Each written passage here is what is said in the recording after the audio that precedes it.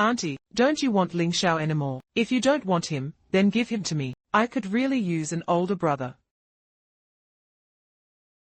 Fine, he's yours. The child comes home from school, only to see his birth mother about to abandon him and leave. No matter how desperate and helpless he was, his mother was resolute, and left without looking back. A group of elderly women were playing cards and gossiping at the noodle shop downstairs. This Chen Ting.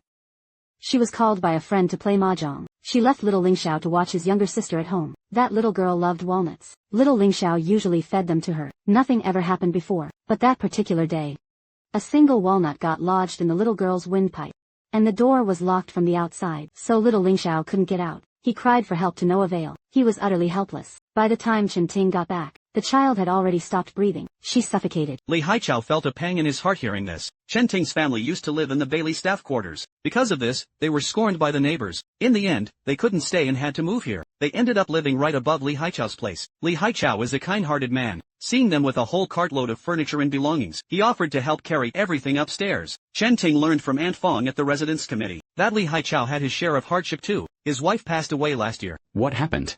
Seems she was diagnosed with pulmonary hypertension at 6 months pregnant. The doctor recommended terminating the pregnancy, but she couldn't bear to do it. She refused everything, but the mother and the unborn child both passed away. Early the next morning, Aunt Xian urged Li Haichao to change his clothes quickly, saying she had set him up on a blind date. His daughter, Li Jianjian, clenched her fists, clearly upset about it. The woman before them was named Himei. She also had a child with her. Zichio, say hello. Hello, uncle. Hey, hello.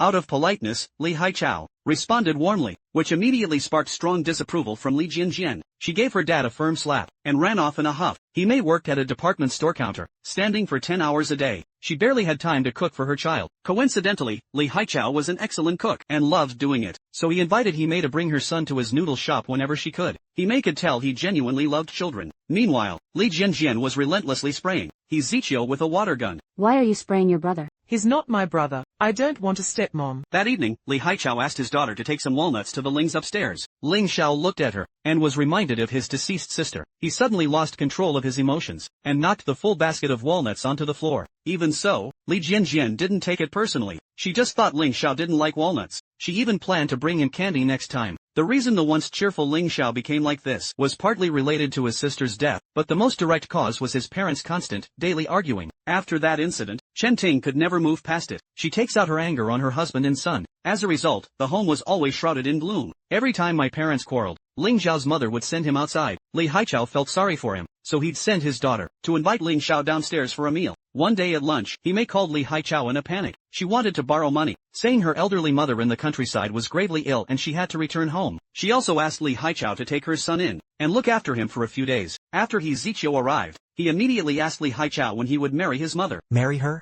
What do you mean marry her? I saw you give my mom money today, a thick stack of 100 yuan bills. Zichio thought a man giving a woman money meant a dowry, and that they were going to get married. So Li Haichao jokingly said that from now on, Zichio would be a child of the Li family. He didn't expect Zichio to immediately change how he addressed him. Dad.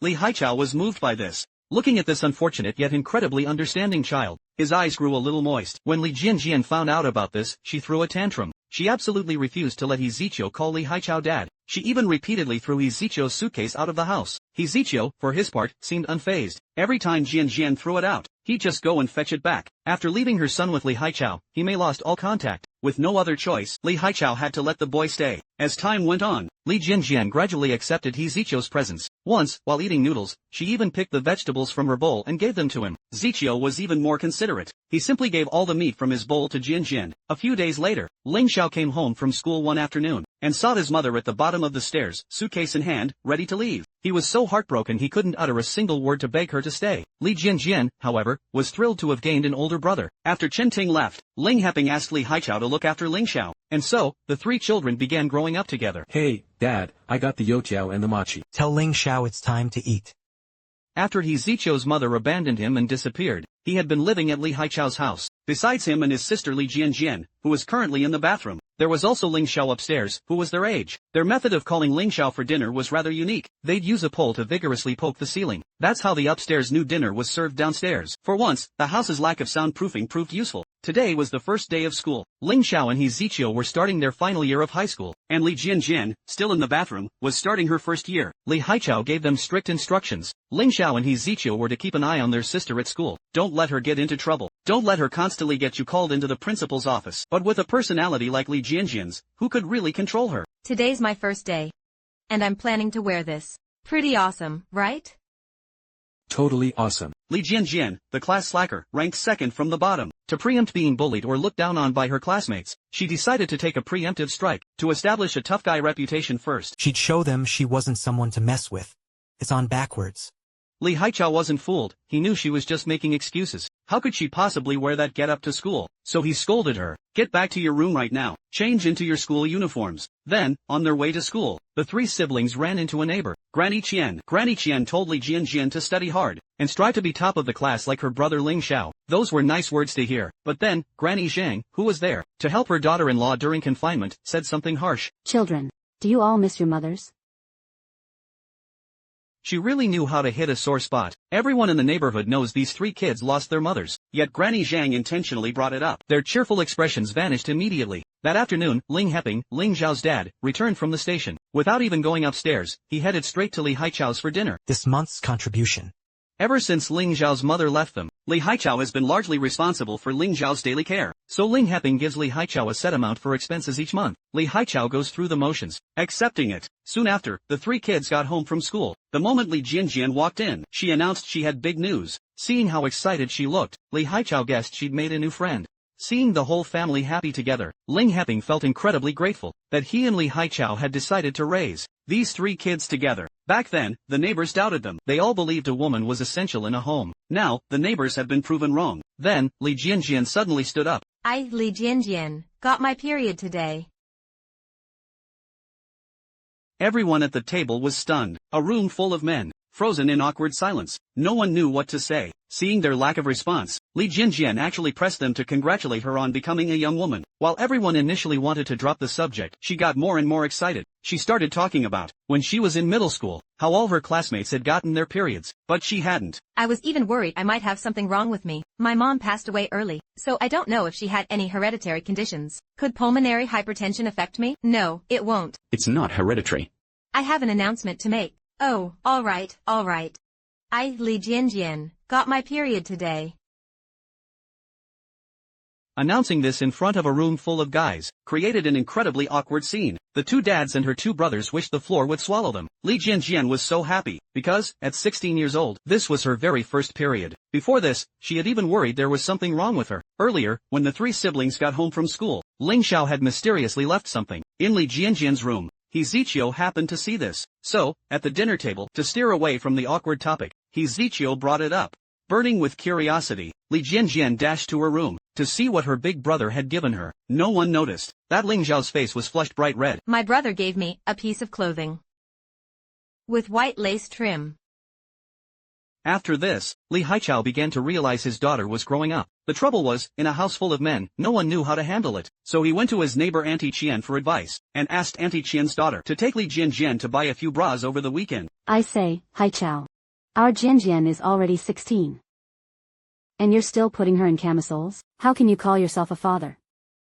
Meanwhile, Li Jianjian was paging Ling Xiao over the school radio. To Li Lingxiao of Senior 3, Class 1. After arriving at school, your sister went to the park to be a hero. Please get there as soon as possible. When Ling Xiao heard the announcement, Li Jianjian was already on her way to perform her heroic deed. She even picked up a brick along the way. Go ahead and call for backup. Even if you call your principal, you knocked this over, so you still have to pay for it. A girl from their school was being shaken down by two local troublemakers. Zichio stepped in to defend her, but the girl had never been in a situation like this. She immediately tried to pay them off. Zichio quickly stopped her, not wanting to let them succeed. Seeing Zichio blocking their scam, the two thugs moved in, ready to teach him a lesson. At this critical moment, Li Jianjian charged from behind, swinging a backpack with a brick inside. Don't you touch my brother! She shouted. She knocked one thug to the ground with her backpack. The other thug tried to avenge his partner, but Zichio kicked his feet out from under him, sending him sprawling. Just then, Ling Xiao arrived. Sprinting with his long legs, he yelled, "The police are coming!" Seeing the situation turn against them, the two thugs didn't dare to stick around. They quickly turned tail and ran. Li Jianjian, are you a grasshopper or something? You just keep bouncing around. I told you to go to the academic affairs office for a teacher. Why did you call Ling Xiao over? I did go to the office. No one was there. Ling Xiao heard the announcement and rushed over right away. There was no time to call the police, so we were just bluffing to scare off those two guys. So annoying. And then they ran off. Back at school, the three of them got a lecture from the academic affairs teacher. While standing up for what's right was a good deed, it would have been dangerous if the others had weapons. The girl they saved was Qi Mingyue, Li Jianjian's classmate, but Li Jianjian didn't know her. Why did you three help me? She asked. We were just doing the right thing. The next day, to thank Li Jianjian, Qi Mingyue treated her to a meal. I want ice cream. Qi Mingyue came from a well-off family, so she took Li Jianjian to the new Haagen-Dazs near the school. Of course, Li Jianjian didn't forget to bring her two brothers along. This is my brother, Ling Xiao. This is my other brother, Zichio. This is Qi Mingyue, our class monitor. Now you all know each other. So you're cousins? No, we're family. We share the same roof and meals. Same mother, different fathers. Wait, different mothers, different fathers. Qi Mingyue looked completely confused, totally baffled by their relationship. Li Jianjian glanced at the prices. You have enough money, right? I have 500. Order whatever you want. Hearing that, she had 500, and they could order freely. Li Jianjian quickly called the waiter over. What happened next left Qi Mingyue stunned. Li Jianjian ordered 3 scoops, all different flavors. The 3 siblings never hesitated to share everything with each other. Because her family was so strict with her, Qi Mingyue had never really had many friends growing up. She couldn't help but hope to become best friends with Li Jianjian, the kind where they could talk about anything. Parent-teacher meeting? More like a public shaming for the slackers, if you ask me. Look, in a class of over 30 kids, there are bound to be good students and not so good ones. It's just the natural order of things. Li Jianjian, the academic underachiever, ranked second to last in her class, yet her attitude was surprisingly positive. All because her dad had very low expectations for her. As long as I don't cause any trouble. But Qi Mingyue, on the other hand, had it much worse. If my grades ever fall below the top 5 in the class, I'm done for. As soon as they entered the classroom, Li Jianjian asked Qi Mingyue which one was her mom. That one sitting down, looking all regal like the Princess of Wales meeting commoners. By comparison, Li Haichao is just a commoner. That's my dad.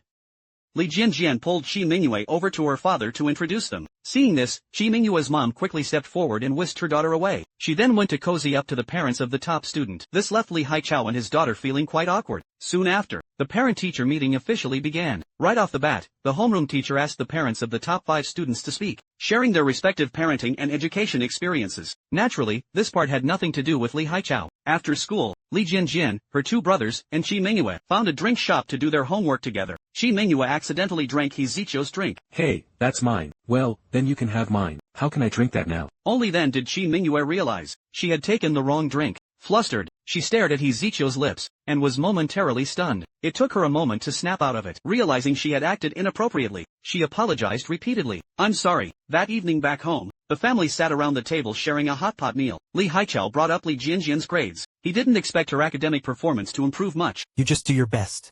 Okay? Understand? If it really doesn't work out, that's fine. Wow, having such an understanding dad like you really makes me happy.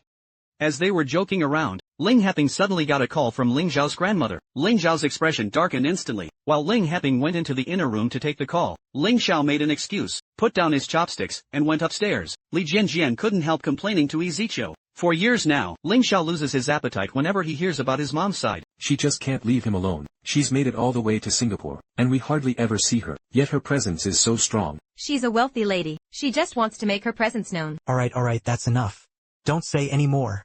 Li Haichao said somewhat helplessly. He offered to cook a bowl of noodles later for the two of them to take up to Ling Xiao. After finishing the meal, with the kids upstairs, Li Haichao asked Ling Haping what his ex-mother-in-law wanted this time. It turned out Chen Ting had remarried in Singapore. Her husband was coming to work here for 6 months, and Chen Ting planned to bring their daughter along. The ex-mother-in-law asked Ling Haping to find a school for Chen Ting's daughter to attend temporarily. Deep down, Ling Haping is absolutely unwilling. But after all, she is Ling Zhao's maternal grandmother. Because of this connection, I can't refuse her. Have you told Ling Xiao about this?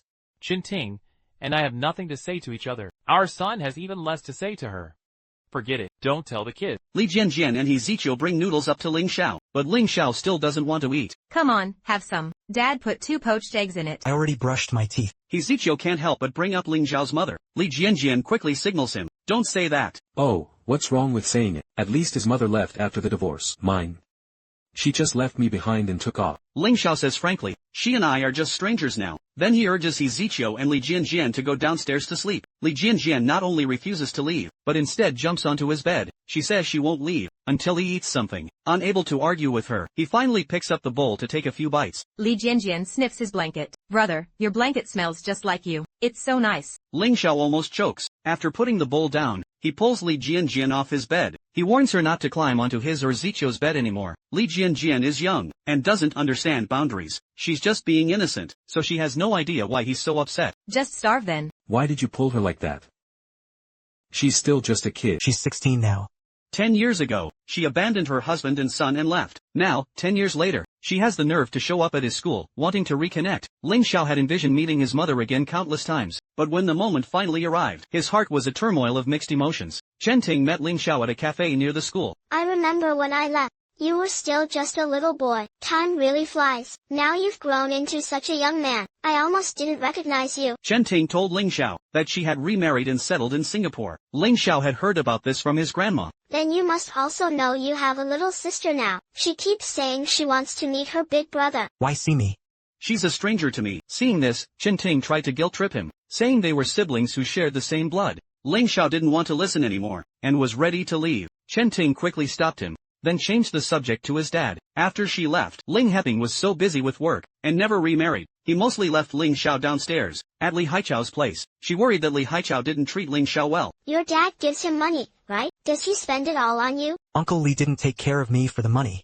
Ling Xiao has always seen Li Haichao as his real father, and Li Haichao has always treated him like his own son. He couldn't stand Chen Ting criticizing Li Haichao. Li Jianjian and He Ziqiu were waiting outside, ready to head back to school with Ling Xiao. He Ziqiu grew impatient. He told Li Jianjian to go in, and pull Ling Xiao out. But that's his mom. Didn't she abandon him? All these years without a care, not even a single phone call. What kind of mother is that? Seizing on the topic, Li Jianjian casually asked He Ziqiu. Have you ever thought about looking for your mom? Looking for a fight? Are you crazy? Think we're trash? That you can just toss us away, and pick us back up whenever you feel like it? Alright, alright. He Ziqiu, hearing this, was like a firecracker just lit. He exploded into a string of curses. He didn't want to stay and wait for Ling Xiao with Jianjian anymore, so he left first. In truth, even though he spoke with resentment about his mother, he had always kept her photo. Deep down, he still hoped she would come back for him. At the cafe, Chen Ting pleaded for Ling Xiao's forgiveness. Ling Xiao, seeing Li Jianjian squatting by the door waiting for him, ignored Chen Ting. He went out, pulled Jianjian up, and they left. Li Jianjian was terrified of losing Ling Xiao, this brother not related by blood, so she held onto Ling Xiao's hand and wouldn't let go. As a result, the dean of academics mistook them for students dating too young. You two, stop. That boy and girl. What class are you in? Run, run. Stop, you two. After meeting Ling Xiao, Chen Ting went to find Ling Heping next. The former couple was now painfully polite with each other. After Ling Heping gave her their daughter's school enrollment documents, he prepared to get up and leave. She suddenly mentioned she had seen Ling Xiao that afternoon. Ling Heping instantly flared up. He cursed at her right then and there, not caring about the people around. 10 years without a trace of you. And now you remember to care? Did you even ask if the child wanted to see you? Now you remember you're his biological mother? Where were you all this time? You have no idea what Ling Xiao. There's a lingering resentment. Chen Ting doesn't believe she alone is responsible for the situation they're in today. Instead, she blames Ling Heping for failing in his duties as a father all these years. She thinks Ling Heping was wrong to just dump Ling Xiao at another family's home and ignore him. Li Haichao is raising 3 kids all by himself. Do you think that's a good way to raise them? When she met Ling Xiao this afternoon, he told her he sees Li Haichao as his real father. This has been weighing heavily on Chen Ting's mind. She blames Ling Heping for not raising Ling Xiao right. Li Haichao is his father. What's wrong with that? I'm begging you. Just leave us alone. After returning to the noodle shop, Ling Heping intended to ask about Ling Xiao's meeting with Chen Ting, but seeing that Ling Xiao didn't want to talk, he called Li Haichao outside to tell him what happened. He asked Li Haichao to talk to Ling Xiao when he had a chance, since Ling Xiao always confides in Li Haichao. Li Haichao agreed without a moment's hesitation. That child can't stay here. If Ling Xiao won't take responsibility, he can just leave her on the street, for all I care. She absolutely cannot stay here. Earlier, when the 3 siblings returned to the noodle shop after school, Ling Xiao's grandmother rushed over, showering him with affection. Grandma, what are you doing here? Your mother sprained her ankle, so she sent me over to help with cooking for a couple days. He Ziqiu sighed nearby, and pulled Li Jianjian away with him. The old lady didn't consider Ling Xiao's feelings at all. She brought his half-sister to introduce her. She even coached the little girl on what to say beforehand. What was it we practiced at home? Brother, nice to meet you. My name is Qin Mai Yang. I'm in 1st grade now. Ling Xiao couldn't stand this emotional blackmail. Who told you to bring her here? Seeing this, Li Haichao quickly asked He Ziqiu. to call Ling Xiao's father back. The old lady dragged Ling Xiao outside and scolded him, brainwashing him that Little Orange is his real sister. I don't need another sister.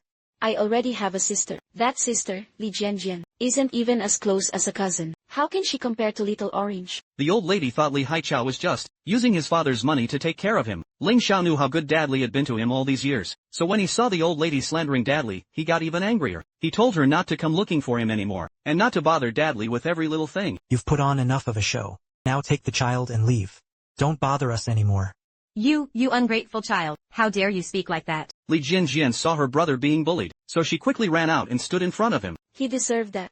No manners. Then, as shown earlier, the old lady left Little Orange here for Ling Xiao to look after. Then she stormed off despite Li Haichao's attempts to stop her. Is this old lady crazy or what? Ling Heping still hadn't come back. They were at a loss for what to do. Little Orange pouted and asked Li Jianjian, "Why do you call him brother?" "Call him brother?" Because he's my brother. How can that be? Your mother abandoned him back then. He has nothing to do with you. You know that. You're lying. Mom said, even though we don't live together, our hearts are still connected. It was at this moment that Ling Heping rushed back. As soon as he stepped inside, Li Haichao started scolding him. I thought you got swept away by the heavy rain. There's just too much going on at the station.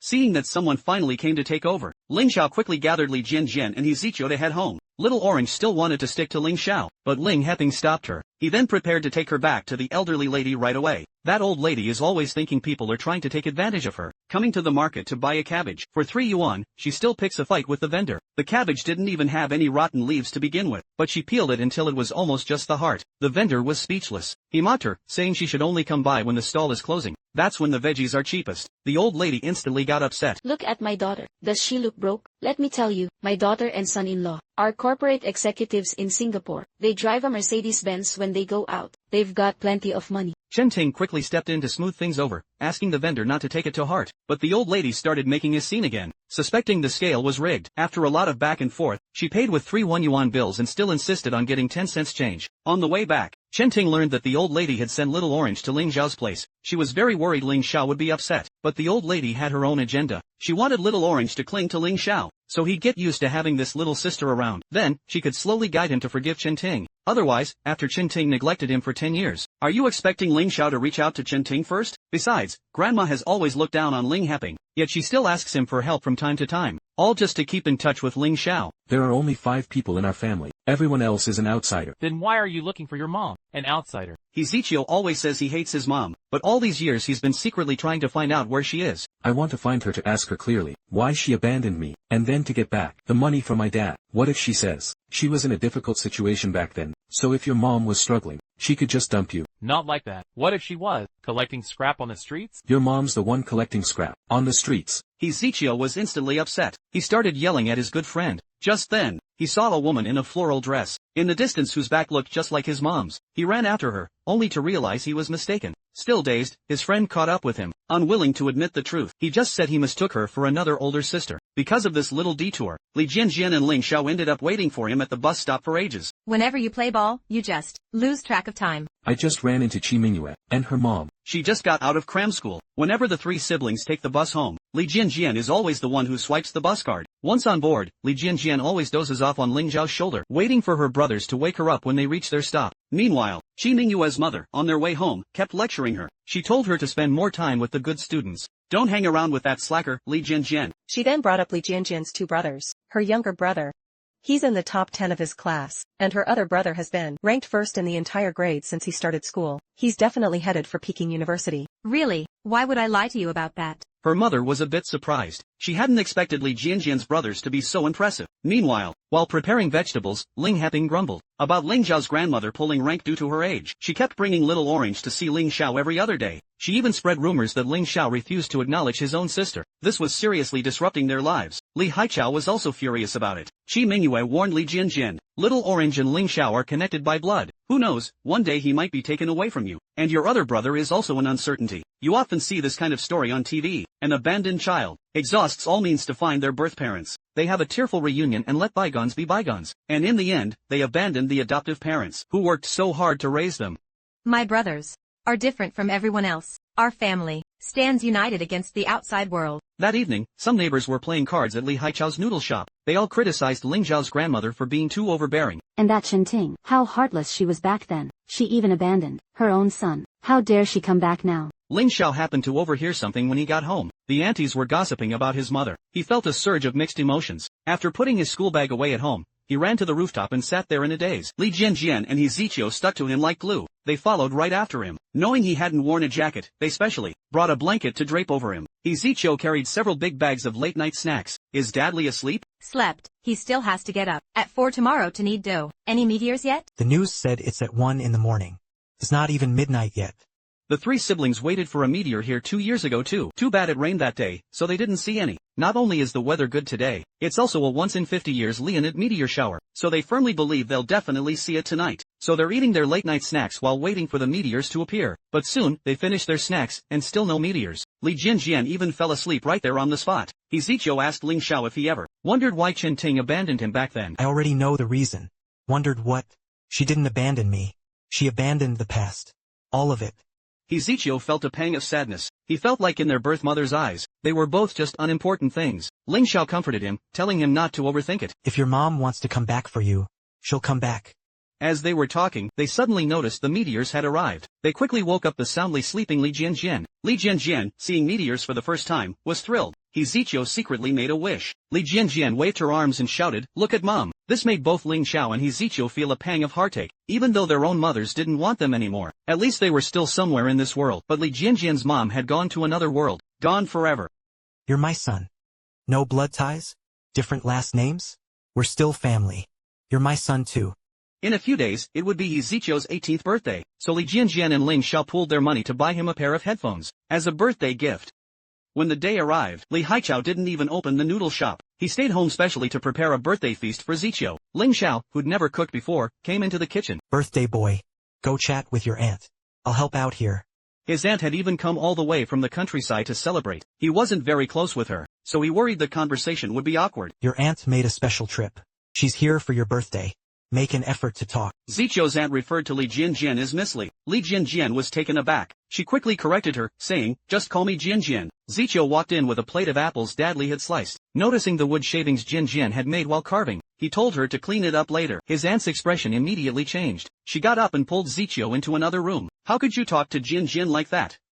She scolded him. You live in their house. You eat their food for free. They even pay for your school. Is cleaning up after her too much to ask? Huh?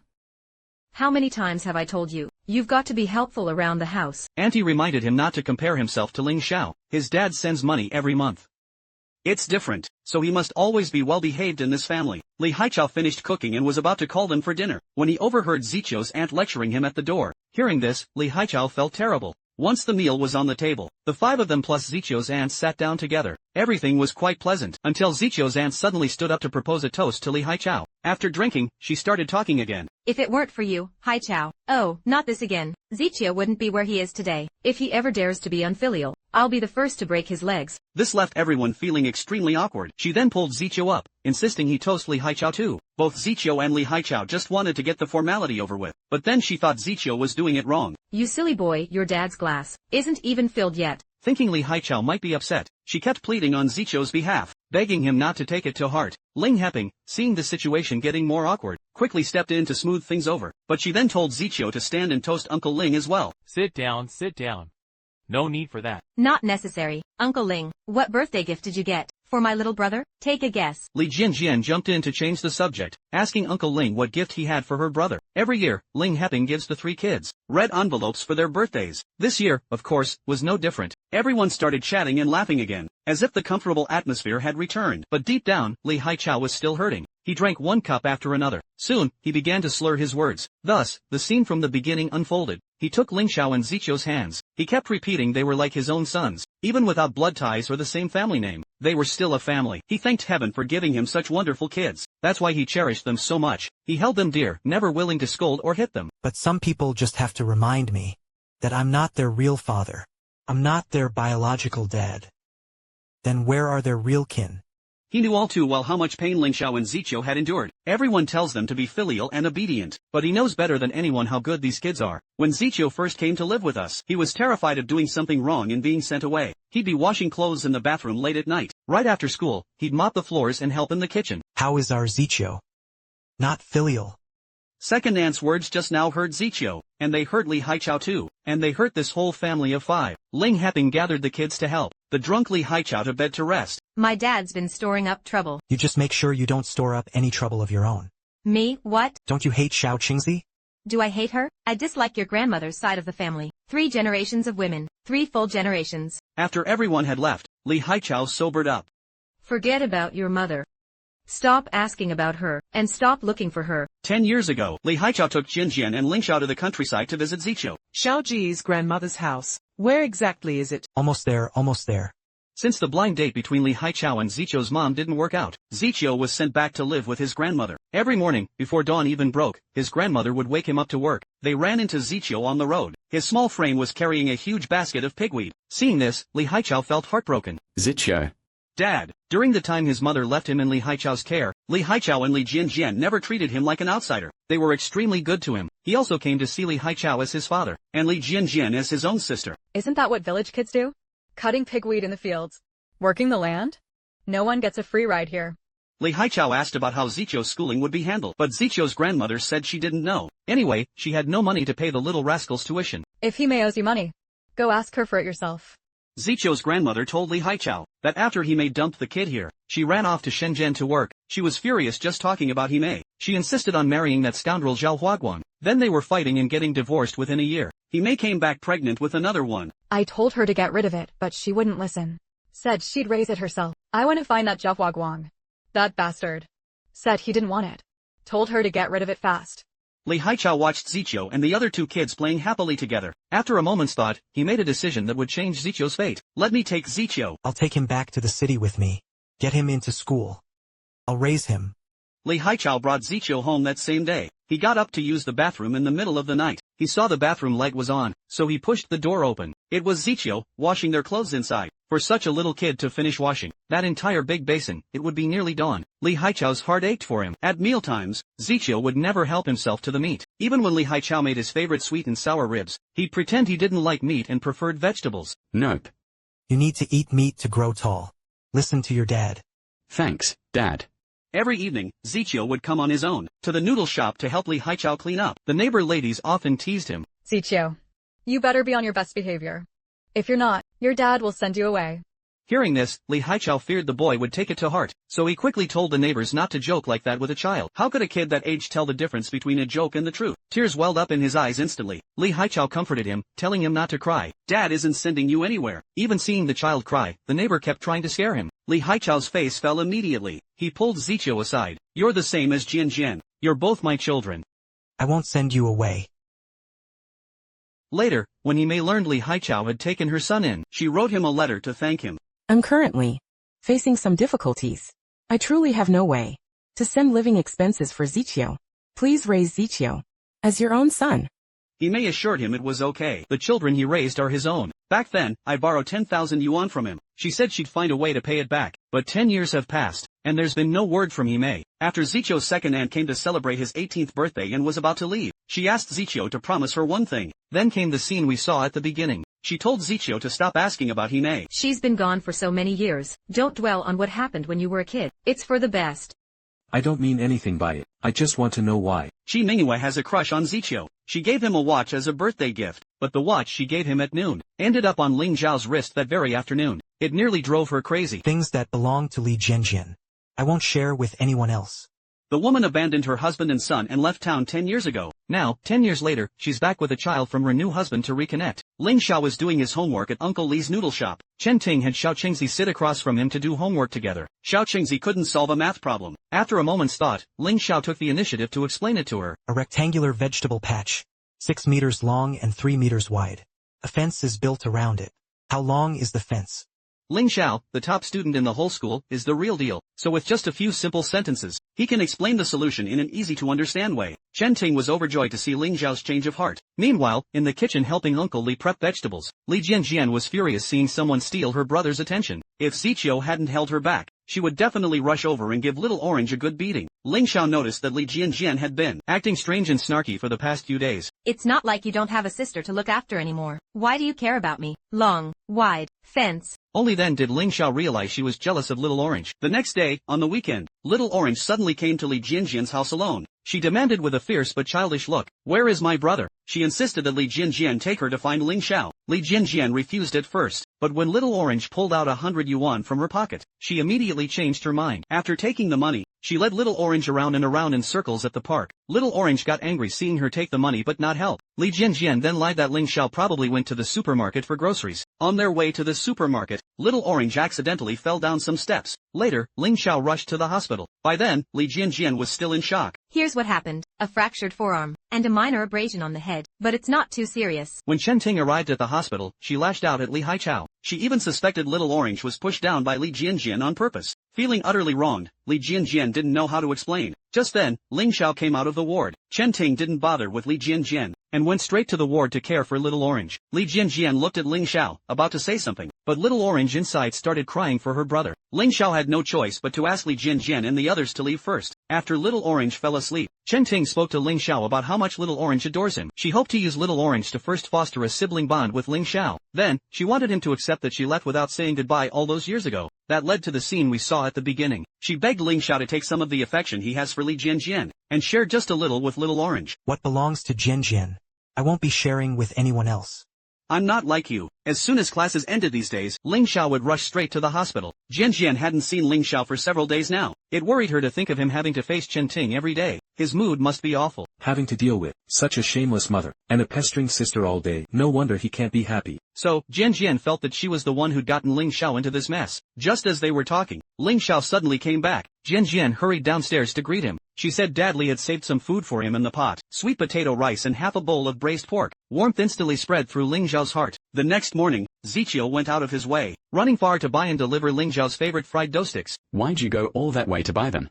Aren't they your favorite? Meanwhile, Ling Xiao's grandma scolded Chen Ting for only caring about Little Orange. She hadn't considered that Ling Xiao is a senior in high school now. He's about to face the college entrance exams. His study load is already heavy. Yet, she still has him come to keep her company at the hospital every night. Right then, Li Haichao happened to arrive with food for them. Chen Ting took out a stack of cash and offered it to him. She said it was to thank him for all the years he's looked after Ling Xiao. Li Haichao, of course, firmly refused to accept it, because he genuinely cares for Ling Xiao as his own son. See that? They've been raising our child as their own son. What did I tell you back then? I said if you were getting a divorce, fine. But to abandon your child, you'd regret it sooner or later. A month later, Chen Ting's husband's assignment in China ended, and she was leaving for Singapore with him. After Ling Xiao saw them off into the car, he had finally managed to send these two unwelcome guests on their way. Careful, careful. Watch your step, watch your step. Take it easy. Zichio and Li Jianjian finally couldn't contain their excitement and jumped for joy. Peace had finally returned to their world. Life was back on track. Drop dead, you liar. What liar? Said I won a wood carving competition. When did I ever enter a competition? Scammers these days don't even do their homework. Before Li Jianjian could finish ranting, the phone rang again. Just as she was gearing up to give the caller an earful, Ling Xiao quickly stopped her and snatched the receiver. Hello? Yes, this is the Li Jianjian residence. I was the one who submitted the piece. I'm her brother. She wasn't aware of it. To celebrate Li Jianjian winning the gold medal in the wood carving contest, Li Haichao had Ling Xiao and Zichio hang a congratulatory banner for her, right in front of the noodle shop. They also announced a 20% discount on all noodles for the day. Soon, the whole neighborhood knew about it. It was New Year's Eve. The family of five enjoyed their reunion dinner while watching the Spring Festival Gala. Seeing everyone was in high spirits, Li Jianjian started pestering Li Haichao to buy her a cell phone. Li Haichao refused. It's Mid-Autumn Festival. Don't upset the kids. Dad Ling will buy it for you. I'll get you the latest model. Dad Ling, you're my real dad. Cheers, Dad. You're spoiling her. Of course we spoil our girl, don't we? As for this silly boy, he can toughen up as he grows. On the first day of the second semester of high school, a new student transferred into Li Jianjian's class. Hello everyone, I'm Tang Can. Happy to be classmates with all of you. Last year due to filming, I had to repeat a grade.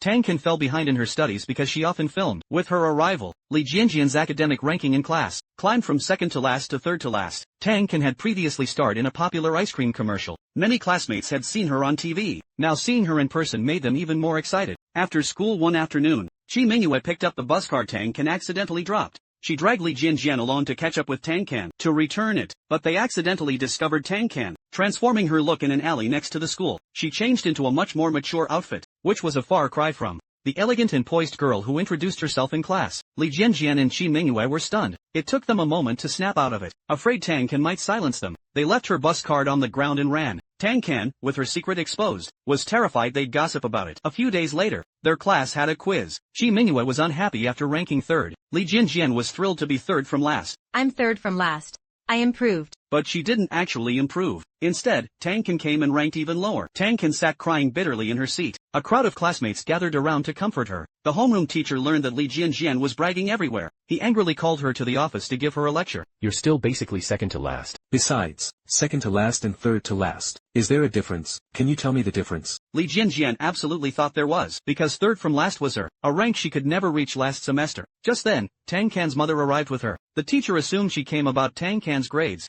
but her mother said she was here to request leave. She said Tang Can had to go to Shanghai for a commercial shoot and would miss a few days. The teacher had no choice but to agree, and reminded Tang Can not to fall behind on her studies. In truth, Tang Can didn't want to keep shooting commercials. What she really wanted was to be an actress, but her mother was so domineering that she had to comply. Mom?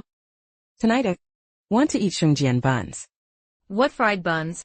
We have a shoot in 2 days. Just have a salad.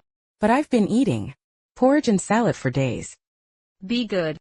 Our star needs to have perseverance. Look at your face. It's almost as round as a fried bun. Still eating. Meanwhile, Qi Mingyue's mom, on the other hand, is the complete opposite of Tang Can's mom. When it comes to their views on education, she believes that academic success is the only way forward in life. So even when Qi Mingyue got the third best score in her class, her mom would still scold her. Qi Mingyue finds this utterly exhausting. I'm your father. You're insane. Is your mother's name Hime? Zichio's expression changed instantly. He immediately realized that the man in front of him might actually be his biological father, Zhao Huaguang. Back then, Hime and Zhao Huaguang got divorced, and only then did she discover she was pregnant with Zichio. When Zhao Huaguang found out, he told Hime to get an abortion. If Hime hadn't insisted on keeping the baby, Zichio wouldn't even exist in this world. Although Hime later abandoned Zichio and left without a trace, Zhao Huaguang's irresponsibility made Zichio resent him even more. If you wanted to see what I look like, you've seen it. I'm leaving. Don't come looking for me anymore, okay? I have nothing to do with you. Zichio, seeing that Zichio refused to acknowledge him as his father, he started talking about how difficult things were for him back then. I was too poor at the time. Everyone looked down on me. It's not that I didn't want to raise you, son. I couldn't afford to support you. I didn't have the means. If I had had money, how could I have watched you living under someone else's roof, depending on their charity? Zichio felt nothing inside. He emphasized again that they have no connection. Before coming to see Zichio, Zhao Huaguang had done his research. He knew Zichio's adoptive father, Li Haichao, just ran a noodle shop, so he believed Li Haichao couldn't provide Zichio with the best education. Thus, he claimed he would take responsibility for Zichio's future. I've been living abroad for quite some time now. We could go abroad together. You'll attend the best, most prestigious universities. No matter how grandly Zhao Huaguang painted the picture, Zichio had absolutely no interest in studying abroad. He immediately shook Zhao Huaguang off and walked away. Zhao Huaguang's sudden appearance left Zichio feeling withdrawn and unhappy. On their way home from school that afternoon, he trailed behind Ling Xiao and Li Jinjian without saying a word. The more he wanted to hold on to the family and happiness he had now, the more afraid he became of it being shattered and lost. Zichio's second aunt came for a visit, and brought them lots of local specialties from her village. After Li Haichao worked his magic in the kitchen, a steaming, fragrant pot of Yanduxian stew was served. His aunt stayed overnight. Zichio found an excuse to ask her about Zhao Huaguang. His second aunt told him what she knew. Zhao Huaguang's hometown is just over the mountain from their village. Back then, there was only one narrow path into the village, not even wide enough for a car. Later, after Zhao Huaguang made money in business, he personally funded the construction of a proper road for the village. So he is quite wealthy. What skills did he have to make it? He was just good looking. A girl from a very wealthy family took a liking to him. Her family was in the coal business. He went into business with his father-in-law's family and made his fortune. But Zhao Huaguang's current wife can't have children, so they still don't have any kids to this day. Hearing all this, Zichio had an inkling of why Zhao Huaguang had suddenly shown up. Li Jinjian came upstairs to squeeze into the room with her two brothers. Of course, she ended up sleeping on a makeshift bed on the floor. Noticing her second brother lying awake late at night, his eyes wide open, lost in thought instead of sleeping, she started to philosophize about life. Life is something that, the more you think about it, the less you understand. Young man, when you're troubled, don't be too hard on yourself. Eat something delicious, drink something nice, and think of something happy. She came up with all this life wisdom while zoning out in class. After her little pep talk, Zichio actually felt a lot better. After learning that Ling Xiao and Zichio had excellent grades, Qi Mingyue's mother had been wanting to treat them to a meal, to also ask them for study tips for her daughter, Qi Mingyue. So that weekend, she found a time to invite the three siblings to a restaurant. She asked the three siblings about their future plans. Ling Xiao's goal was, of course, Peking University. Li Jianjian's academic scores, of course, couldn't compare to her two older brothers, but she had a real artistic talent. She had previously even won the national junior gold medal in a wood carving competition. She also planned to go to university in Beijing in 2 years. Whether I can get in or not is another story. The score requirements for arts majors are lower. You'll definitely be fine. Ziqiu also planned to apply to Running University or Jiaotong University. Jiaotong University it is, then. That way, after you graduate, you can go direct traffic. All these years, raising Ziqiu, must have cost you 200,000 or 300,000. I'll give you $1 million as compensation. What do you say? This was the man who had abandoned his wife and child and walked away years ago. Later, he'd gotten lucky and found a wealthy wife, but she couldn't have children. So he'd come back to his son's adoptive father to claim him. Just a few days earlier, when Ziqiu was about to head to the court to play ball, a classmate had handed him a box. He said it was from his dad. At first, he thought it was from his adoptive father, Li Haichao. But upon closer look, he saw the shoes were expensive. Definitely not something Dad Li could afford. So he figured it was probably Zhao Huaguang. He grabbed the box and ran out to find Zhao Huaguang. On the playground, he saw some classmates eating fried chicken. Someone just dropped off some food. Said it was from your dad. Hey, Ziqiu, we just found out today that your dad isn't your real dad. You're one lucky guy. Your real dad seems pretty loaded. So when are you going back to your real family? You gotta treat us then. Where is he? Just left. Ziqiu was furious. He scooped up all the stuff and ran toward the school gate. Then he threw it all on the ground in front of Zhao Huaguang. If Shuangbei hadn't stopped him, he definitely would have rushed over and hit Zhao Huaguang. Don't show your face around me again. I will never acknowledge you. Ziqiu warned Zhao Huaguang heatedly not to go too far, saying they had nothing to do with each other. Zhao Huaguang coming to school to find Ziqiu was also witnessed by Qi Mingyue. So when she came over to Li Jianjian's the next weekend to return a textbook, Qi Mingyue asked Li Jianjian and Ling Xiao about Ziqiu. Neither of them knew anything, so she told them what she had seen. Just as Ling Xiao and Li Jianjian were processing this, Ziqiu came home. The two rushed out to ask him about it. Did Zhao Huaguang come find you? Did he come here? Where is he? Didn't he go to your school to see you? Seeing that Qi Mingyue had spilled his secret, Ziqiu snapped at her for butting in. Qi Mingyue was yelled at by him and felt utterly wronged. She had intended to stay for dinner but left with her backpack instead. Soon after, Ling Xiao and Li Jianjian showed up and confronted him about the whole thing, but he stubbornly refused to tell Li Haichao about Zhao Huaguang coming to see him. That evening during dinner, Li Haichao noticed that the three kids, who were usually loud and chatty, suddenly became gloomy, silent, and weren't eating. Their worries were practically written all over their faces. Moreover, Ling Xiao and Li Jianjian seemed to be giving Ziqiu the cold shoulder, but when he asked why, the kids wouldn't say a word. The next day at the noodle shop, Li Haichao was still thinking about it. Ling Heping guessed it was just a minor spat between the kids. That would blow over in a few days. But that very afternoon, Zhao Huaguang showed up at their house. He glanced around the house with clear disdain. In his eyes, this was no place for people to live. Soon after, Ling Heping rushed back as well. Let me introduce you. This is Ziqiu's godfather.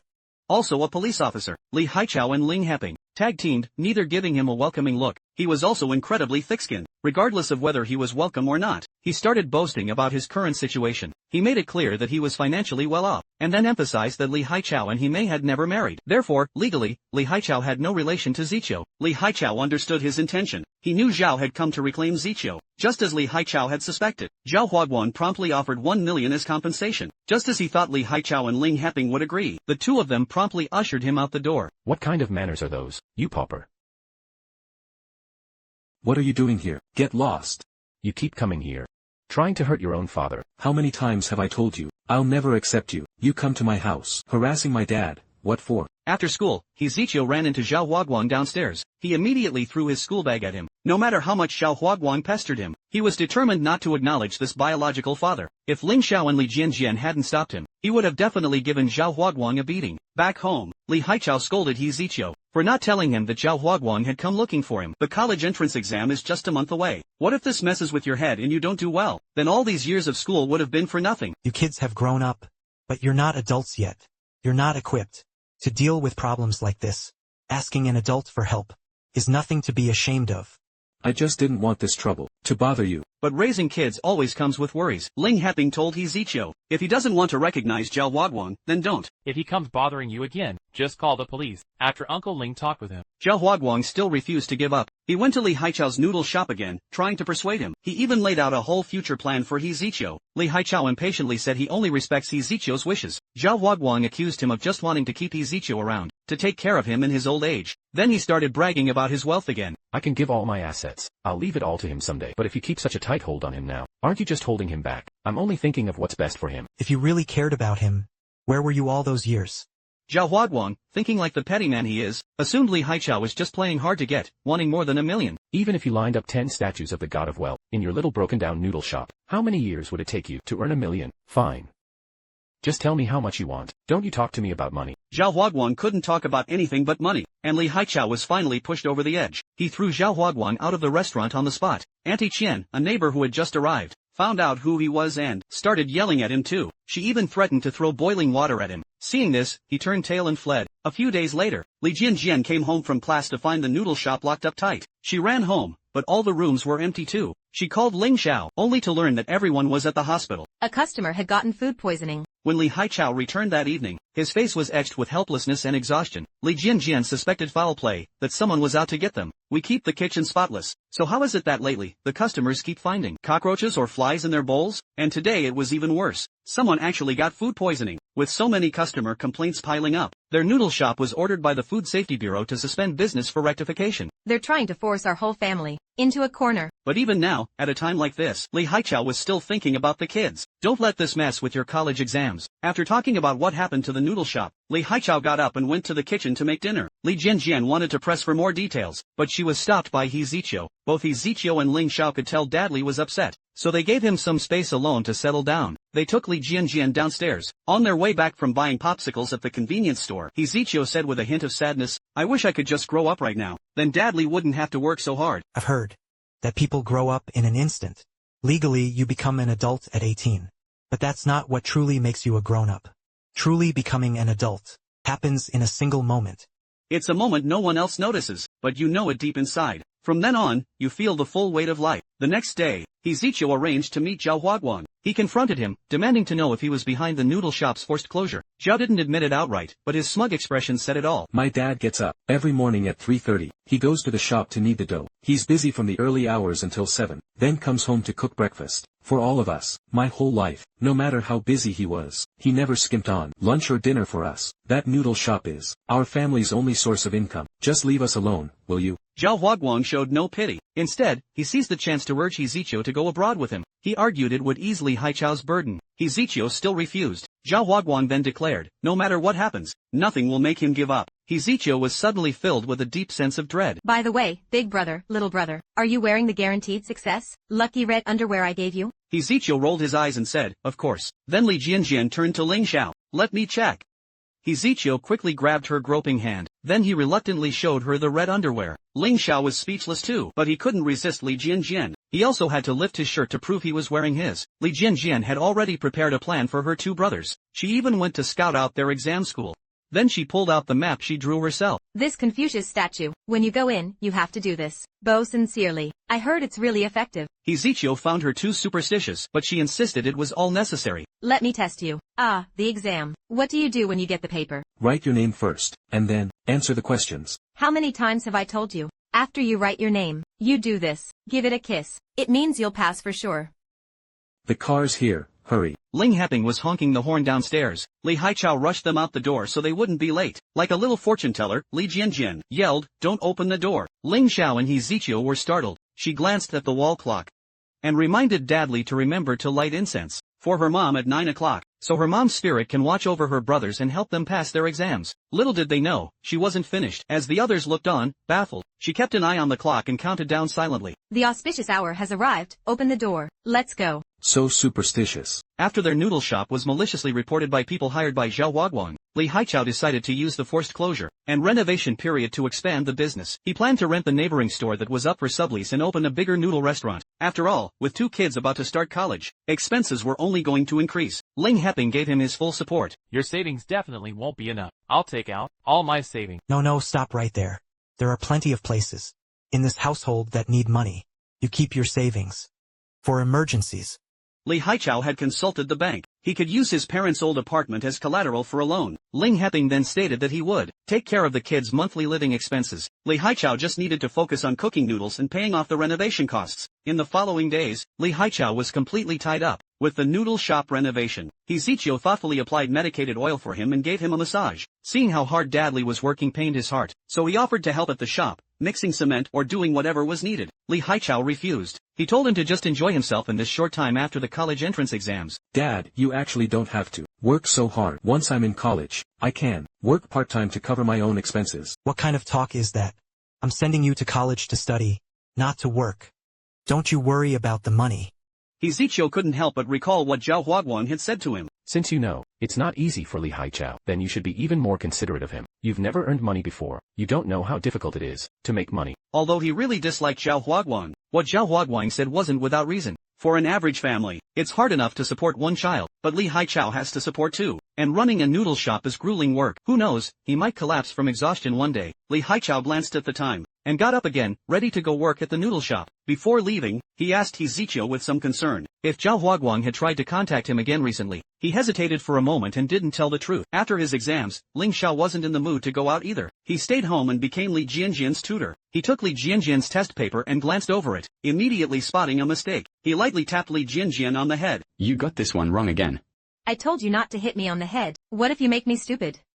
You'd have to marry me then. I'll marry you. Li Jianjian was a little surprised. It was just a joke, but somehow the atmosphere suddenly turned a bit awkward. She quietly took the paper back from Ling Xiao and didn't say anything more. Aunt Feng, Jianjian. Zichio, hurry. Hurry up. That's an ambulance from the 3rd hospital. Your dad's in it. Li Haichao suddenly collapsed at the noodle shop. Li Jianjian and Zichio returned just in time to see the ambulance leaving. The siblings rushed to the hospital in a panic. What happened to my dad? Your father? It's nothing too serious. He's just severely overworked. He hasn't been getting enough rest, and he's a bit malnourished. Upon learning that Dad Li's condition was simply due to exhaustion, they both breathed a huge sigh of relief. The reason they were so anxious was because just half a month ago, Ling Zhao's grandmother suffered a sudden cerebral infarction and was rushed to the emergency room. After Ling Heping got the call, he immediately took Ling Xiao and hurried to the hospital. By then, the doctor had already issued a critical condition notice once. Ling Zhao's mother had remarried and settled in Singapore. Unable to get a flight ticket back, she could only catch the earliest flight back the next day. Later, Li Jianjian received a call from Ling Xiao. He said he and Ling's dad had to stay at the hospital that night. The old lady's condition was very critical. The doctor had already issued 4 critical condition notices. By 1 o'clock the next afternoon, Chen Ting still hadn't arrived at the hospital. Ling Zhao's cousin urged him to call her again. The old lady was barely hanging on, but Ling Zhao's calls kept going straight to voicemail. Just then, a call came through from Chen Ting. Ling Xiao stepped aside to answer it. The voice on the other end belonged to his mother's current husband's younger brother. Then, devastating news hit him like a bolt from the blue. My brother was driving my sister-in-law to the airport when they got into a car accident. They're still in the hospital now. Their condition isn't good. Ling Zhao's mind went completely blank. Before he could even process this, his aunt came out sobbing, saying the old lady was fading fast. Ling Heping waved at him to hurry inside, but he stood there, numb and frozen in place. Then, cries came from the emergency room. His grandmother has passed away. Li Haichao and the others waited at home until late at night. Before Ling Heping finally returned, Li Jianjian hurried over and asked about Ling Xiao. Where's my brother? He went with them to the countryside. After Ling Heping sat down, Li Haichao pressed for details about Chen Ting's situation. Her husband didn't make it. And the rescue? Her in-laws wanted our relatives here to get visas and go there quickly. I spent the afternoon taking Ling Xiao and his uncle to apply for visas. Even expedited, it'll take a few days. We'll use these few days to take care of the grandmother's funeral. Li Haichao was worried Ling Xiao couldn't handle all this at once. But given the situation, what choice does he have? He has to hold on, no matter what. After handling the funeral, Ling Xiao and his uncle immediately flew to Singapore. Your mother is still in the ICU. She's not out of danger yet. You have to be strong. You have to believe. She will wake up. Grandma Chin has already arranged her son's affairs. She's ready to return to Malaysia. Little Orange refused to go with her grandma. She insists on staying with her brother Ling Xiao, waiting here for their mom to wake up. Seeing her pleading, Ling Xiao let her stay with him. Li Jianjian hadn't seen Ling Xiao for over 10 days. She wanted to call and check on him, but no one answered. As she was absent-mindedly walking downstairs, she suddenly felt a push from behind. Then she tumbled down the stairs. Qi Mingyue quickly called Zichio. Zichio was extremely worried when he heard the news. Rushed to the school clinic. The doctor was disinfecting Li Jianjian's wound. Seeing his sister gritting her teeth in pain, his heart immediately ached for her. Soon, a thought crossed his mind. He suspected his biological father, Zhao Huaguang, was behind it. But when he called, Zhao Huaguang didn't admit to anything. After the doctor finished treating Li Jianjian's wound, he carried Li Jianjian home on his back. Just as they were almost home, an ambulance sped past them. Then came the scene from the beginning. A neighbor told them Li Haichao was in the ambulance, because Li Haichao had fainted from overwork and malnutrition. The doctor told him to go home and rest after the 4 drip. He went back to his room to catch up on sleep. When he woke up, he found Li Jianjian, and Zichio had been by his side the whole time. Alright, I'll get up and make you something to eat.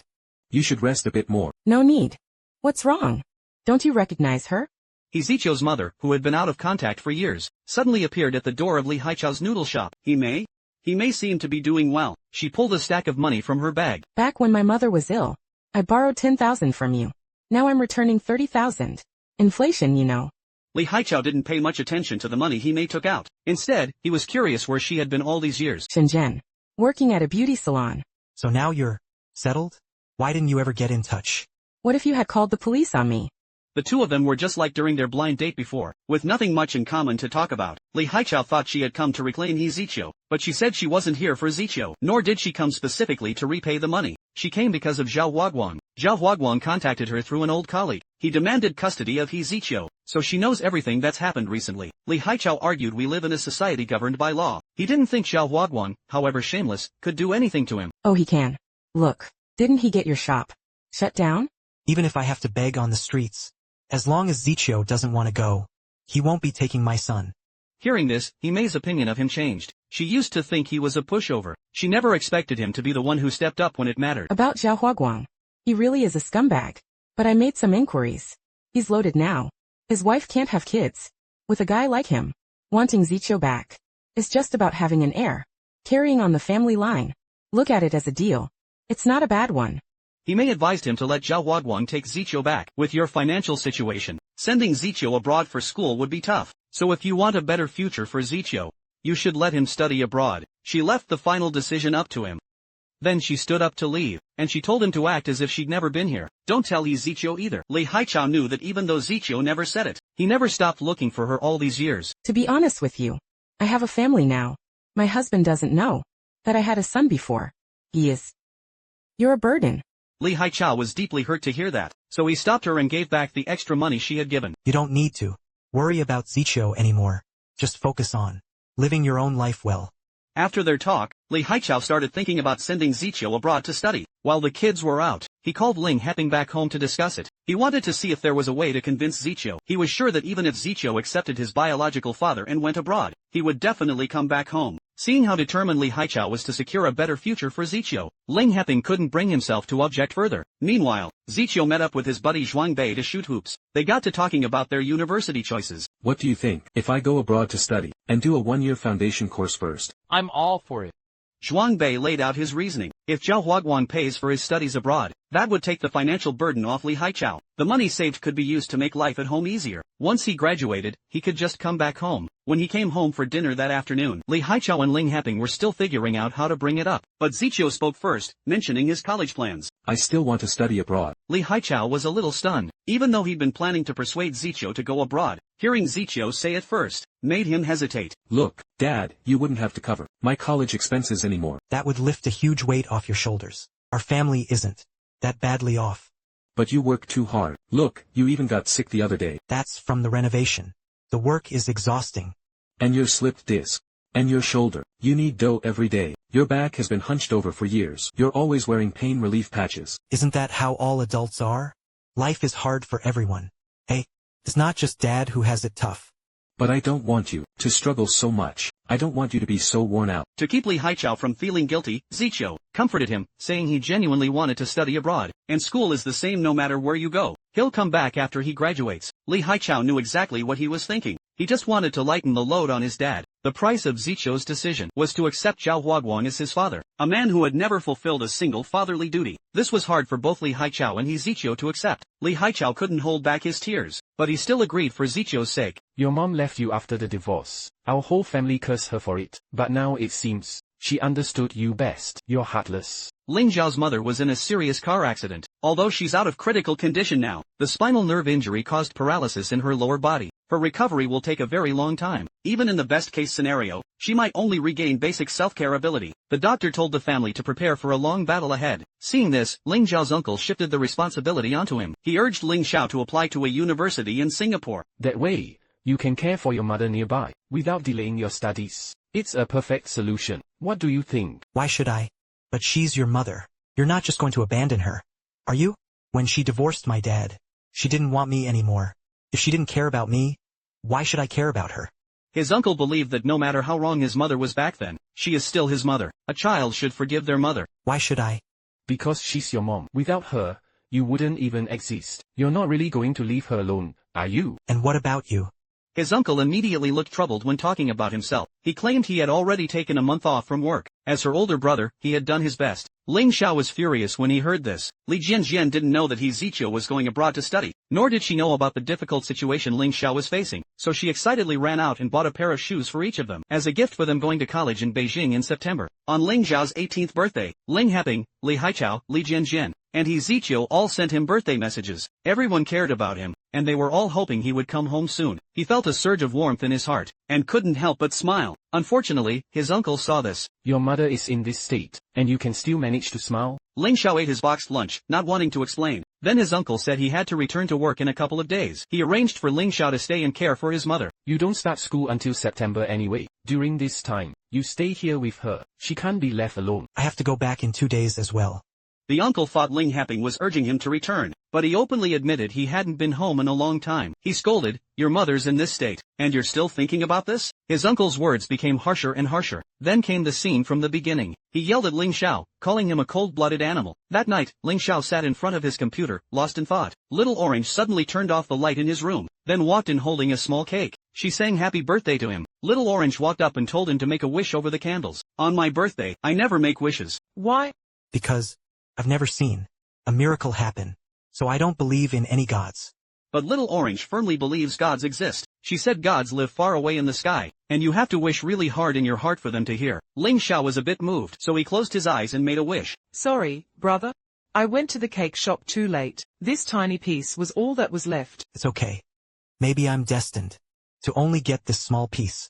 That's not true. Let's eat the cake. I'll go get forks. Because of the accident, Little Orange lost her father. Now, apart from her mother still lying in a hospital bed, he's the only one she has left, her half-brother. He stared at the college application form on his computer screen, his face filled with pain and helplessness. Peking University had always been his dream and only choice, but faced with this familial duty, he had to painfully give up his dream in the end. When disaster strikes, we scatter like birds. You go back to your own home and find your birth mother. I'll go back to mine and find my birth father. We're each more awful than the other. They are all ungrateful. Ling Xiao returned from Singapore. He had just arrived downstairs at home. Li Jianjian ran out excitedly to greet him. She didn't think they needed to keep a distance as they grew up. With a little leap, she jumped onto Ling Xiao. She doesn't act like a proper young lady. Come down. No way, no way, no way. Hurry up. Li Haichao was cooking in the kitchen. Seeing Li Jianjian still acting like a child, he shook his head repeatedly. This Jianjian. She doesn't act like a girl at all. Everyone was happy that Ling Xiao was back. They kept serving him food, worried he hadn't eaten enough in Singapore. After dinner, Ling Xiao went upstairs to tidy up his room. Li Jianjian walked in holding a watermelon. She even specially offered him the sweetest piece. The better Li Jianjian treats him, the more guilty he feels. As they were tussling over it, the best piece accidentally fell to the ground, and was crushed under his hand. Zichio came back in the evening. They took the beer that Dad Li had in the refrigerator, and brought it to the rooftop to drink. At this moment, neither of them knew the other was planning to study abroad. Both were thinking about how to bring this up to the other. In the end, Ling Xiao was the first to speak up. I'm going to university in Singapore. Zichio couldn't believe it. For a moment, he even thought he had misheard. Even if my mother is discharged from the hospital, she'll need a long time for rehabilitation before she can walk again. Ling Xiao told Zichio. The school helped him find a university in Singapore. A medical school reviewed his records and college entrance exam scores, and agreed to accept him. Plus, his mom needs someone with her at the hospital all the time, so he's leaving next week. Didn't your mom push you off onto Li Jianjian? Didn't she abandon you? So why are you still taking care of her? Zichio couldn't accept his decision. He yelled, asking if Ling Xiao was out of his mind. Ling Xiao wasn't angry. Instead, he calmly told Zichio to take good care of Li Jianjian. Zichio couldn't take it anymore. He stood up and threw a hard punch at Ling Xiao's face. Ling Xiao didn't understand why he was so furious. I'm going to England soon. I've been preparing all the paperwork for the past 2 days. I went back to that jerk, Zhao Huaguang. Ling Xiao didn't know about Zichio's struggles either. Then the scene from the beginning happened. Ling Xiao, always even-tempered, finally couldn't hold back his anger, and so the two of them started fighting on the rooftop. Li Jianjian came up to call them for dinner, and saw them fighting. She quickly pulled them apart. After some questioning, she found out both her brothers were going abroad. Li Jianjian couldn't accept it. She didn't want either of her brothers to leave. Li Haichao tried to comfort her, but she wouldn't listen. Her only thought was to make them stay, and fulfill their dream of going to university in Beijing together. I'm so confused. What's going on with our family now? Weren't those irresponsible people supposed to be the outsiders? Li Jianjian asked Ling Xiao why. He had to go to Singapore to care for Chen Ting, who abandoned him back then. Ling Xiao quietly said, "She's still my mom." Li Jianjian couldn't argue with that. I ran back to my room and cried. Ling Xiao came in to comfort her, but she buried herself under the covers and ignored him. Zichio also came in to urge her to eat, but she just kept crying without saying a word. Then, as Ling Xiao was about to leave the room, Li Jianjian suddenly asked him, "We actually aren't really related in the first place, right?" You're just a neighbor. And he's just fostered in our house. We were never really a family to begin with. Were we?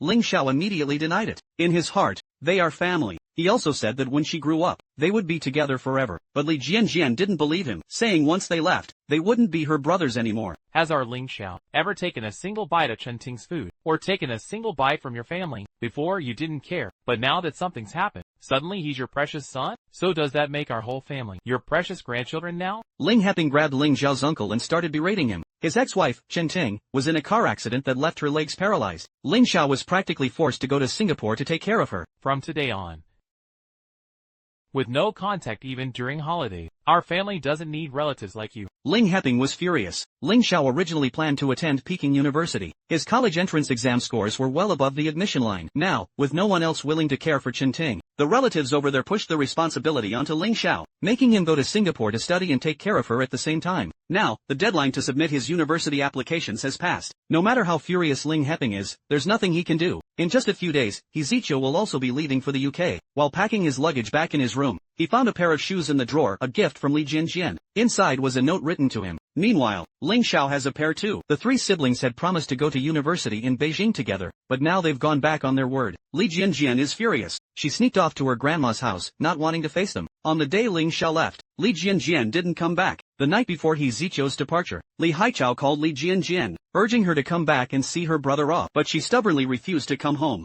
Zichio could only ask Dadli to send him a message when Jianjian finally returns. Li Jianjian spent the entire summer at her grandma's. She only came home when the new semester began. On her first day back at school, her best friend Shi Mingyue asked if she called her two brothers. Call them for what? Are you really cutting ties with them? Not really. Shi Mingyue urged her to be more understanding of Ling Xiao and Zichio's situations. Li Jianjian couldn't bear to listen. For the first time, she lost her temper at Mingyue, grabbed her bag, and ran out of the classroom. Aimlessly, she boarded a bus. Out of habit, she swiped her card 3 times, but there were no two brothers behind her anymore. 2 more people? She found a seat and dozed off soon after. Finally, the driver woke her up. By then, she was the only one left on the bus. Hey, young lady, I'm off duty. You've ridden back and forth 3 times now. You've gotten your fare's worth. Just get out, so that Dadli wouldn't notice. She wandered around outside all day. Then, right around dismissal time, she headed home. At the entrance to the neighborhood, she ran into her classmate, Wang Daodu. All the neighbors had heard that her second brother, Zichio, had been claimed by his biological father, and that her eldest brother, Ling Xiao, had gone back to live with his mother. Wang Daodu couldn't resist asking about it. My mom always said, raising someone else's kids is a risky business. See? This time, your family. You ended up with nothing. Who's the chicken and who's the egg in your family? Why are you so mad? I just think your brothers are heartless. I'm sticking up for you. My brothers are not heartless. They just went away for college. They'll come back after they graduate. What do you know about our family? Although Li Jianjian was still angry with her brothers, the moment an outsider criticized them, she'd defend them without hesitation. As she reached her building, she ran into neighbors, Auntie Qian and Wang Daodu's mom. They didn't believe Ling Xiao and Zichio would ever come back, so they kindly comforted her, telling her to accept it. Not wanting to explain, Jianjian made an excuse about her dad waiting and slipped away. The moment she stepped inside, she heard Ling Xiao on the phone with Dadli. Li Haichao told her to take the call, but she still didn't want to talk to Ling Xiao. If someday you or I were unconscious and needed surgery, they wouldn't even have the right To sign the consent form. Li Jianjian, to Ling Xiao and He Ziqiu. I still can't get over them going abroad to study, and they didn't call even once all summer. Even though they're called brothers, they're not really brothers. Li Jianjian mocked her own past naivety, thinking that if you get along well, you become family. What's the difference between that and playing house? Li Haichao was surprised to hear her say that. If your brothers heard that, they'd be heartbroken. Are they truly good to you? Deep down, you know the answer. Younger brother He Ziqiu always saved the best food for her, always protected her, and often took the blame for her. And eldest brother Ling Xiao was even more devoted. Take you, for instance. Every weekend you had a cram school, he took you there every single time. Never missed one. Even if they were your real brothers, how many could treat you as well as they have? Li Haichao explained to her that Ziqiu studied abroad to ease the family's financial burden, and to pursue what he wanted to learn. Ling Xiao went to Singapore because his birth mother is there. He really had no other choice. Everyone has to leave home when they grow up. They start their own lives and families, but that doesn't mean they stop being family. It doesn't mean they stop caring for each other. Real family are connected in their hearts, always. But I didn't want them to go.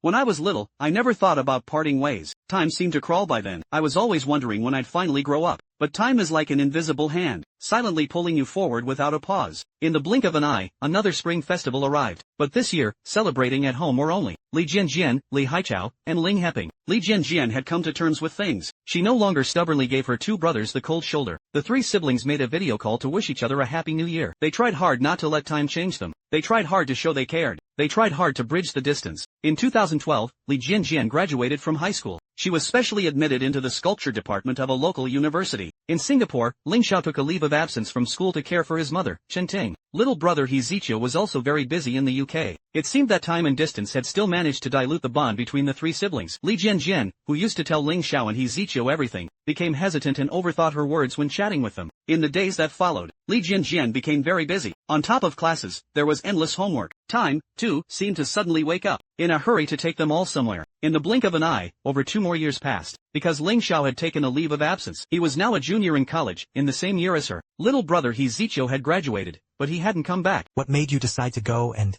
learn how to make desserts?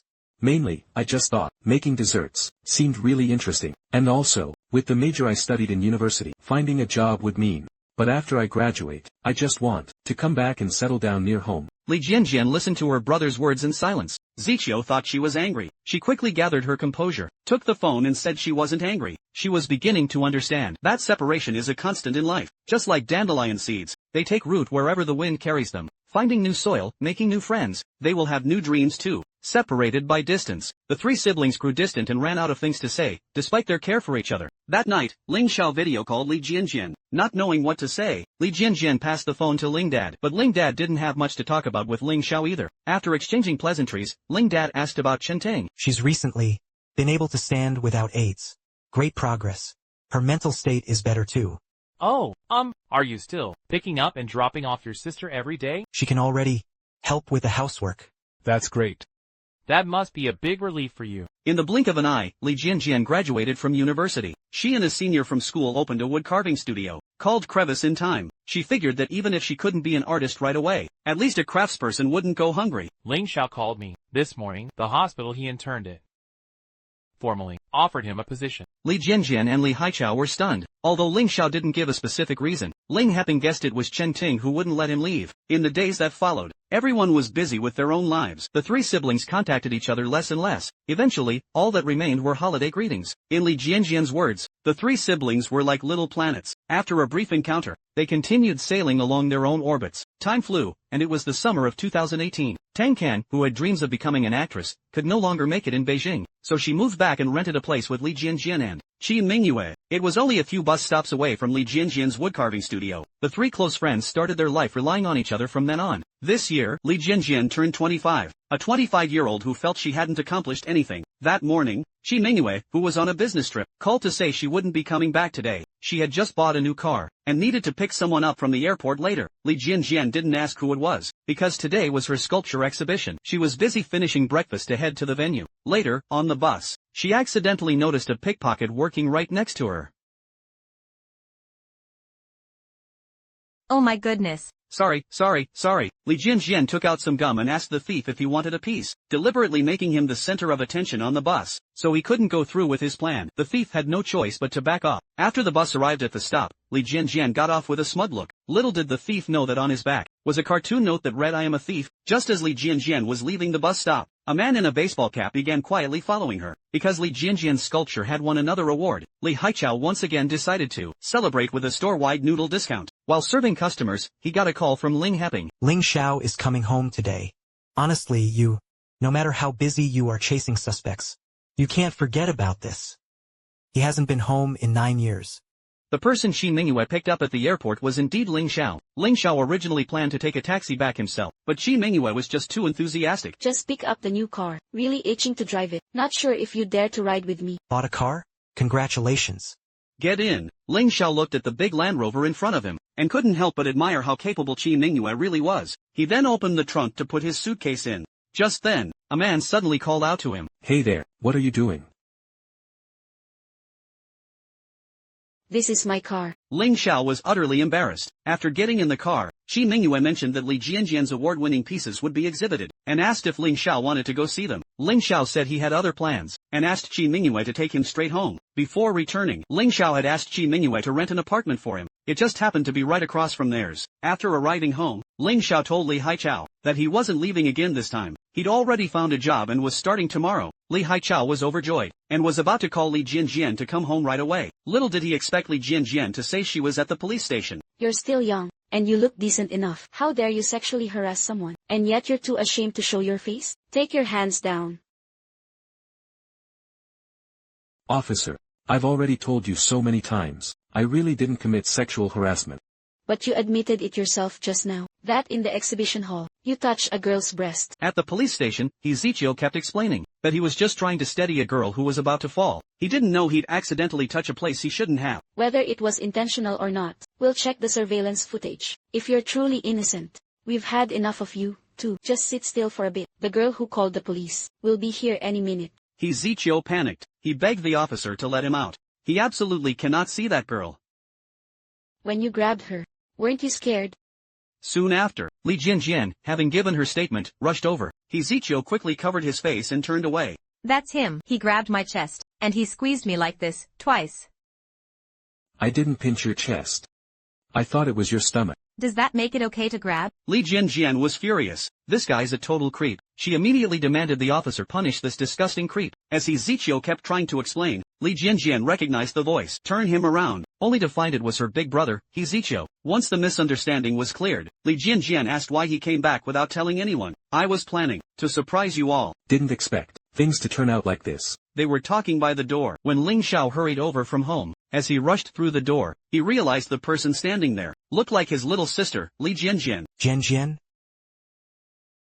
Zichio? And so, after 9 years apart, the three siblings were reunited. But the atmosphere was awkward. There didn't seem to be anything to say. You came back without a word. Weren't you abroad?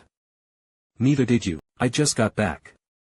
Li Jianjian was at a loss for words. After exchanging a few pleasantries, he quickly made up an excuse and slipped away. That left just Ling Xiao and Zichio. Two guys left standing there, staring awkwardly at each other. Ling Xiao got a job at a dental hospital and starts tomorrow. As for Zichio, he plans to come back and start his own dessert shop. He asked Ling Xiao not to tell Dad Li he was back. He wants to surprise him. That evening, Li Haichao and Ling Heping made hot pot at the shop to welcome Ling Xiao back. Meanwhile, Zichio secretly watched them from outside. Just as he was lost in thought, he was spotted by the waitress at the noodle shop. Excuse me, sir, we're already closed. Come back tomorrow if you want noodles. I'm just taking a look. It's fine.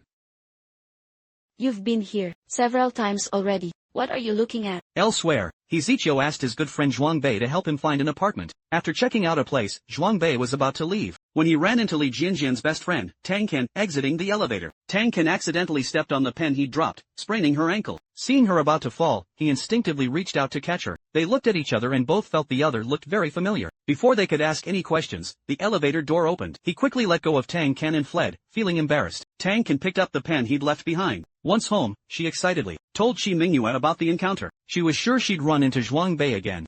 I have his pen. In stories this means it's definitely an important prop. Maybe could even become our future token of love.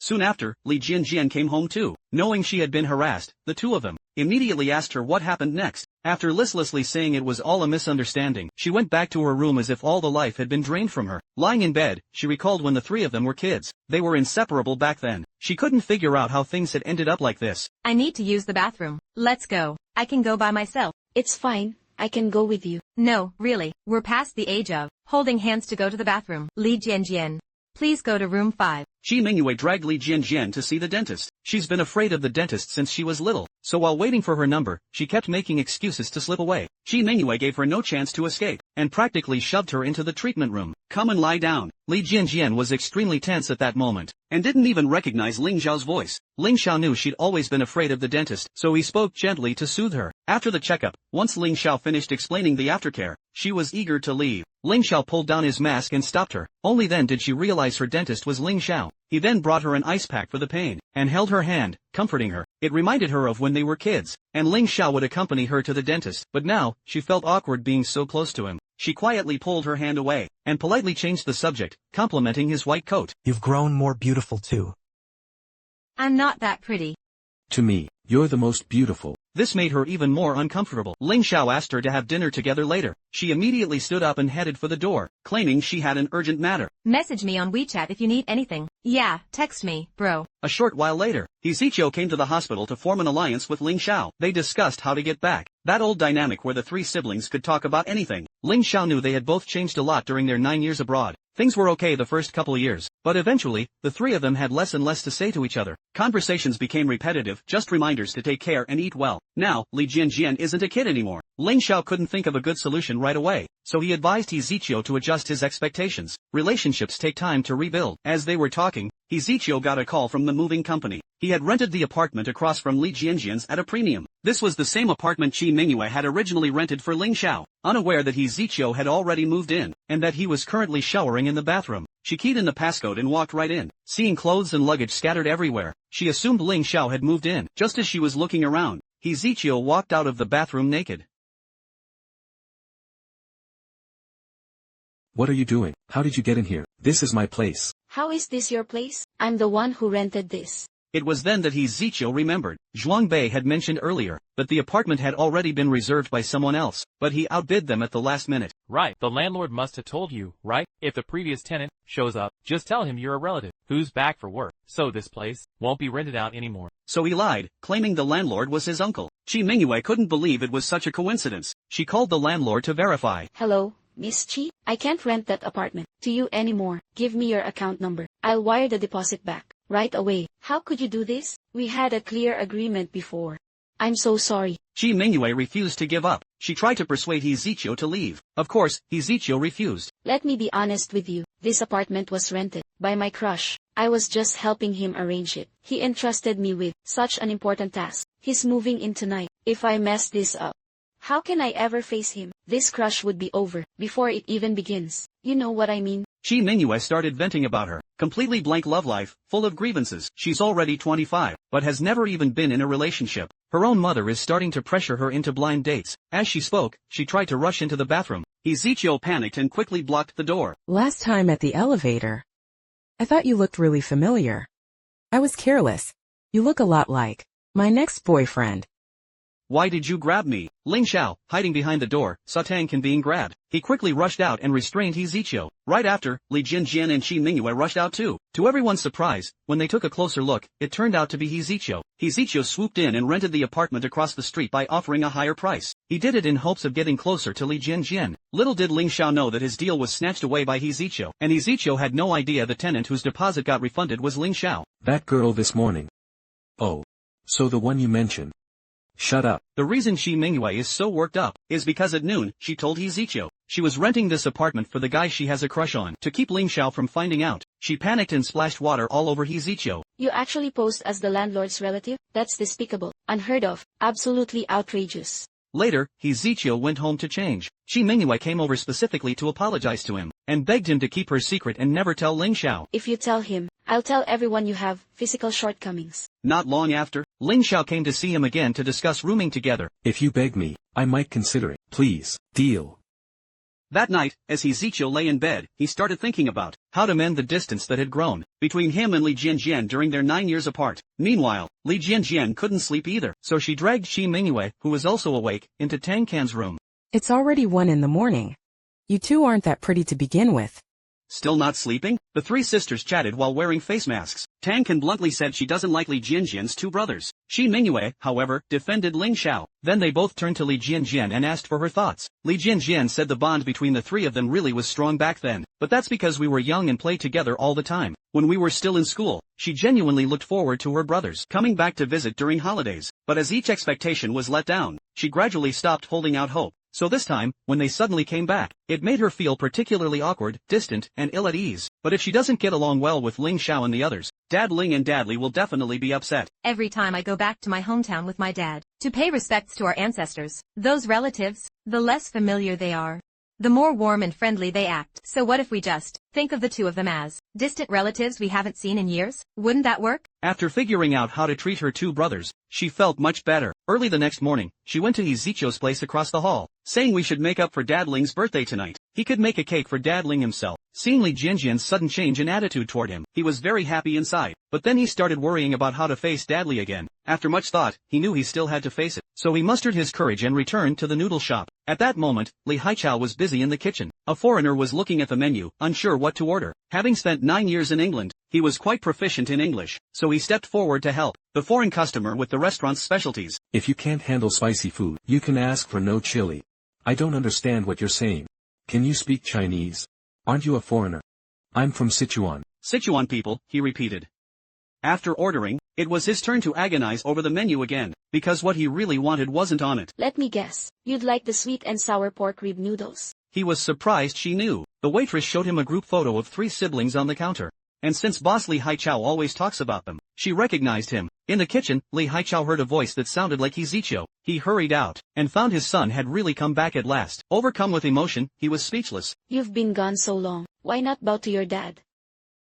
The waitress said it jokingly, but without a word, he knelt before Li Haichao, bowing his head several times. Li Haichao rushed forward to lift him up, afraid he might dirty his clothes, muttering about how good it was to have him back. Father and son, reunited after 9 years, then embraced tightly. Li Jianjian, let's be together. That day, Li Jianjian suddenly got a confession text from Ran, an online friend. She'd known Ran for ages but had never met him in person. Unsure what to do, she asked her senior, Duan, for advice. Duan gave her a full thumbs up. Think about it, you're 25. Spending all day hunched over wood, and you've never even been in a relationship. Not very artistic, is it? Yeah, I guess not. Duan guessed Ran was probably unattractive, so she advised Jianjian to at least ask for a photo first. That day, they were celebrating Ling Heping's belated birthday. Li Jianjian asked Zichio to bake a cake to bring home. Back home, Zichio checked his old room, and found it spotlessly clean, tidied by Dad Li. Li Haichao mentioned that Li Jianjian had called him that morning. She said mysteriously that one extra person would be coming today. I just knew it was you. How did you even figure that out?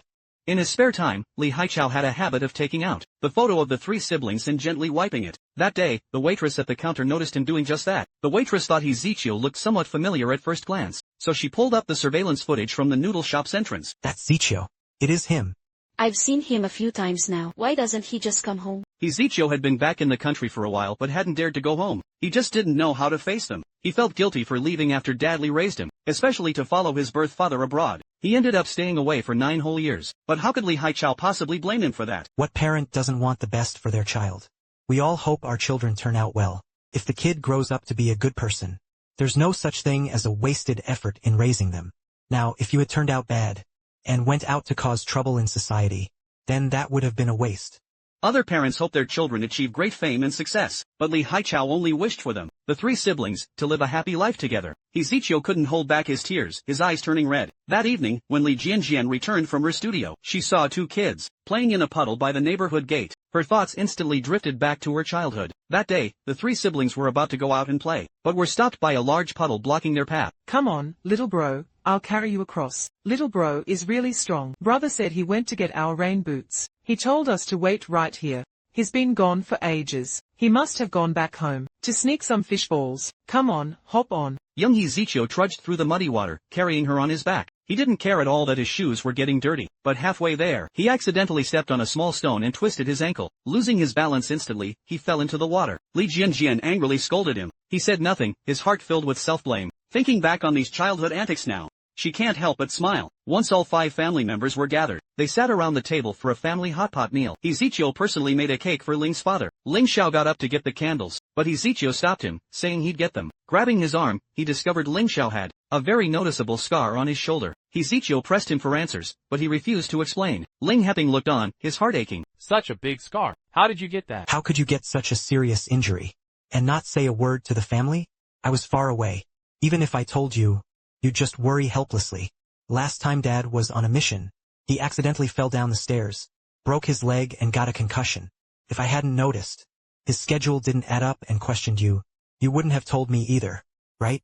Wait a minute, when did Dad Ling break his leg and get a concussion? Why didn't anyone tell me? How come I didn't know? Li Jianjian said, what's the use of telling them anyway? It's not like they could rush back to take care of you. Zichio had no reply. The atmosphere turned awkward for a moment. Li Jianjian realized she had misspoken, so she quickly urged everyone to sit back down and keep eating. No one blamed Li Jianjian for it. We've waited 9 years for this reunion. Everyone is quietly savoring the happiness of this moment. After dinner, Ling Xiao wanted to share a taxi and see Li Jianjian home, but Zichio insisted she ride with him instead. You bought a car? Cars aren't that expensive. I parked it right outside the noodle shop. Ling Xiao and Li Jianjian assumed he'd at least bought a proper car. Who could have guessed it was a beat-up? Who knows how many times sold second-hand e-bike? It was so run down the kickstand wouldn't even retract. Seeing this, Ling Xiao wasn't about to let Jianjian ride on it, so he took her hand and headed out to hail a cab. Just then, her phone rang. Noticing her happy smile, Ling Xiao asked who it was. My boyfriend. I'm gonna go grab a taxi up ahead. Bye. Who was it? My boyfriend. I'm gonna go grab a taxi up ahead. Bye. Jianjian has a boyfriend? The moment Zichio heard his little sister had a boyfriend, he hopped on his newly bought, worn-out e-scooter and chased after her, determined to get to the bottom of it. But after just a few feet, the scooter died on him. Fuming with frustration, he had no choice but to dejectedly push the scooter back. As he waited at a red light, he glanced absently at the car, pulled up next to him. In the back seat, he saw a woman who looked just like his long-lost mother. Before he could get a closer look, the car drove off. He abandoned the scooter and took off running after it. He ran, yelling wait at the top of his lungs. But how could 2 legs outrun 4 wheels? He could only watch helplessly as the car drove further and further away, until it finally disappeared from his sight. Meanwhile, ever since Ling Xiao returned from Singapore, Chen Ting kept calling and texting him non-stop, asking when he was going back. She didn't know he had already found a job this time, and had no plans to return to Singapore. So, faced with his mother's barrage of calls and texts, he was at a loss for how to respond. The next day at Uncle Li's noodle shop, their neighbor Auntie Qian ended up sharing a table with Ling Xiao and his dad. Learning that both Ling Xiao and Zichio were back, she couldn't help teasing Li Haichao. You know what I think? Just pick one of your 2 sons to be your son-in-law. That way, it all stays in the family. We're all family anyway, right, Ling Xiao? Alright, I'll do my best. Ling Xiao immediately called Qi Mingyue. When did Jianjian get a boyfriend? A what? Boyfriend. Swear. I had no idea about this. If I had known, could I have kept it a secret? 2 people who eat and live under the same roof every day, and even her best friends didn't know Li Jianjian had a boyfriend. Meanwhile, Du Ge, the senior who runs the wood carving studio, with Li Jianjian, was trying to persuade her. You have to be really careful falling for someone you've never met online. But Li Jianjian shrugged it off. That night at home, her 2 best friends were united in their opposition to her online romance. Put out my fire? What does that even mean? What's going on in his head? Nothing but filth? You disgusting creep. That part one can live with.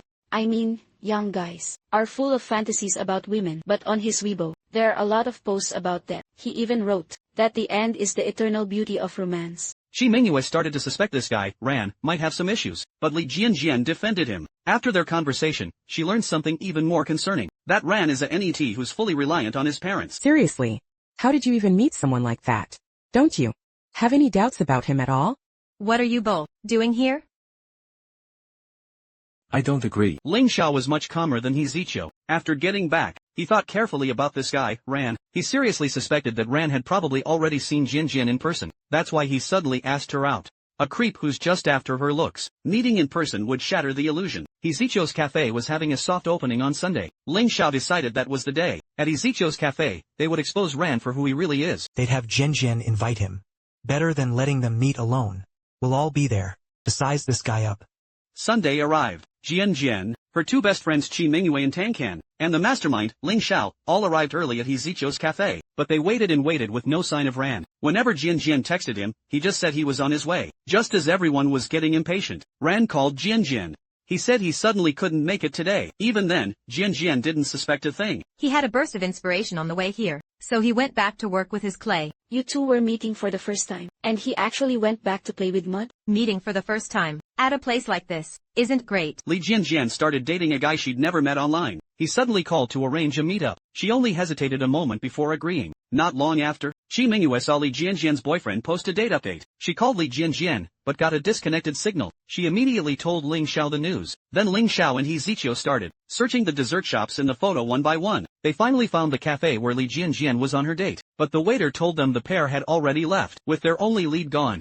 They didn't know where else to look, so they rushed to the police station to ask Ling's dad for help. Dad, check the surveillance cameras, quick. That guy is definitely shady. He deliberately avoided us to meet Jianjian alone. He's definitely up to no good. Ling's dad picked up his phone to call Li Jianjian. Ling Xiao told him he'd already called her many times. At first it was busy, then no one answered, and now it's switched off completely. Her phone's probably just dead. Dad, we're here to file a report.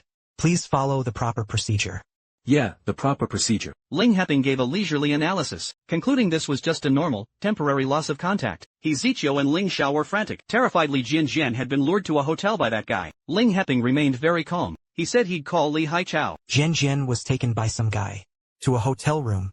Little did they know, at that very moment, Li Jianjian and her boyfriend were talking and laughing in Li Haichao's noodle shop. Seeing this, Ling Xiao and his Zichio hurried toward the noodle shop. Li Jianjian's boyfriend was named Zheng Shiran. He acted completely at ease around Li Jianjian's father, and even went so far as to, right in front of Li Haichao, ask Li Jianjian to come to his place tomorrow. They hadn't even taken a few bites of their noodles when Ling Xiao and his Zichio rushed in. The two of them were clearly hostile toward Zheng Shiran. His Zichio, in particular, was glaring daggers at him. Seeing the situation turning sour, Li Jianjian quickly stepped in to pull his Zichio away. You'd think Zheng Shiran would have toned it down, but who could have guessed that upon learning they were Li Jianjian's brothers, he instantly became even more enthusiastic? So you're the 3 childhood friends who grew up together. Oh my god, Jianjian. I actually get to meet your muses in person. No, it's not the same. They can't be compared to your muses. My art captures the fading warmth of life, not a fanatical expression of it. That's not contradictory. At their core, they're the same. The more fervent it is, the more poignant the underlying sadness. I have a knack for spotting the fervor on the surface, something you can see at a glance. But in your work, beneath the beautiful expression, there's always this sense of walking on eggshells, a fragile feeling, like the ashes left after life has burned out. Li Jianjian's award-winning piece from the previous woodcarving competition was modeled after Ling Xiao and his Zichio. So, upon discovering the real-life inspirations were right there, Zheng Shuran got excited and launched into a conversation with Li Jianjian about artistic creation. Ling Xiao and his Zichio were completely baffled. They couldn't help but interrupt their animated discussion. They asked Zheng Shuran if he had asked her out. Only after he had seen Li Jianjian, Zheng Shuran admitted without any hesitation. He explained that her interesting soul combined with her warm, appealing looks made him like her a lot. So what exactly do you like about her?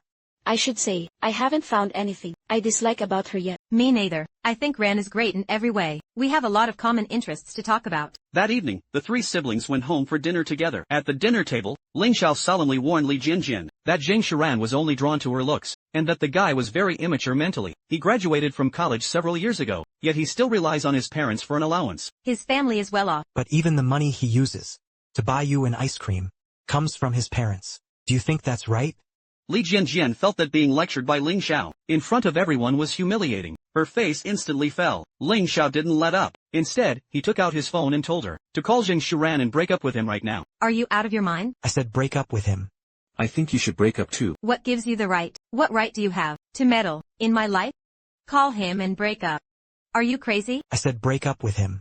I think you should break up too. What gives you the right? Li Jianjian was dating a very unreliable freeloader. Ling Xiao and his Zichio were strongly opposed. Li Jianjian thought they were overstepping. Li Haichao stepped in to smooth things over, saying the boys meant well. Li Jianjian complained that she was fine on her own. There's no need for them to keep hovering. If I have a toothache, I'll see the dentist myself. Dentists are fine. If I want dessert, I'll just go out and buy it. There are dessert shops everywhere. You too. You really don't have to be like this with me. You're not my real brothers. We don't actually have any legal obligation to each other. You don't have to do anything for me. You know that? In the heat of the moment, she blurted out all the worries she had been holding inside. Ling Xiao and his Zichio were stunned by her words. Their hearts sank. Ling Xiao lost his appetite. He left without finishing his meal. On his way home, he remembered walking home from school with Li Jianjian when they were kids. She had a toothache but was still throwing a fit for a candy figure. He refused to buy it for her. Jianjian stubbornly squatted by the roadside, refusing to budge. Annoyed, he walked ahead a few steps. When he turned back, Jianjian was gone. He searched frantically through all the nearby streets and alleys. Just as he was about to lose hope, he suddenly heard Jianjian's cries. 2 traffickers had lured Jianjian into a deserted alley with the candy figure. Jianjian. What are you doing? Let go of my brother. Let go of my sister. Without a second thought, Ling Xiao rushed forward and clung onto the man, preventing him from taking Jianjian away. He started yelling, "Catch the bad guys!" Soon, many adults nearby heard the cries for help, rushed over, and called the police. That's how Li Jianjian was saved. Li Haichao was terrified when he learned his daughter was almost kidnapped. He was especially grateful to Ling Heping and Ling Xiao, so he asked Aunt Jian from the neighborhood committee to witness. From now on, he's not just your uncle anymore. He's your godfather. Without another word, Li Jianjian knelt on the ground and bowed to Ling Heping. Ling Heping was very fond of Li Jianjian. From today onward, you are my own daughter. Li Haichao told Li Jianjian that from today, she should treat Ling Xiao as her own brother. The two kept bowing to each other like siblings. Little sister. Big brother, little sister. All right. Get up, come on, get up now.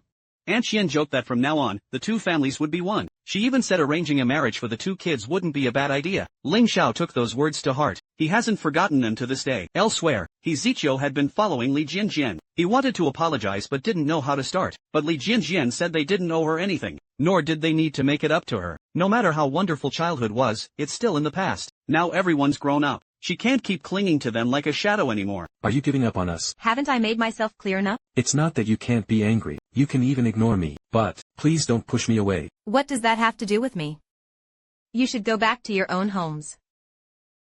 Back home, Ling Heping and Li Haichao were preparing vegetables and chatting about the day's events. Li Haichao remarked that the last time Li Jianjian was this furious was when Ling Xiao and Zichou went abroad 9 years ago. I holed up at my grandma's place and stubbornly refused to come back to see my brothers off. I wouldn't answer calls or reply to messages, and I stayed sulky for months. So as for the conflict among the three siblings this time, Li Haichao has no intention of stepping in. The kids are older now. They all have their own minds. This kind of internal conflict should be resolved among themselves. The more you meddle, the more annoying you become. Early the next morning, Zichou came as usual, to buy groceries and make breakfast for Li Jianjian. The moment Li Jianjian saw him, she darted into the bathroom. He knew Jianjian didn't want to see him, so he left after making breakfast. Go to my room right now. On the left side as you enter, in the second drawer, take my bank card. Go to Changgung Hospital. My brother's been in a car accident. Upon learning her brother Zichou was in an accident, Li Jianjian urgently asked her best friend Tang Can to take her bank card to the hospital. When she finally arrived at the hospital, Tang Can told her with a blank stare the worst news she could imagine. When he was brought in, his face was covered in blood. The doctors said they did everything they could. In that moment, Li Jianjian felt her whole world collapse. She immediately broke down in uncontrollable sobs. Who would have thought? It was all just a prank Tang Can was playing on her? Jianjian, Zichou is okay. Jianjian, Zichou just fainted. Jianjian, Zichou is fine, he's not dead. Right, he didn't die. So Tang Can was talking nonsense. I was just teasing you. After Zichou woke up, the nurse scolded him for what he had eaten, taking such a large dose of Valium and then going out on a bike. You were lucky to crash into a tree, just a minor concussion. If you had hit a car, you could have been killed. Li Haichao and Ling Heping were also shaken by the close call. But I didn't take any Valium. The nurse just said, there's a high level of Valium in your blood. After thinking for a while, Zichou suspected it was related to Ling Xiao. One day when Ling Xiao was tidying his room, he took out a few bottles of medicine from his suitcase. Out of curiosity, Zichou asked about them. Ling Xiao said they were vitamin pills. Coincidentally, Zichou had been feeling weak lately, so he went to Ling Xiao's bedside table and found those bottles. Hoping to improve his health, he even took 2 pills from each bottle. But soon after he went out on his bike, he passed out and crashed into a tree. No wonder he wouldn't share them with me. I always see him up at night. I thought he was reading novels, so he actually can't sleep. Ling Heping called Ling Xiao out to the hallway. Son, are you choosing not to sleep, or are you unable to sleep? I do sleep, just not for very long. I nap during the day when I can. Ling Heping's heart ached for him. For the 9 years his son was abroad, he only ever shared the good news on the phone, never the troubles. The reason behind Ling Xiao's sleep disorder stemmed entirely from his biological mother, Chen Ting. He told Chen Ting he was just back to visit family, but in truth, he had already found a job here and had no plans to return to Singapore. Chen Ting kept pressuring him to go back, and he always deflected, never giving a straight answer. Refusing to let it go, Chen Ting then called Ling Heping. She was hinting that he should urge Ling Xiao to come back soon. Only then did Ling Heping realize that Chen Ting hadn't allowed Ling Xiao to return. That day, Li Jianjian came back from her studio. She happened to run into him. As Ling Xiao was dragging his suitcase out, she hurried after him and asked if he was planning to go back to Singapore. Ling Xiao didn't answer. Why are you being so stubborn? You're already back. Just because of a disagreement with me, you're leaving? Li Jianjian kept trying to persuade him not to go. Someone almost 30 shouldn't act so childish. She also apologized for getting angry at him and Big Brother at home that day. I wasn't thinking straight. That's why I said you're not my real brothers. I've thought it over. I shouldn't have said that. I apologize. I'm sorry. You're both my real brothers, alright? Unexpectedly, Ling Xiao never intended to leave in the first place. The suitcase he was carrying was left behind by the previous tenant, so he was just going downstairs to throw it out. Li Jianjian was mortified. She quickly made an excuse and slipped away. Just as she went upstairs, she saw her big brother lingering outside her door. He was holding a freshly made dessert. Zichio didn't dare to face her. After hesitating, he hung the dessert on the doorknob. Now that Zichio had been in a car accident, she was too worried to stay angry and continue their Cold War. Well, my car accident was totally worth it. You can't just say things like that. Just as the siblings were joking, Ling Xiao came back. Zichio pressed him for an explanation. He admitted that he put his sleeping pills in a vitamin bottle. I don't want Orange and Chen Ting to find out. Why's that? Because at home, I'm not allowed to be sick. Seriously, why would you put sleeping pills in a vitamin bottle? I didn't want Orange and my mom to know. Why not? Because at home, I can't afford to get sick. Ling Xiao had never spoken about his life in Singapore. It's only now that Zichio and Li Jianjian realized just how difficult those 9 years were for him. He didn't even have the right to fall ill. To help Ling Xiao overcome his insomnia, Li Jianjian insisted he had to quit coffee, acting all grown up.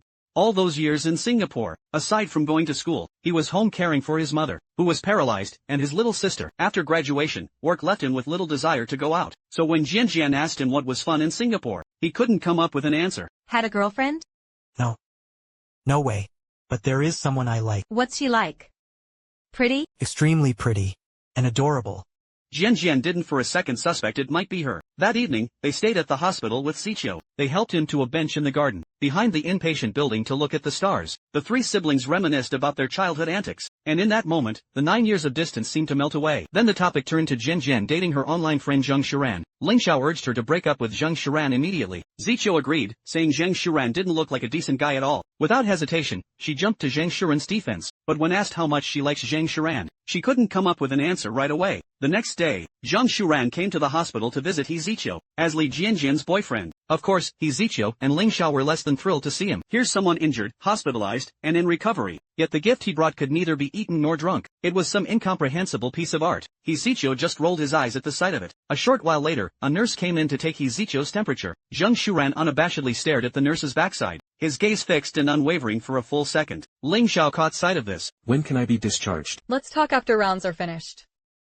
Only after the nurse finally left the room did he snap out of it. Then, as if struck by inspiration, and amidst everyone's puzzled looks, he grabbed his ever-present sketchbook and began to draw. Li Jianjian was somewhat embarrassed. She explained to her two brothers that he was just creating. After visiting Zichio, Ling Xiao asked him to grab a bite alone. He asked him what he liked about Li Jianjian. Zheng Shiran listed a bunch of reasons, but Ling Xiao felt his approach to feelings was too artistic and frivolous, so he told him to seriously reconsider his relationship with Li Jianjian. What's there to be so serious about when dating? Think carefully, if it's worth it, whether it's worth sacrificing. A true, soul-connected friend. For a fleeting romance. Wanting to help improve Ling Xiao's sleep, Li Jianjian specially went to a bookstore to pick out books suitable for bedtime reading for him. Then she called up her best friend to go buy some wall decals and bedroom decorations. While Ling Xiao was at the hospital taking care of Zichio, they rearranged the room. Are you sure this will help? Of course. When someone relaxes, their mood gets better, and they fall asleep more easily. That evening, Zichio was discharged. As soon as he got home, he insisted on taking a shower, and he demanded that Ling Xiao help him. Qi Mingyue prepared a hot pot. They could eat once everyone arrived. Zichio's good friend Zhuang Bei came over. The moment he stepped in, he was smitten with Qi Mingyue. He stood there dazed for a long while. Tang Can had a crush on Zhuang Bei. Learning he was there today, she hid in her room to do her makeup. She only came out after everyone had been eating for a while. Little did she know, Zhuang Bei only had eyes for Qi Mingyue, and Qi Mingyue only had eyes for Ling Xiao, and Ling Xiao only had eyes for Li Jianjian. Zichio was the odd one out in the whole scene. Brother, little brother. We're so happy you're back. Li Jianjian put her arms around her brothers and welcomed them home sincerely. The three siblings made up. They agreed that from now on, they'd be as close as ever, with no more bickering. Just as the mood was perfect. I need to use the bathroom. With the mood like this, can't you hold it a bit longer?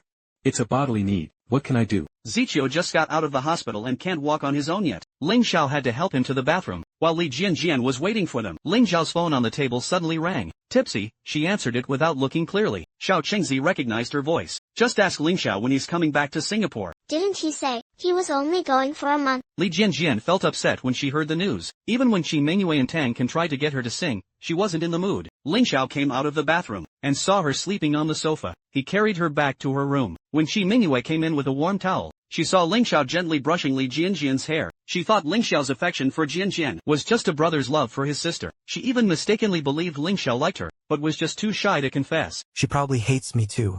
I never said I hated you. I also wish someone would care for me like that. And spoil me. Really? Be more confident, will you? Who could possibly hate you? After the party, Tang Can enthusiastically walked Zhuang Bei to the elevator, but Zhuang Bei only had Qi Mingyue on his mind. He even took a picture of the two of them before the doors closed. Why did he take our picture? Wanted to keep a picture of a certain beauty on his phone.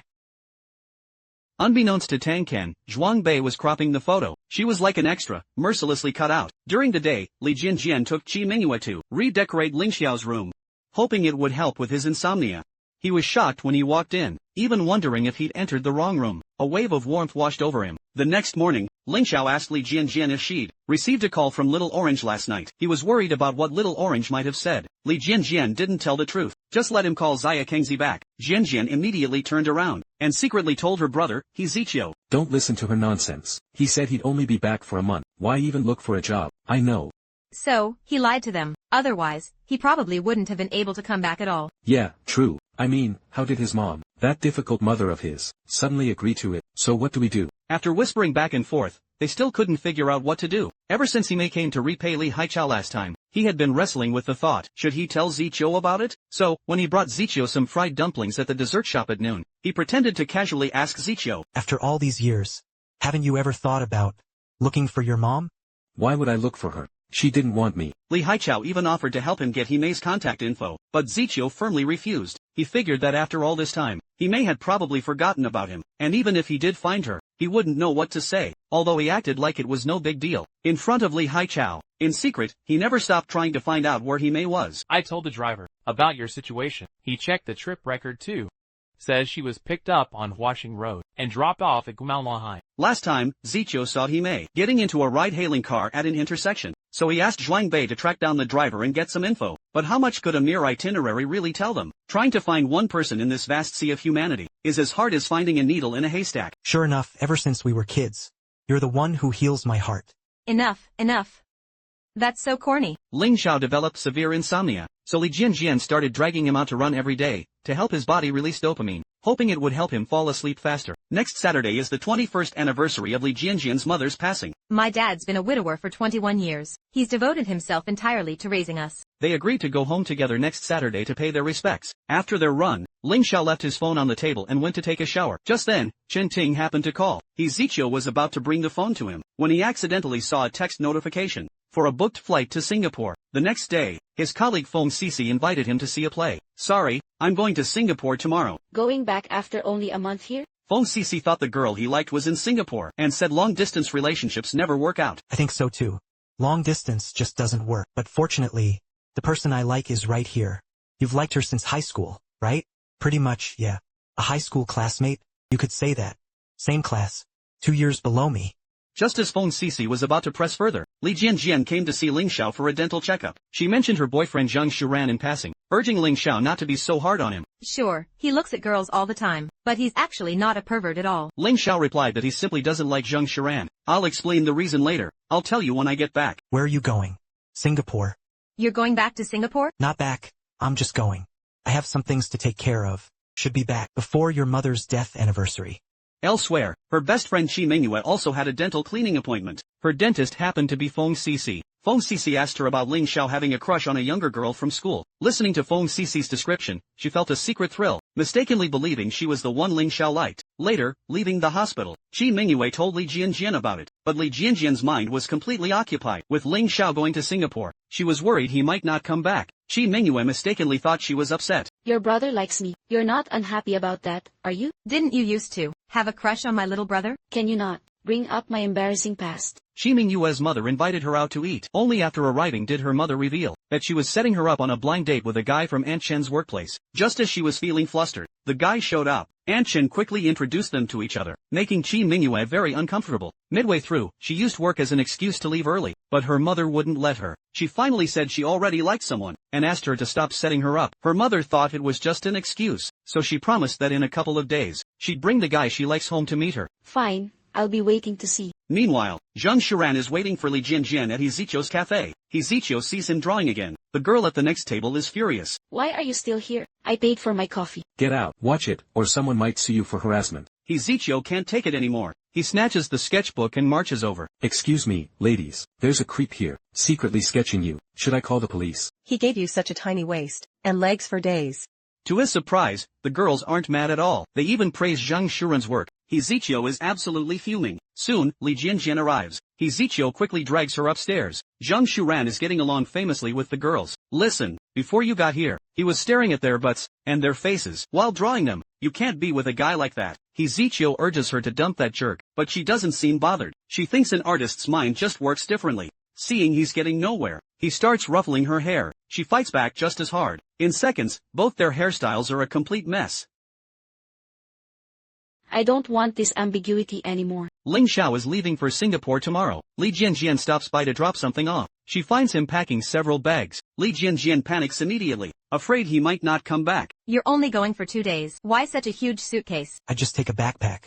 Li Jianjian remains suspicious. He asked him if he had booked his return flight ticket yet. He knew what Li Jianjian was worried about, so he handed his phone to Li Jianjian and let her check the booking confirmation for him. Only then did Li Jianjian finally feel relieved. Early the next morning, Ling Xiao had originally planned to take a taxi to the airport, but Shi Mingyue had been waiting downstairs early and insisted on driving him. The whole way there, Shi Mingyue kept thinking about what Feng Sisi had said to her the other day. It seems he likes a junior who's 2 years below him. A junior. 2 years below him. The juniors he knows. Who else could it be but you? So when they arrived at the airport and Ling Xiao was about to get out of the car, she finally couldn't hold back and decided to address the issue directly. I don't want to waste any more time with this back and forth guessing. Then came the scene from the beginning. She suddenly leaned over and kissed Ling Xiao on the cheek. She said that was her answer. Ling Xiao looked utterly bewildered. I understand.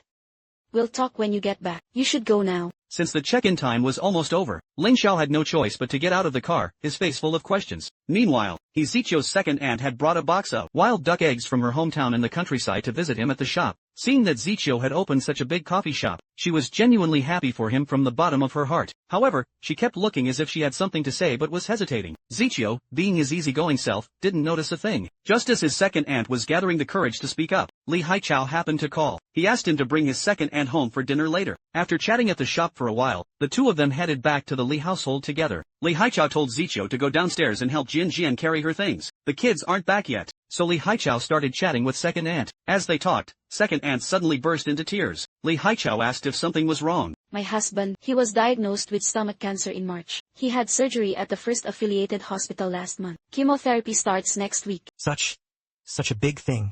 Why didn't you tell me?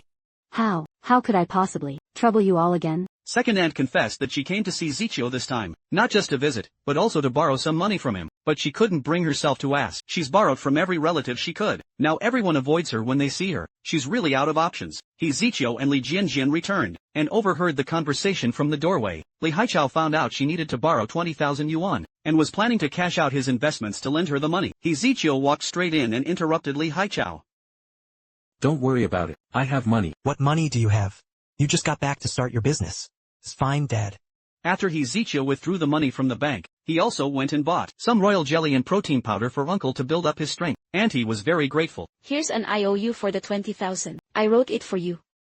Keep it. Second aunt, you don't need this IOU. Once that batch of ducks at home is ready for market, things won't be so tight. I'll pay you back as soon as I can, second aunt. Zichio knew if he didn't accept this IOU, Auntie would never take his money, so he agreed for now, promising that when the time came, he would simply return the full 20,000 yuan. After second aunt got in the car, she opened the bag and looked inside. To her surprise, she discovered there was actually 40,000 yuan inside. Instantly, she couldn't hold back her tears. To be honest, it wasn't easy for Zichio to come up with that much money. After the opening promotions at his cafe ended, business hasn't been good lately. Where are your bags? You didn't leave them outside, did you? I didn't bring much.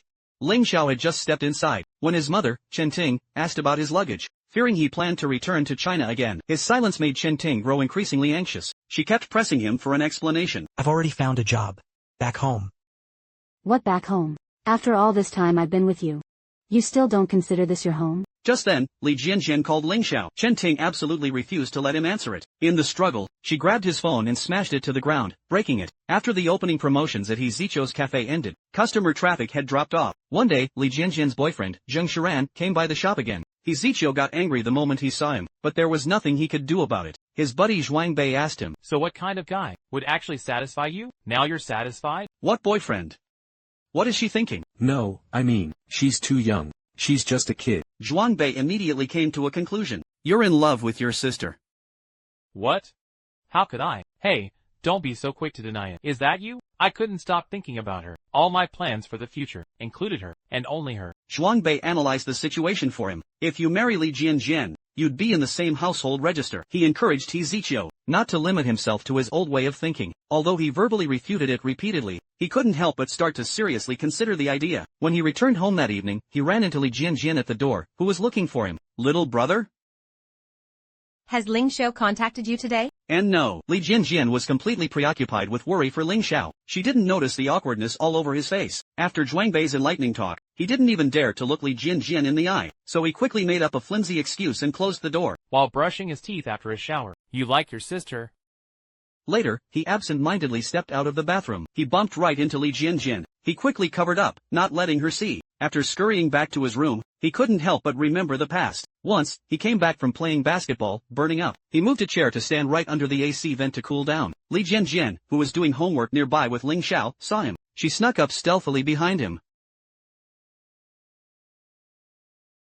Li Jianjian.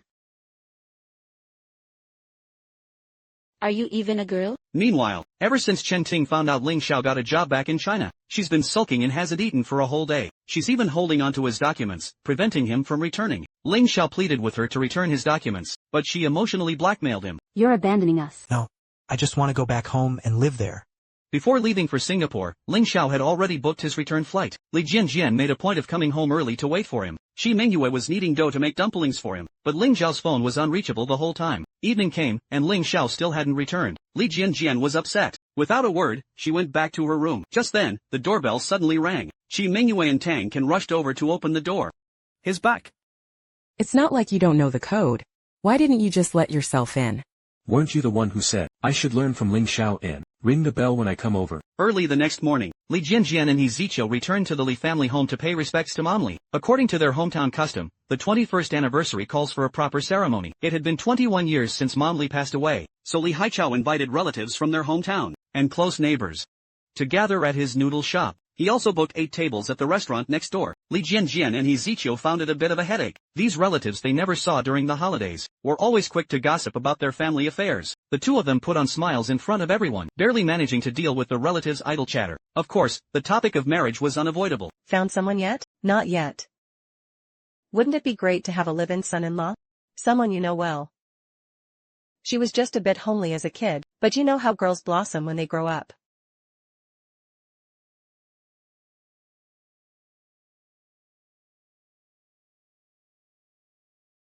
Today was the 21st anniversary of Li Jianjian's mother's passing. She and her older brother He Zichou went to the seaside to burn joss paper for their mother. Having never drunk hard liquor before, she couldn't resist taking a sip. This liquor just tastes bitter and harsh. Only grown-ups are supposed to drink this, and only they know what it's really like. But this harsh, bitter stuff looks just like plain water. That's what makes it so tricky. She was all cool and casual taking that sip, and now look how pathetic she is. Just one tiny sip and she's out cold, like a limp rag. He Zichou had no choice but to carry her home on his back. Meanwhile, Ling Heping had just gotten back from the station. Li Haichao immediately asked why Ling Xiao wasn't with him. He missed his flight the first day, then his connecting flight got delayed another day.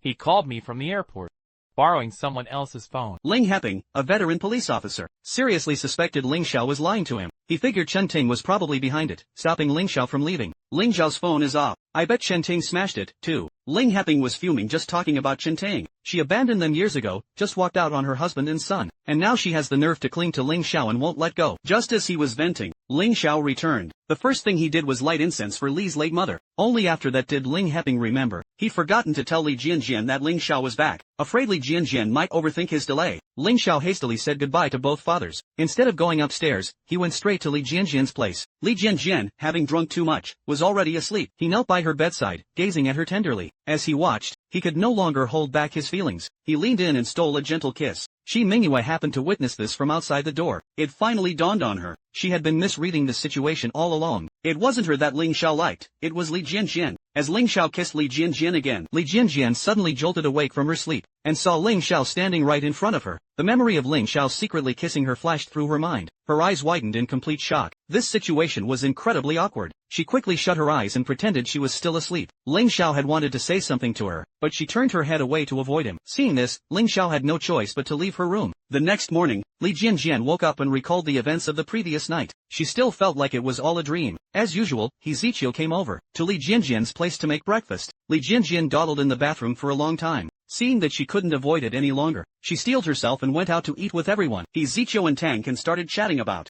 Qi Mingyue suddenly moving back home. Then they gossiped about what reaction Ling Xiao had to Qi Mingyue's confession. I was gonna make things clear with her. I already like someone else. Person you like. Isn't that Moon? Qi Mingyue. No, it's not her. When Tang Kan heard that the junior he liked from high school wasn't Qi Mingyue, she immediately started throwing out wild guesses. Oh my god. It can't be me, can it? Li Jianjian finally breathed a sigh of relief. When He Ziqiu heard Ling Xiao liked his junior from high school, he picked up the thread and began guessing too. Li Jianjian could finally sit still no longer. In order to stop He Ziqiu from guessing correctly, she hastily ate a couple bites of bread and retreated to her room. After confirming that everyone had finished breakfast and left for work, she quietly crept out of her room, ready to head to her studio. But while waiting for the elevator, Ling Xiao happened to come out from across the hall. She instantly wished she could vanish into thin air. Only after we get married. Only then can we truly be a family.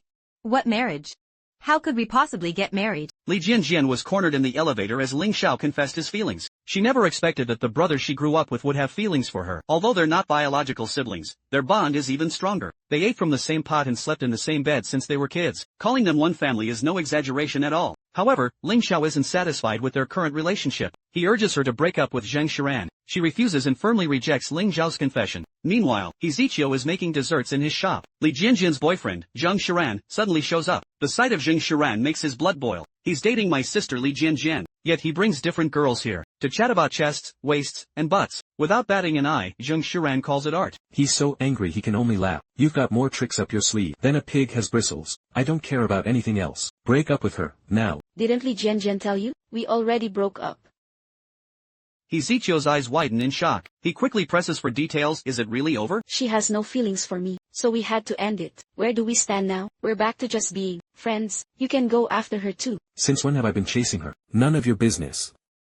Zheng Shiran had already figured out he likes Li Jianjian. He even pushes him to make a move on Li Jianjian soon. Although secretly thrilled, he doesn't need Zheng Shiran's unsolicited advice. He immediately kicks Zheng Shiran out. He then turns around and tells Ling Xiao the news of Li Jianjian's breakup. Ling Xiao can't contain his happiness. Just then, his colleague Feng Sisi asks him out to a movie. He decided then and there not to hide his true feelings any longer. So he confessed that the girl he likes is Li Jianjian. Oh, come on.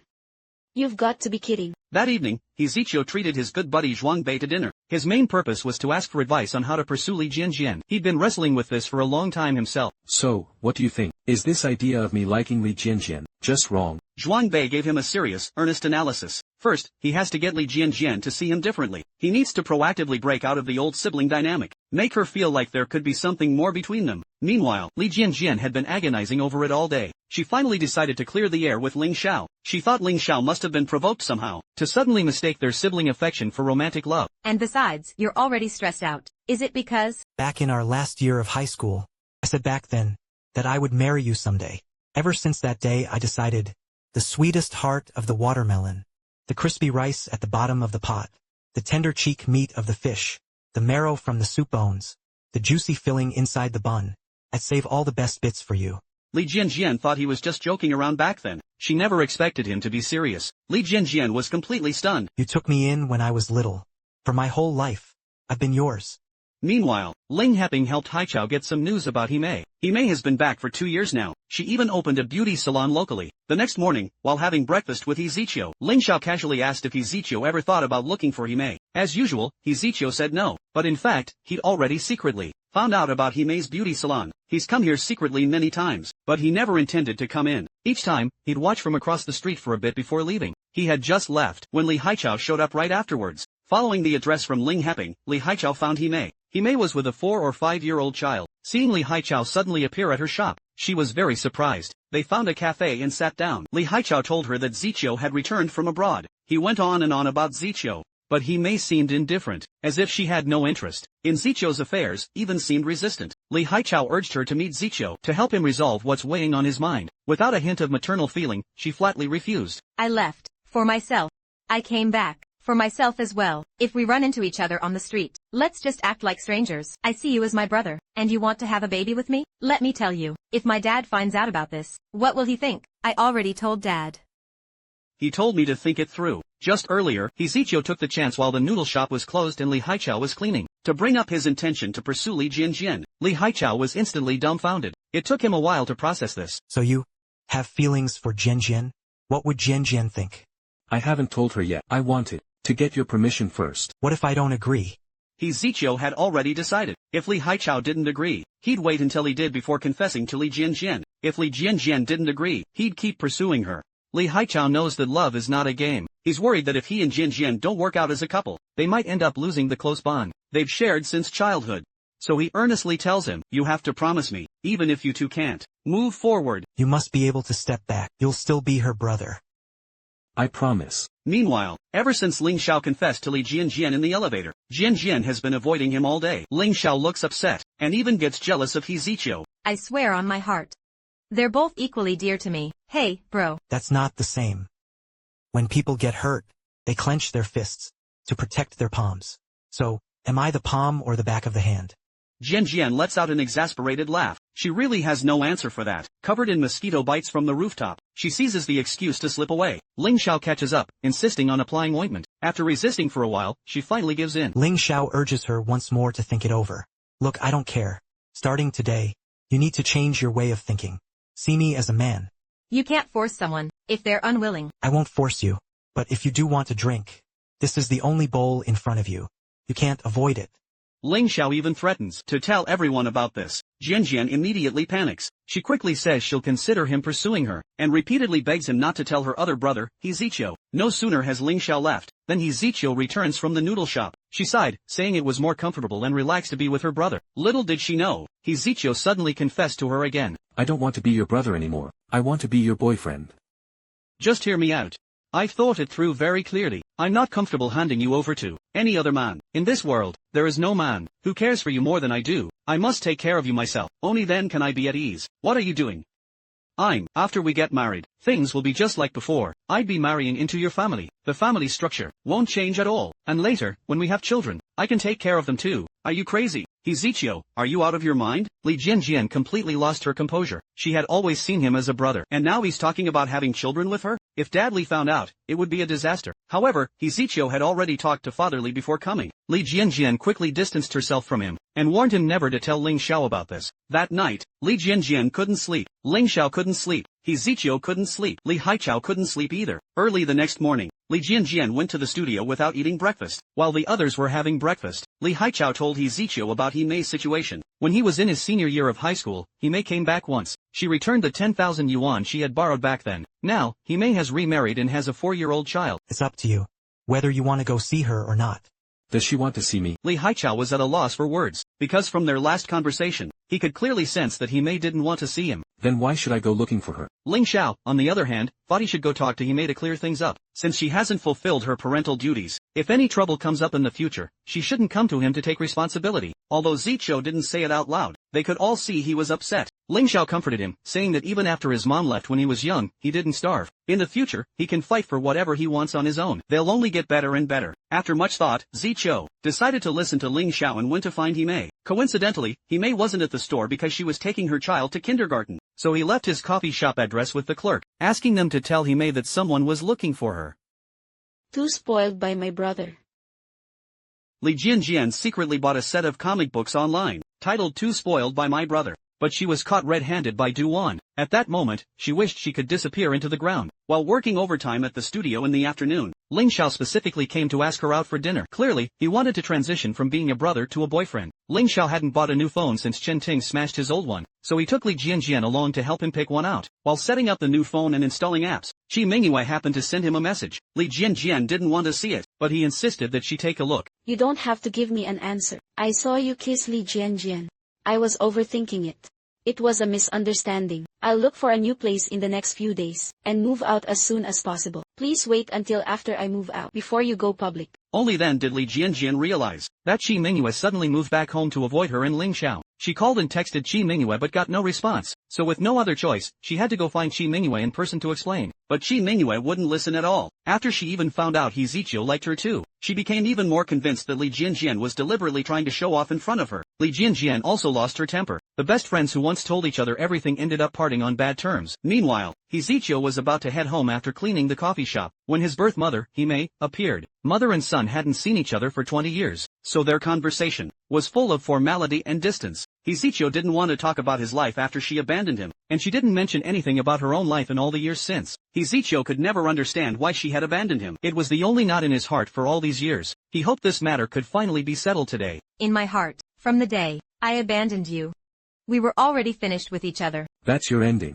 It's not mine. He asked Hime, back when she went to Shenzhen. She promised to come back for him once she settled down. So why did she later write saying she didn't want him anymore? Hime's face showed not a trace of apology. She claimed that after going to Shenzhen, she couldn't even support herself, let alone have the means or ability to take care of him. So leaving him with Li Haichao was the best choice for everyone. These words extinguished any last hope he held for Hime. If we're going to end this today, then let's make it a clean break. You didn't raise me in the past. I won't support you in the future. Don't worry about that. I have a son. I don't need you to support me. Hearing this, Ziqiu was utterly heartbroken. It was as if, to her, he was just a stranger who meant nothing. No matter what he said or did, it wouldn't stir any feeling in her heart. He took out from his bag a cosmetic mirror he had treasured for many years. Inside was a photo of a young Hime. It was his only memento of her all these years. Now, keeping it by his side seemed meaningless. With red-rimmed eyes, holding back tears, he returned it to Hime. You gave me light. For that, I'm grateful. If we meet on the street in the future, let's pretend we're strangers.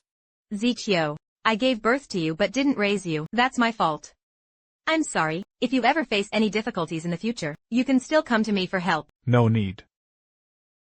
Ziqiu was in tears on his way back. His heart was clearly aching terribly just now, yet he had restrained himself the whole time. He couldn't appear so pathetic. Even less could he show weakness and cry in front of Hime. Hime, too, seemed to be deliberately acting indifferent in front of Ziqiu. It makes one wonder if she has unspoken reasons for behaving this way. We're expanding internationally. An international arts and crafts company emailed me. They want to buy from us the derivative rights to your childhood sweetheart's piece. The derivative copyright. Really? Li Jianjian created a wood carving titled Childhood Sweethearts, based on the three of them as siblings. Duan specifically checked. This company produces derivative works for many artists. You know what? For every copy sold, we get a commission. We're gonna make a fortune. The company soon sent a representative to their studio to discuss the partnership, but the translator Duan found had an emergency and couldn't make it. He Ziqiu lived in England for 9 years, so his English is definitely fine. Li Jianjian quickly called to ask for his help. He Ziqiu agreed without hesitation. He even put on a very formal suit to back them up and make a strong impression. Li Jianjian and the other two were left speechless. Before the client arrives, Duan quickly briefed him on the negotiation specifics. And the most important thing is to help us secure a good price. My target price and the absolute minimum are both written down here. You'll have to improvise on the spot. The ultimate goal is to close the deal. Soon after, the client arrived at the shop. He Ziqiu proved himself worthy of their trust, giving a detailed introduction to their wood carving studio's main focus and operations. The client was thoroughly informed and very satisfied. In the end, he successfully helped Li Jianjian's team secure the partnership. After the meeting, they all went to a restaurant for dinner. As they chatted, Duan mentioned that Li Jianjian was a student of the university's emeritus professor Peng Yulin. Zhou Miao was amazed that Li Jianjian had such a prestigious teacher. He strongly urged Li Jianjian to leverage that connection to get into the circle of established artists. Then her work would surely sell like hotcakes. In this society, it's all about who you know and the hype.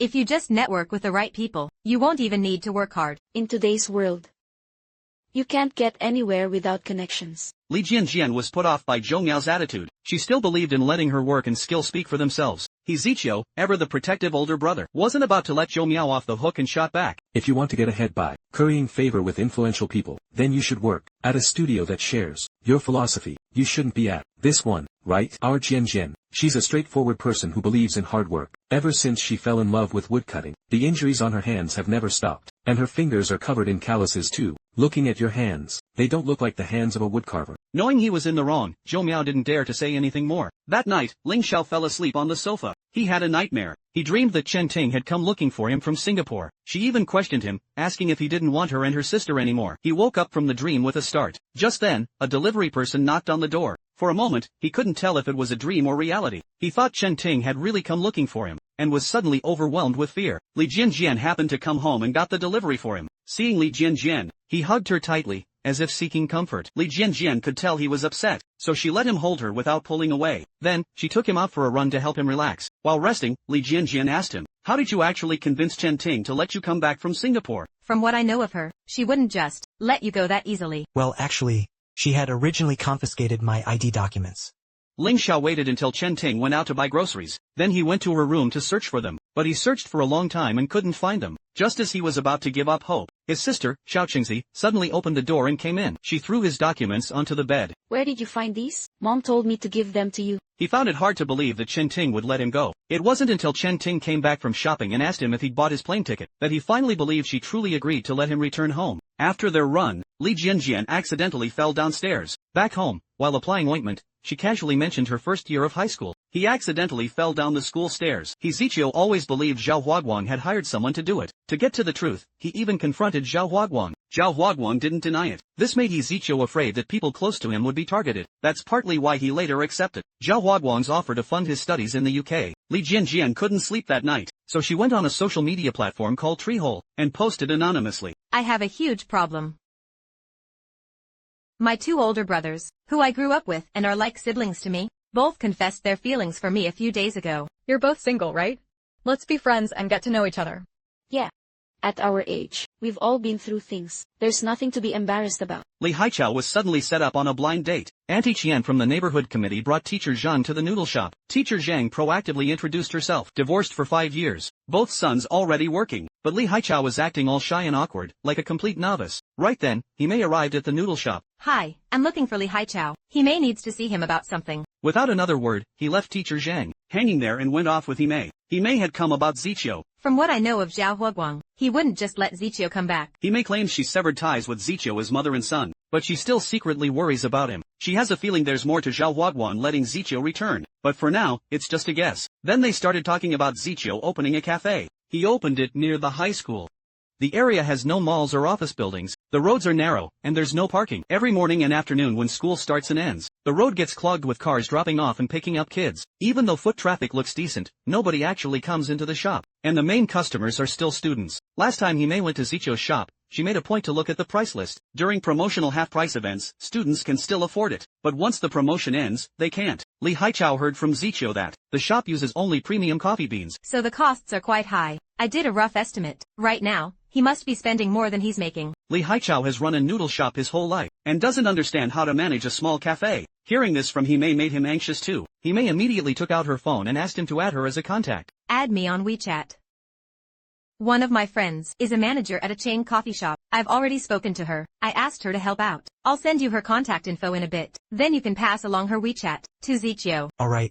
Himei genuinely wants to help Zichio, but she doesn't want him to know it's from her. She specifically told Li Haichao that when introducing this friend to Zichio, he should just say she's his friend. Li Haichao didn't understand why she had to make things so complicated. I'm sticking my nose where it doesn't belong this time, but I owe him. Consider this me repaying him. Meanwhile, the waitstaff at Zichio's cafe were whispering. After the promotion ended, daily revenue was only 300 or 400 yuan. That's not even enough to cover the rent, let alone turn a profit. They're really worried the boss might suddenly announce he's closing down one day. He's Zichio, on his first entrepreneurial venture. Might be skilled at making desserts, but he genuinely lacks experience in business management. He simply has no clue where the problem lies. Li Jianjian had been sitting in the shop all afternoon. He noticed there were hardly any customers. He didn't want to show the pressure he felt, so he said it was normal for the off-season. Have you thought of any way to deal with it? Dad introduced me to a friend. Give me no. An aunt surnamed Luo. She's set to specialize in opening preparations and staff training for chain coffee shops. I've asked her to come to the shop tomorrow to get her advice. The next day, Aunt Luo Hong came to Zichio's shop. After getting a general idea of the situation, Luo Hong was surprised he could open such a high-quality coffee shop. It's just that business isn't great, probably because high school students' spending power isn't up to it. See, you've already identified the problem yourself. Luo Hong had observed the area before entering. There are mostly bubble tea shops, stationery stores, snack bars nearby. These are all low-cost operations. Many shops are even closing for the summer soon. Are you suggesting I close down? I suggest you lower your overall costs and adjust your pricing.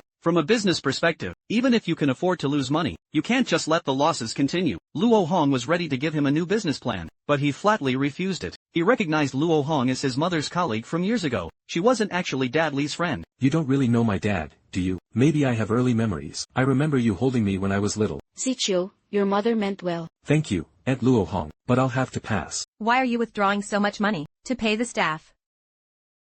Just transfer it. Who even withdraws cash anymore? I'll transfer it next month. Jian Jian picked up the card Zichio had dropped. She glanced at it and was surprised to see it was a credit card. Zichio quickly snatched it back and shoved it into his bag. You need a credit card to withdraw money? Are you out of money? Just a temporary cash flow issue. Then ask Zhao Huaguang for it. Go ask Zhao Huaguang for money. Isn't all your money from him?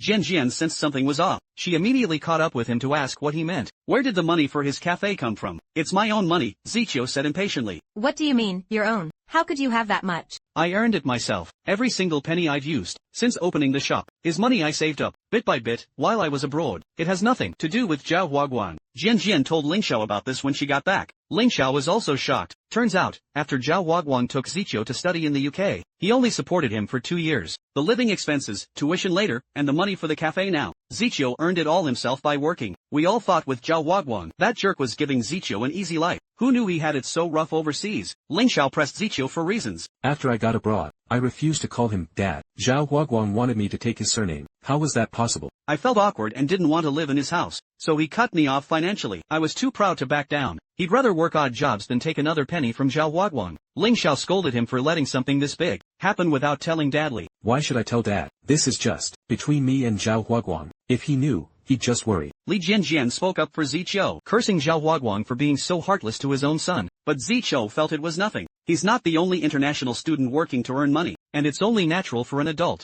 to earn money to support themselves. You're already paying with cash advances from your credit card. What are you going to do later? I've already paid 3 months rent up front. After paying salaries this month, there won't be any major expenses. The shop's current cash flow should be enough for daily ingredients and utilities. Ling Xiao suggested he close the shop. He immediately objected, thinking it's just the off-season. With a slight adjustment to the business strategy, we can hold on until the busy season turns things around. Worst-case scenario, if we close now, all his previous efforts will have been wasted. Li Jianjian also hates the idea of him closing the shop, so she offered this month's royalty payment to help him get through this. He firmly refused Li Jianjian's kind offer. Just as they were going back and forth, Ling Xiao spoke up again. He said if we haven't found the right business model, no one can keep throwing money into this bottomless pit. Cutting our losses now is the best choice. Li Jianjian disagreed with him. You've always been like this. Every time we want to try something, you pour cold water on our plans. Deep down, Zichio knew Ling Xiao was right. Starting a business is risky, more fail than succeed. Money earned through your own hard work, all the more reason not to let it all go to waste. So he decided to hang on until the peak season. If things still don't work out, then he'll close the shop. Ling Xiao also offered to give him some money to help him through the next few months. Again, he refused without a second thought. After the 3 siblings finished talking about it, Zichio went downstairs to the supermarket to buy some fruit. Li Jianjian hurried after him. When he was ready to check out at the counter with his fruit, "Hey, I also want some bananas." Alright, I'll go get them. While Zichio went to get the bananas for her, she quickly paid for his things. When Zichio came back with the bananas and saw she had paid for him, his face fell and he stormed off angrily. The two started arguing again downstairs. Li Jianjian felt that since they were family, it didn't matter who spent money on whom or who supported whom. How can I let you take care of me? Why not? You can support me, but I can't support you? Dad raised me since I was little. What do you mean? Are you saying you intend to take Dad's place now and keep supporting me? Zichio felt he owed the Li family too much, and refused point-blank to accept any help from Li Jianjian. Seeing she couldn't get through to him no matter what, Li Jianjian was also filled with anger and had nowhere to vent it. Your mom and your sister don't like me, so if we were together, they'd definitely be strongly against it. If we announced our relationship, it would be like Mars colliding with Earth. Li Jianjian was already starting to think about future mother-in-law and daughter-in-law dynamics. At the same time, she was curious about how long ago Ling Xiao started having these kinds of feelings for her. Ling Xiao admitted he'd felt that way as early as high school. Li Jianjian was stunned. Then, what if, while you're in Singapore, I get married? If you get married, I'll wait for you. Wait for you to get divorced. Or help you take care of your kids, something like that. If you don't get divorced, then I'll be your brother for life. Deeply moved, Li Jianjian finally made up her mind. She decided to face her feelings and accept him. The mood was just right. As Ling Xiao cupped Li Jianjian's face, leaning in for a kiss. Ling Xiao. My new shampoo, what are you two doing? Playing around? The next morning, while washing dishes in the kitchen after breakfast, Qi Mingyue brought up Ling Xiao and Ziqiu with Li Jianjian. She advised her to come clean sooner. Otherwise, the longer she kept it a secret, the worse it would be for Ling Xiao and Ziqiu's brotherhood later. Li Jianjian did want to explain, but she just didn't know how to bring it up. Not long after, Li Jianjian's studio celebrated selling derivative rights by treating Ling Xiao and the others to hot pot. During the meal, Duan suddenly came across a trending post. Zhou Miao took a look at the phone, and, in a hushed tone, said it was some explosive news. Li Jianjian and the others grew curious. So, Zhou Miao used Duan's phone to share the post in their group chat. Everyone picked up their phones to see what the fuss was about. Li Jianjian knew something was wrong with just one glance. Ling Xiao snatched the phone to examine it closely. His expression instantly darkened. Ziqiu's face was even more unreadable. The scene shifts back to a night not long ago. We grew up together. Two brothers as close as real siblings. They each confessed their feelings to me a few days ago. After seeing this post, Ziqiu and Ling Xiao found out that the other also liked Li Jianjian and had confessed. Not helping matters, Zhou Miao accused Li Jianjian of two-timing. No one had an appetite to continue eating after that, and so the dinner came to an early end. Back home, Ling Xiao and Ziqiu pulled Li Jianjian aside, demanding to clear things up. Both Qi Mingyue and Tang Can were worried for Li Jianjian. Her family runs a noodle shop. The brother from the neighbor upstairs. The little brother abandoned by his mother. That combination could only mean one thing. Meanwhile, a heated argument was unfolding inside. Ling Xiao reprimanded Ziqiu, saying that as an elder brother, he shouldn't have those kinds of feelings for their sister. Ziqiu, of course, wasn't having it. This is like the pot calling the kettle black. Ling Xiao argued that he and Li Jianjian were betrothed as children, so it's perfectly justified for him to like her. What about me? I was practically raised to be her husband. I've shared a bed with Li Jianjian since we were kids. By that logic, if we don't end up together, wouldn't that be a sin against heaven? The brothers argued back and forth, neither willing to back down. Finally, Ling Xiao couldn't hold back and declared that he and Li Jianjian are already a couple. You two, together? Am I hallucinating? Li Jianjian. Ling Xiao pulled Li Jianjian into an embrace, and she didn't pull away. Ziqiu was stunned. He demanded to know why, if she saw them both as brothers, she would choose Ling Xiao and not him. Li Jianjian was at a loss for words. I just don't get it. Why does no one want me? That night, none of the three siblings could sleep. First thing in the morning, a dejected Jianjian grumbled. Life is pointless. Jianjian and her friends thought Ziqiu wouldn't come to make breakfast. They even planned to go out to eat. But stepping out, they found Ziqiu had already prepared breakfast as usual. He wasn't planning to stay and eat with them, though. Li Jianjian stepped forward to stop him, hoping to smooth things over. But he calmly stated that he wasn't angry. After opening the door, he ran right into Ling Xiao coming out of the opposite apartment. I don't want to talk to you. While Ziqiu's attitude towards Jianjian remained normal, he was frosty with Ling Xiao. Ling Xiao, your life. It's not just about me. Don't you have anything else you enjoy doing? Ling Xiao's 9 years in Singapore were truly miserable. Aside from caring for his bedridden mother and little sister, he had no personal space or time for himself. That's why he developed severe insomnia. Jianjian's heart ached for him. In the days that followed, Jianjian came to the hospital, where Ling Xiao worked every noon to have lunch with him, hoping to help him find joy in life again. One evening, Ling Heping drove a long way to pick up Ling Xiao, claiming he wasn't feeling well and wanted to see a doctor at a traditional medicine clinic. He insisted Ling Xiao come along. The doctor was a friend of Ling Heping's. As soon as they sat down in the consultation room, Ling Heping asked the doctor to check on his son first. Do you have trouble falling asleep? Do you sleep fitfully and have frequent dreams? After taking his pulse, the doctor told Ling Xiao that he has a disharmony between his spleen and stomach. The insomnia is caused by stagnation of liver qi. The doctor used a lot of medical jargon, but it all boils down to long-term mental stress and pressure that hasn't been properly released. Then the doctor prescribed him some Chinese herbal medicine to soothe the liver and fortify the spleen. He also advised Ling Heping to take Ling Xiao to see a psychiatrist sometime, to check for any organic brain lesions. What are you talking about? Alright. Here, touch the table. Touch the table. My son isn't sick at all. That's nonsense. Look at you. You called me, asking me to see your son. I told you, but you won't listen. What I'm saying is, I mainly wanted to see my son. That was the main reason I came. Ling Xiao knew his dad was using the pretense of his own checkup to bring him to the doctor. Thank you. For what? For taking me to see the doctor. The next day, Li Jianjian came over. As Ling Xiao was eating watermelon and watching TV on his bed, she curiously asked about his life in Singapore. Ling Xiao no longer hid anything and told her everything. After the car accident, Chen Ting was saved, but her lower body was completely paralyzed. To prevent muscle atrophy, she needed rehabilitation massage 4 times a day, 40 minutes each time. Although the doctors said there was hope she could walk again, in truth, not only did Chen Ting herself have little hope, but Ling Xiao also didn't quite believe what the doctors said. Yet at the time, there was no other choice but to believe. During that period, Chen Ting could only eat easily digestible liquids. Not only did he have to cook on time every day, and bring the food to the hospital to feed Chen Ting, I also have to take my sister Little Orange to and from school every day. Thankfully, Little Orange is here. Otherwise, the hospital room would be constantly silent. What's that smell? Because Chen Ting is paralyzed from the waist down and has no sensation. Incontinence is to be expected. But for a bedridden patient, this is the most humiliating and undignified moment. Ling Xiao tried to change Chen Ting's clothes and bedsheets, but Chen Ting refused outright. In the end, she broke down in tears. In that moment, she wished she had died in the car accident. What's the point of living such a miserable, undignified life? One night, while Ling Xiao was home cooking, Chen Ting locked herself in the bathroom and slit her wrists. Luckily, she was found and saved in time. After waking up, Chen Ting kept demanding to go home. I don't want to be locked up here. Like an animal. Please. Stop wiping it. I'm begging you, just let me go. Let me go. If Chen Ting's future is shrouded in darkness, then Ling Xiao is standing at the edge of that darkness, being slowly dragged into the long night. After returning home, Ling Xiao was too afraid to sleep in his bedroom at night. He could only doze off on the living room sofa, because he never knew when Chen Ting might do something drastic again. One morning, as Ling Xiao brought a bowl of rice porridge to the table, Chen Ting lost her temper again. I told you I'm not eating. The scalding hot porridge splashed onto Ling Xiao's shoulder, instantly burning his skin. That's how he got the scar on his shoulder. I'm sorry. I really didn't mean to. Let me go rinse it off. I'm so sorry. I'm sorry. I'm sorry.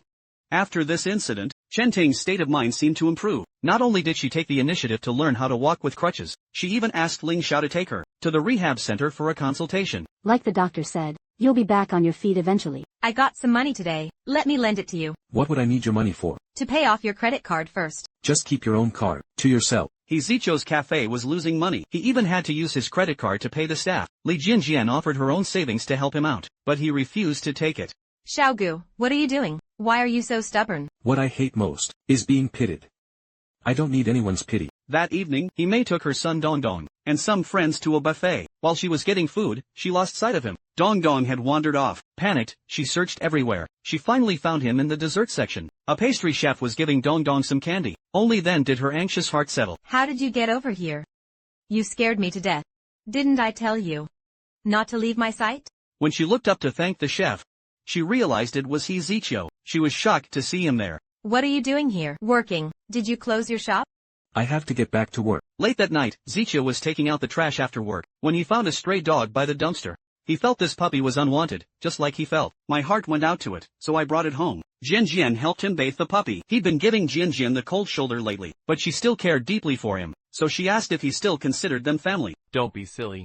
Of course I do. I've always believed that blood doesn't necessarily make family, but people who truly cherish each other definitely can. Jianjian launched into a serious lecture. If you take family for granted and treat them carelessly, even the strongest bonds can weaken. Sharing within a family isn't just about life's joys. It should include the hardships too. Without pain to compare it to, joy would be meaningless. Jianjian went on with more of her life philosophies. Her words actually cheered Zichou up a bit. The next day, the three siblings went to the noodle shop together. It was their first time together since Ling Xiao and Jianjian became a couple. Halfway through his noodles, Zichou put down his bowl and announced he had some ground rules for Jianjian. First, treat us equally. No playing favorites. Second, if your boyfriend has a problem with your brother, you side with your brother. Third, if your boyfriend ever treats you badly, your brother will beat him up. Just as Ling Xiao was about to protest, Jianjian cut him off. She told him to just agree with her brother. Seeing that, he let it go. A little later, Li Haichao returned from shopping and chatted with them, talking about how he and Ling Heping are living together. Ling Xiao felt that his father was completely hands-off. He doesn't care about anything at home except providing money. If he were to face a conflict between his career and family, he would definitely prioritize his family. Li Haichao was very gratified to hear this. He joked that any girl who marries him would be overjoyed. Ling Xiao took the opportunity to hold Li Jianjian's hand. So, Dad Li. You can rest assured and leave Jianjian to me. I'm not worried. Of course I am. Wait, you two. Dad, don't worry. If the two of them don't get along, I'll step in. What usurpation? That's called filling in. After eating noodles, they went home. Taking advantage of her brother Zichou's absence, Li Jianjian started telling Ling Xiao about how Zichou used credit cards to cover the coffee shop's expenses. She was troubled that her brother refused to accept her money. Simple. Just help him pay off his credit card. But who knows his credit card number? I do. Li Jianjian was curious how he knew. Ling Xiao deliberately kept her in suspense, wanting her to act cute before he'd tell her. Just as the atmosphere was perfect for them to kiss, Li Haichao suddenly returned. Hearing the door open, they quickly pulled apart. Then, Li Haichao asked Ling Xiao to go downstairs and buy him some ointment. After sending Ling Xiao away, he told Li Jianjian very seriously, although he was completely satisfied with Ling Xiao. He was worried about Chen Ting's opposition, but Li Jianjian was optimistic, and instead advised Li Haichao not to worry about her. Brother secretly took the money from your credit card and paid it all back. He even deleted the repayment reminder messages. All of them. He's so good at hiding things. He didn't even tell me about it. And then he tricked me on purpose. Zichou's cafe isn't making enough to cover its costs. He's even had to use his credit card to pay the staff. So Ling Xiao secretly paid off his credit card bill. On the surface, Zichou acts like he can't stand Ling Xiao, but deep down, he's incredibly touched. Meanwhile, Himei, carrying her son, comes to Li Haichao's noodle shop. She tells him about Zichou working part-time at a buffet restaurant. I asked around. Their restaurant manager said, the pastry chef shift is from 4 p.m. until 10 p.m. If Himei hadn't told him, Li Haichao wouldn't have known Zichou was having such a hard time. Himei asks him for Zhao Huaguang's phone number. She wants to find out exactly why Zichou is short on money. At first, Zhao Huaguang refuses to talk. Himei flies into a rage. She threatens him, saying if he doesn't explain clearly, she'll go to his hometown with a megaphone and broadcast how he climbed his way to wealth by mooching off women. Zhao Huaguang knows Himei is capable of anything, so he has no choice but to confess the conflict between him and Zichou. Himei immediately puts the call on speakerphone. His body was with me, but his heart was still tied to the Li family. He never once called me dad, so I thought, if I cut off his money, let's see if he'd give in. But that stubborn kid, he got jobs himself, earned his own tuition and living expenses. He gritted his teeth and toughed it out. That was 6 or 7 years ago. I demanded Zichou cut ties with his adoptive father, Li Haichao. Zichou absolutely refused. Later, my wife gave birth to a son. Zhao Huaguang completely abandoned Zichou. Himei thought it was utterly unfair to Zichou. She declared that as Zichou's biological father, he owes Zichou every last cent. He should have given him all these years, or she'd make him regret it. The stray dog Zichou brought home has been living here. Himei's son, Dongdong, actually tried to snatch food from the puppy when the adults weren't looking. Li Haichao was left speechless. After he asked about it, Himei then said the child had developed autism. She'd been taking him to doctors all along. Then, talking about the years Zichou suffered abroad, Li Haichao was filled with guilt and self-reproach. He also felt utterly helpless, unable to do anything for Zichou. I'm just a poor guy who runs a noodle shop. I don't have much talent. Useless.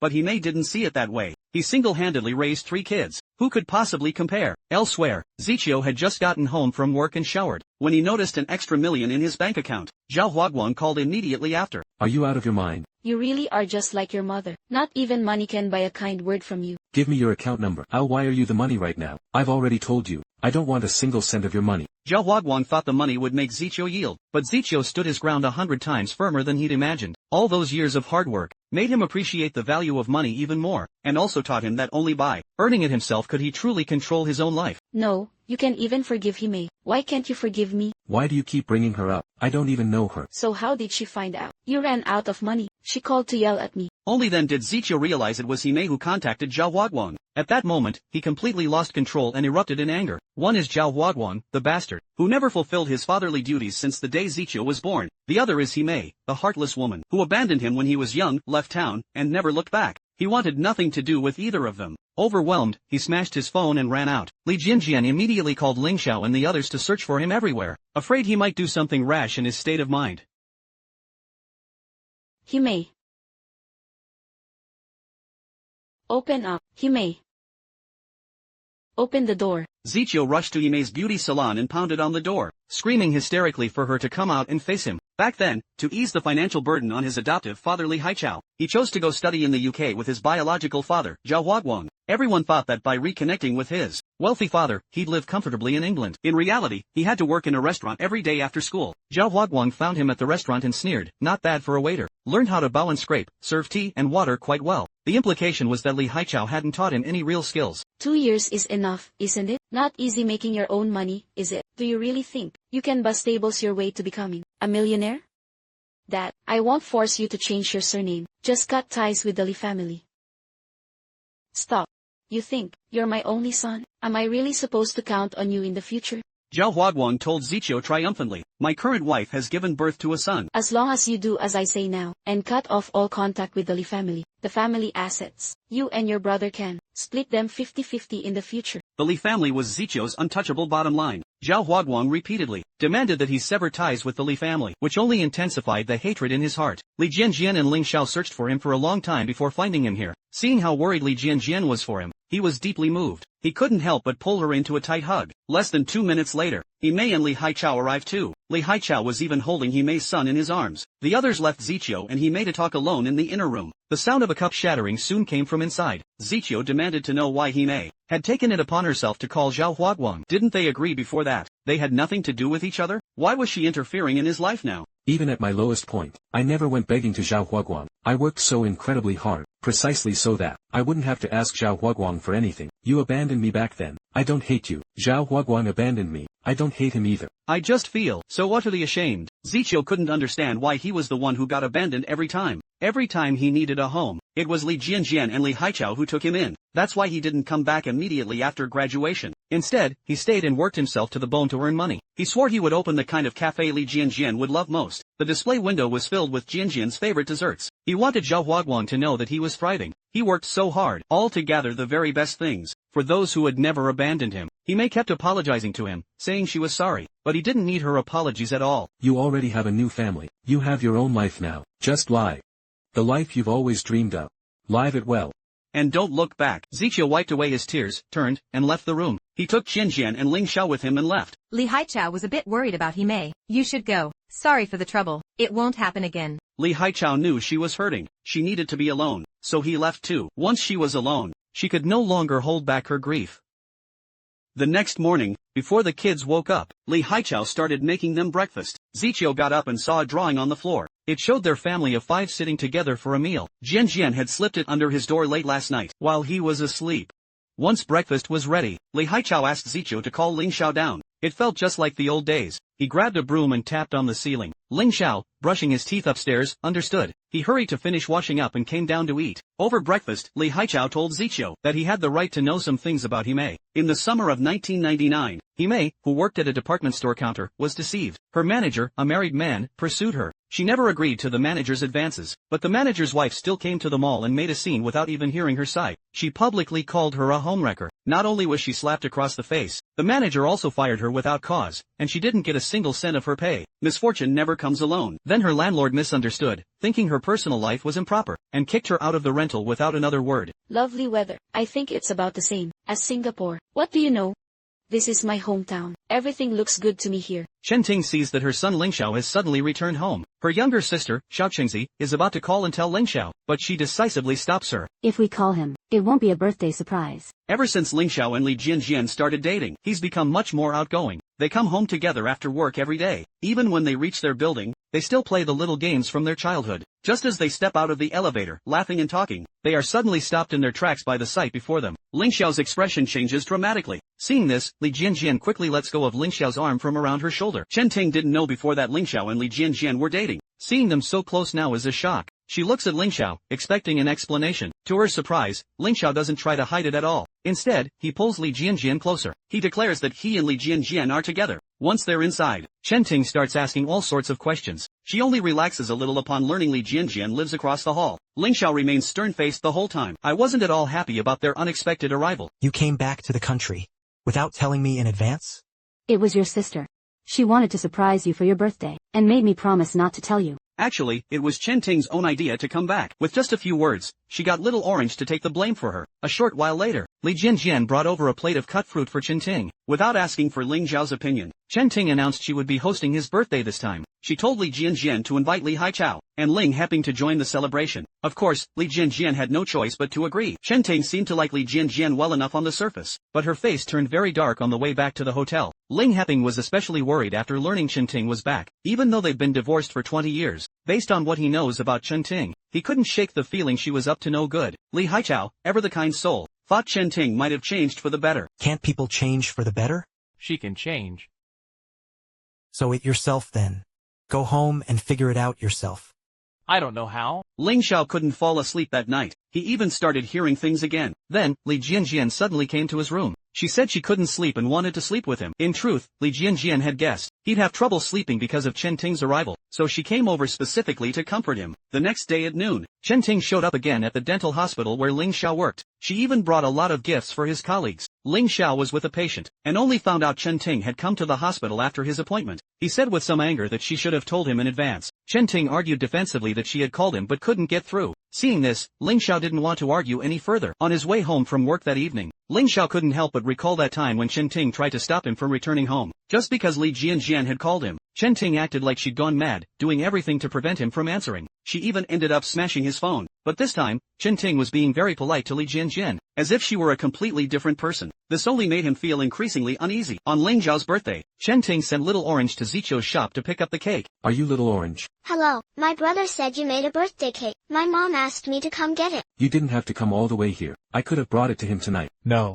Give it to me. Then Little Orange asked him how much the cake cost. Zichou never imagined charging his own family for a cake he made. My mom said, we have to pay. Well, you go back and tell your mom. I don't charge for making cakes for Ling Xiao. My mom said, if you won't take money, then I should just leave whatever amount. Little Orange slapped a wad of cash on the table and walked off with the cake. Zichou was instantly furious. Wasn't this clearly trying to drive a wedge between him and Ling Xiao? I don't charge for making cakes for Ling Xiao. It was Ling Xiao's birthday today. Zichou had specially made a cake. Who would have thought Little Orange, on Chen Ting's instructions, would toss down 1,000 yuan and take the cake away? Zichou was absolutely fuming. Wouldn't giving him money just treat him like an outsider? He was so upset that he didn't even come in the evening to attend Chen Ting's birthday dinner for Ling Xiao. Chen Ting, seemingly unaware of her own fault, kept talking non-stop at the dinner table. Aside from Li Haichao, the eternal nice guy, no one else wanted to engage with her. Ling Heping was very displeased with Chen Ting taking matters into her own hands. The food Haichao makes is much better than here. Everyone in our family celebrates their birthday with him cooking at home.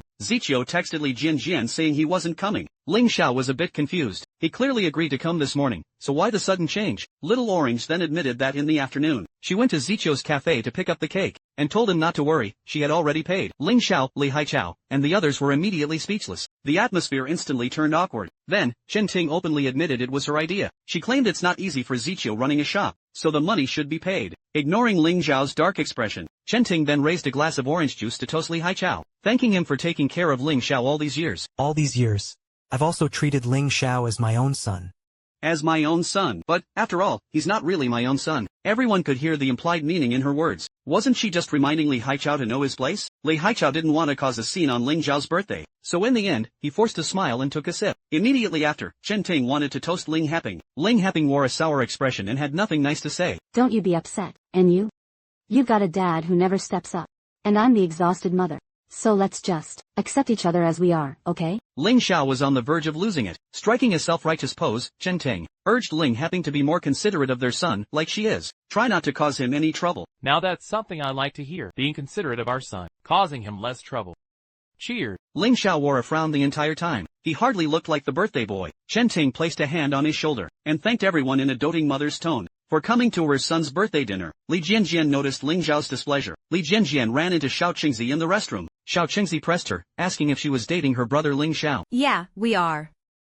But it won't matter. My mom doesn't like you anyway. Did she tell you that? I can see it for myself. Then why are you even asking? Because I also don't want you as my sister-in-law. Suit yourself. Whatever makes you happy. After finally getting through the dinner and seeing Chen Ting off, Ling Heping and the others finally breathed a huge sigh of relief. It feels like her son belongs to her alone. All these years, we were just raising him for her. After that awkward dinner, Li Haichao grew even more worried about Li Jianjian. If she and Ling Xiao get married someday, how is she going to handle her mother-in-law? On the way back to the hotel with Chen Ting and Xiao Qingzi, Ling Xiao bluntly asked when they were returning to Singapore, so he could book their flights in advance. But Chen Ting said she planned to make another trip back to her hometown first. It's still uncertain when I'll return to Singapore. I'll book your flight for next Sunday. Are you really in such a hurry to book us tickets and send us away? Ling Xiao returns home after seeing Chen Ting and Xiao Qingzi off. Surprise! Happy birthday!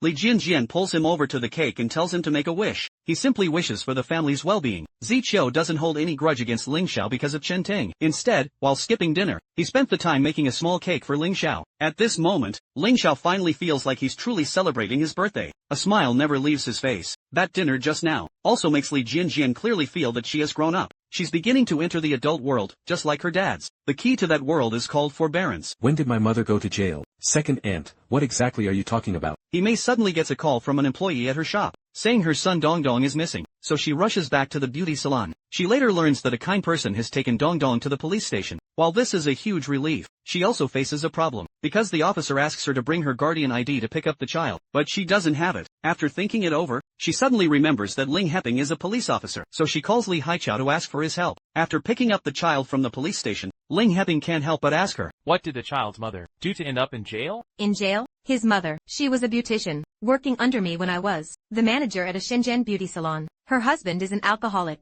He hits her when he's drunk. Sober, he'd kneel and beg for forgiveness. As a veteran police officer of several decades, Ling Heping has handled far too many domestic violence cases. In his experience, if it happens once, it'll happen countless times. He may also urge Dongdong's mother to divorce him, but she endured it all for her child. Unexpectedly, during one argument, she accidentally stabbed her husband to death. The court ruled it was excessive self-defense and sentenced her to 4 years, so he may has been looking after Dongdong for her. She'll be released this year. I've already spoken with her. Once she's out, I'll help her. After returning home, Li Haichao couldn't help asking Himei if she'd remarried. Himei admitted she'd remained single all along. Li Haichao couldn't understand why she kept it a secret, especially since Zichio was hurt, believing she had remarried, but she said she made a promise. You raised Zichio. He is your son. I will never see him again. I'm already the villain. Might as well play the part to the end. Himei believes one must keep their word. That's her principle in life. Li Haichao was furious hearing this. He confronted her. Back then, you left Zichio behind and went to Shenzhen. Didn't you promise him you'd come back for him? Why didn't you keep that promise? Struck to the core, Himei couldn't hold back her tears. In the following days, Li Haichao kept thinking about what kind of person Himei really is. It felt like nothing she said was the whole truth. Yet, it was clear she cared deeply for Zichio. She couldn't have just abandoned him, because times were hard back then, could she? But if Himei really was a selfish person, wouldn't she try even harder to get Zichio back? With these questions in mind, he went to the beauty salon to find Himei. After much hesitation, Himei decided to tell him the truth. Meanwhile, Zichio visited his second uncle in the hospital. As his second aunt walked him downstairs, she urged him not to hate his mother. In the middle of talking, she accidentally let it slip. Your mother did leave you behind, but she really had no other choice. She has a strong personality. She never cries in front of others. But when she decided to let your father raise you, I went to see her in prison. Her eyes were so swollen from crying, just like Peaches. She missed you so much. She wrote to you every day, but never dared to send the letters. Auntie, what do you mean? What do you mean you went to see her in prison? I'm going home. Auntie. Second aunt. Zichio was utterly shocked. In a state of agitation, he grabbed his second aunt, demanding an explanation. The scene shifts back 20 years. Himei, having just arrived in Shenzhen, was working at a beauty salon. A customer had an allergic reaction after a facial treatment, and came back to the salon to cause a scene. Himei stepped forward to help her colleague, but during the struggle, the customer lost her footing, and accidentally fell. As luck would have it, she hit the back of her head on the steps. She died. Himei was convicted of involuntary manslaughter and served 4 years in prison. The police required her family to be notified. Too afraid to tell her parents, Himei could only ask her younger sister to come secretly. Fearing her sister might accidentally tell Li Haichao, she wrote a letter for her sister to deliver to Li Haichao. She asked Li Haichao to look after Zichio. Everything she did was for Zichio's sake, so that Li Haichao would raise Zichio as his own son, even if Zichio never recognized her as his mother again. Back then, I had just arrived in Shenzhen. For less than 2 months, I hadn't seen the streets paved with gold, when I was charged with manslaughter, and sentenced to 4 years. Himei finally revealed the truth about why she disappeared. After going to Shenzhen all those years ago, it turned out she was sentenced to 4 years for manslaughter. Li Haichao was utterly shocked after hearing her story. Such a huge thing happened. And you sisters actually kept it completely from me. If I had told you the truth, would you still have adopted Zichio? Yes. Li Haichao knew there had always been a void in Zichio's heart, and only Himei could fill it. But Himei believed the best thing she could do for Zichio now was to stay out of his life and not cause him trouble. Hearing this, Li Haichao finally understood where Zichio got his stubborn resilience, so he tried to persuade her, if she truly felt she owed Zichio, she should try to make it up to him, little by little. Besides, Zichio had the right to know the truth. Just as he was about to call Zichio's second aunt called. She told them Zichio already knew everything. Worried about Zichio, Li Haichao called Li Jianjian and Ling Xiao to tell them what happened. The siblings immediately dropped what they were doing and went out to look for Zichio. Can you understand Aunt Himei? I think I can understand her. A little bit. Only a little bit. The part where she left Xiaoga with our family. For everything else, I can't agree with her at all. Zichio now knew he hadn't been abandoned, and knowing that Himei never remarried or had other children, he felt a bit more at ease. But given how things stand between mother and son now, talking about forgiveness or not is pretty meaningless. That evening, Li Haichao called Zichio to the noodle shop for a talk. He asked him how he plans to face Hime from now on. Zichio himself didn't know what to do. Even if he went to see Hime now, anything he said or did would probably feel forced. Another day, Li Jianjian was working in her studio, when she suddenly got a message from the clerk, Xiao Zhu. She opened it, and saw it was a video of Hime bringing Dong Dong to the noodle shop to have a meal with Dad Li. The two looked happy together, a really heartwarming scene. Even after 20 years, Li Haichao still remembered Hime doesn't eat scallions. Hime was visibly touched for a moment. She had been thinking it over carefully lately. She felt Li Haichao was right. If she wants what's best for him, she should treat him better. Show him care. Maybe he doesn't need it anymore. But the feeling of being cared for really is much better than being ignored. Hime wants to make it up to Zichio, but she doesn't know how to be good to him. After all, she hasn't been in contact with Zichio for so many years, and doesn't know his likes and dislikes. As the two of them chatted back and forth, Xiao Zhu secretly recorded a video and sent it to Li Jianjian. After receiving the video, Li Jianjian rushed to the cafe to show Zichio. Check out the vibe here.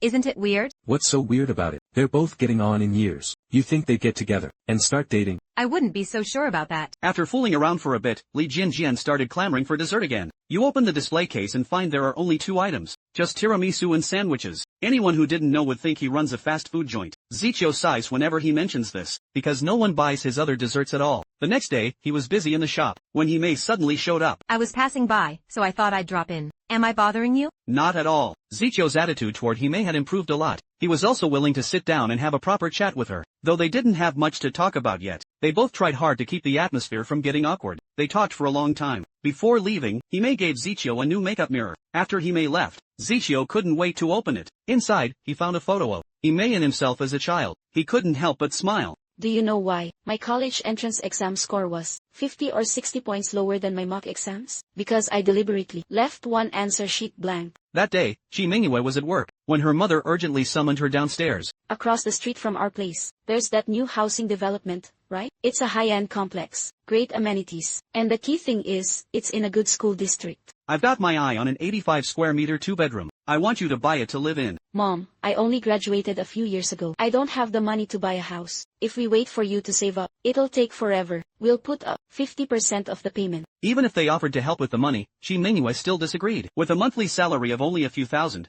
how could she afford the mortgage payments? Chi's mom had already made up her mind. She would help pay the loan for the first 2 years. Once Mingyue found a better job and got a raise, it would be fine. Then she told Mingyue to bring her the household registration booklet. She also informed her they'd go to the bank together to apply for the loan when the time came. Chi Mingyue really didn't want to buy it, but her mom said she'd already put down a 200,000 yuan deposit, which was non-refundable. Why didn't you discuss this with me? Her mom believed she was doing all this for Mingyue's own good. Instead, she complained that Mingyue failed to understand her good intentions. When Chi's dad returned from his business trip and learned that his wife had taken it upon herself to pay a 200,000 yuan deposit, he questioned her about why she hadn't discussed it with him. We've saved all our lives, and now we're about to retire. If we spend it all on a house now, how are we supposed to live afterwards? Chi Mingyue didn't want to use their retirement savings to buy a house for herself either, but Chi's mom was dead set on buying it. Chi's dad told her to transfer the deposit to someone else. In all matters big and small in this family, as long as you're happy, you can have your way. But this matter, bankrupting ourselves to buy a house, is not okay. Then let me tell you this too.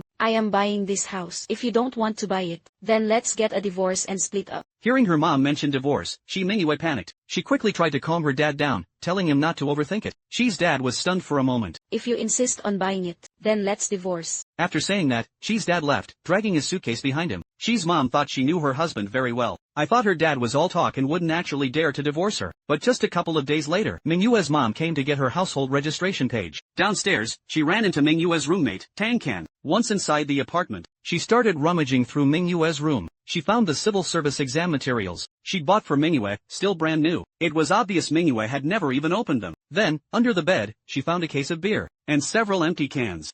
She flew into a rage. She immediately called Mingyue, demanding she come home right now. When Mingyue rushed back, her mother angrily confronted her. Have you been studying at all? Answer me. I don't want to take the civil service exam. Seeing things had reached this point, Mingyue decided not to hide it anymore. She told her mom she never wanted to be a civil servant. She wants to be a journalist. Her company has an opening now. If she works in Beijing for 2 years, she could get a permanent position when she returns. But her mother scoffed. Beijing is full of talented people. Why would such a great opportunity go to you? She's been putting Mingyue down since she was a child, and Mingyue always endured it in silence. Over time, she lost her confidence. But now she's had enough. She was always in the top 5 of her class growing up. In university, she got a scholarship 3 years in a row. Now at work, all her internal evaluations are excellent. She doesn't think she's worse than anyone else. Yet her mother kept mocking and dismissing her, and she says my temperament is no good. So my actual Gaokao scores were much lower than usual. 50 or 60 points lower than my mock exams. Back then, you still wanted me to get into the University of Political Science and Law. It was you who wanted me to go to that university. I never once thought about going to the University of Political Science and Law. You wanted me to be a lawyer. You wanted me to be a prosecutor. It was all your idea. I never wanted any of that.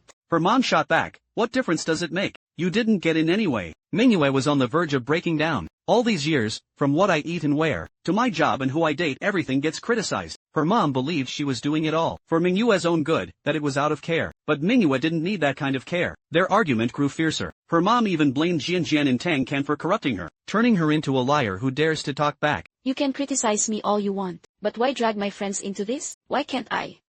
What's wrong with that? Am I wrong? Is this how you were before? Mingyue couldn't take it anymore and confessed everything. That's when the scene from the beginning happened. She admitted that ever since she was little, her best skill was lying. Whatever she was forbidden to do, she did behind their backs. Her Gaokao score was 50 or 60 points lower than her mocks, because she intentionally left one answer sheet blank. I had no other way out back then, because I knew, if my score met the cutoff, you'd force me to apply to the University of Political Science and Law. So I chose the stupidest way out. Hearing the truth, her mom was utterly devastated. He stormed out, slamming the door behind him as if in a daze. Bro! Can you please come back to your apartment complex right now?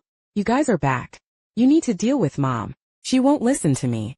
Ling Xiao received an urgent call from his sister, Little Orange. She was frantically urging him to come back and handle their mother. Little Orange was visibly furious, angry face, because Chen Ting had once again made a unilateral decision to move back permanently. She even planned to rent an apartment in Ling Xiao's complex. Little Orange was crying her heart out, but Chen Ting pretended not to see. Her mind was completely occupied by the future happiness of living with Ling Xiao. In a huff, Little Orange said she'd fly back to Singapore this weekend. Your brother and I are both here. Why would you go back alone? Little Orange was utterly confused. We agreed we were only coming back for my brother's birthday. Why the sudden change to moving back for good? Chen Ting tried to placate her, saying opportunities were better here, and all our family is here. You miss your brother too, don't you? No, I don't. He finds us annoying. Can't you see that? I don't see it. Are you lying to me again? Chen Ting didn't want to stay lonely and isolated in Singapore anymore. She refused to change her mind, no matter what. Upon returning, Ling Xiao confronted Chen Ting. Chen Ting claimed she hadn't originally planned to move back permanently, but during this trip to her hometown, her brother talked her into it, so she changed her plans on the spot. Don't worry, I won't be a burden to you. Last time when I came back from Singapore,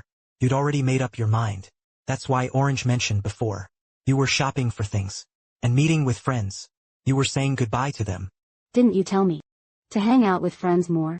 Go shopping, drink coffee, and get some sun. Those were your words. Chen Ting looked wronged, saying no one believed her. She started playing the victim, saying her life was cursed, that her own mother passed away, and she didn't even get to see her one last time. She was in a car accident, lost her husband, and ended up in this state, a burden to her children. No wonder you all look down on me. Xiao Qingzi couldn't stand her hypocrisy and started talking back. The mother and daughter started arguing again. Just then, Li Jianjian came in with a big box of local snacks, intending for Chen Ting and Xiao Qingzi to take back to Singapore. Sensing the tense atmosphere, she tried to make a quick escape, but Ling Xiao stopped her, fussing over her with concern. Before she could pull away, Ling Xiao kissed her right in front of Chen Ting. Chen Ting's face immediately turned livid with rage. After Li Jianjian fled, Chen Ting walked up to Ling Xiao and told him, "Anyway, I've decided to move back to China." If you don't want to see me, fine, we just won't have contact in the future. Xiao Qingzi didn't want to go back to the hotel with Chen Ting, so she ran off alone. Ling Xiao called her, but she didn't answer. New to the country and unfamiliar with everything, she could only wander aimlessly through the streets. By nightfall, she found herself at the hotel entrance, but with all her ID in Chen Ting's possession, she couldn't check in. So, she decided to just sit on a bench outside for the night. Unfortunately, she ran into a drunk. Zichio happened to be passing by after work, and stepped in to help her out. After finding out she had argued with Chen Ting, Zichio called Ling Xiao to ask for his opinion. Then he brought her back to Li Jianjian's home. Li Jianjian offered her own room for her to stay. I'll share a room with Moon tonight. You'll sleep with me tonight.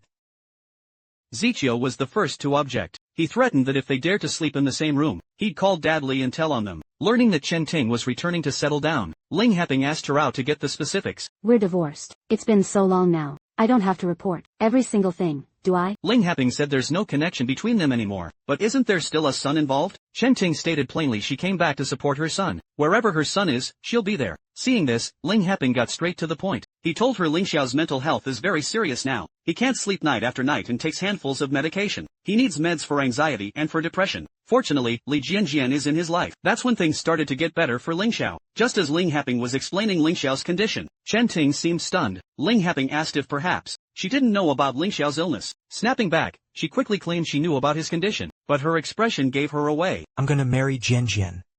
When Chen Ting suddenly announced her return, Ling Heping sensed it was about Li Jianjian. That's why he asked to meet and discuss it. I don't dislike her.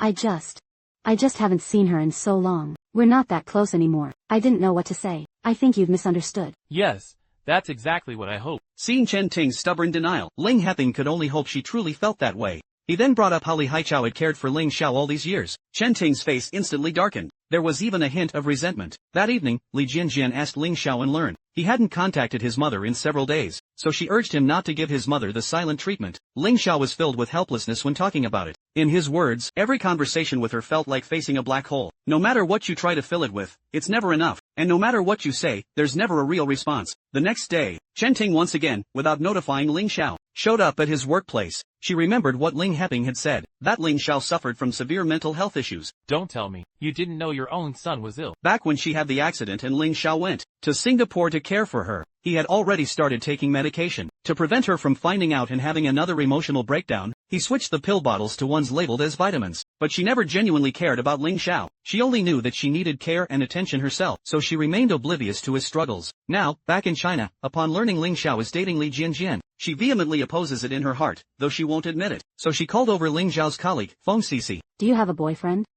Not yet. So, what do you think of our Ling Xiao? But Ling Xiao has a girlfriend, doesn't he? Didn't he tell you? I really haven't heard him mention it. Chen Ting pretended to know nothing, and then he proactively added Feng Cici as a friend. He even invited her to his home. Since she insisted on coming back to China to live with Ling Xiao couldn't do anything about it. Seeing that Ling Xiao finally began to acknowledge her, she held his hand and apologized. I'm sorry. I was wrong. I should have talked to you about it earlier. I thought coming back with Xiao Qingzi would make you happy. Ling Xiao's expression said it all. Anyone could see Ling Xiao was unhappy, but she was deliberately playing dumb. I know, Xiao Qingzi and I must be a bother for you. Could you please not say that again? Chen Ting complained that Ling Xiao hadn't even told her when he returned to China. She also told him to just speak his mind. That's when we got the scene from the start. I'm going to marry Jianjian. Isn't this a bit too soon? Look at your situation now. You don't have a car or a house. Where would you even take her as your bride? To buy some time, she suggested waiting until next year, after she sells the house in Singapore. Then she could buy him a place here, get everything else sorted out, and finally consider his marriage to Li Jianjian. That evening, Xiao Qingzi suddenly started asking how far things have gone between Li Jianjian and Ling Xiao. You and my brother, have you slept together? We've been sleeping together since we were kids. Xiao Qingzi told her she was asking all this for her own good, because she and Ling Xiao will never work out. My mom will absolutely never agree to the two of you being together. Xiao Qingzi asked if she knew. Why didn't Chen Ting let Ling Xiao come back in the first place? Li Jianjian didn't think much of it, assuming Chen Ting just wanted to keep Ling Xiao by her side. But then Xiao Qingzi revealed the truth. Her father is gone. Brother Ling Xiao has graduated. All of her mother's relatives are back here. So why is she staying over there alone? If Ling Xiao wanted to come back, he could have just come back, right? Why didn't she come back herself, and wouldn't let my brother come back either? It's because my mom doesn't want my brother to see you all, and she herself, even more, doesn't want to see you. You and your dad, and my brother's dad, you're all the people my mom hates the most. Li Jianjian never imagined that's what Chen Ting really thought. Xiao Qingzi knows all too well how her mother operates. Ling Xiao can't win against my mom. Of course, neither can I, just because she's our mother. You can treat me and Qingzi however you want. You can mess with us however you please, because you're our mother. But not Jianjian. Not a single word against her. Ling Xiao, who was at work, got a call from his mother Chen Ting. She asked him for the door passcode. He didn't want Chen Ting going to his place and flat out refused. Just then, Li Jianjian happened to be returning from her studio. Seeing this, Chen Ting had Li Jianjian let her in. Knowing Jianjian was alone with Chen Ting, Ling Xiao grew worried. He left work and rushed straight home. Li Jianjian cut a plate of fruit and brought it to Chen Ting. Chen Ting bossed her around like a servant. She had her make tea and find the AC remote. When handed a piece of watermelon, she didn't even thank her. After ordering Li Jianjian around, I don't like watermelon. What's up? You should go and take care of your things first. Chen Ting deliberately said in a pointed tone to Ling Xiao's aunt, in front of Li Jianjian's family. You don't know our Ling Xiao. Before, Ling Heping would always send him over to the neighbors for meals. He just knew to give them money every month. In the end, he takes the side of whoever's house he's at. He's practically become a member of their family. That Li family really got a great deal. Li Jianjian kept a cheerful smile on her face. She assured Chen Ting that she could confidently leave Ling Xiao in her care, and promised she would always be good to him. You and Ling Xiao are together? We're dating. Immediately, Chen Ting's face fell. She immediately cut off Ling Xiao's aunt and told Li Jianjian to go back to her own home. Though she didn't make a scene, Ling Xiao's aunt could tell Chen Ting had it out for Li Jianjian. What was that about? Nothing.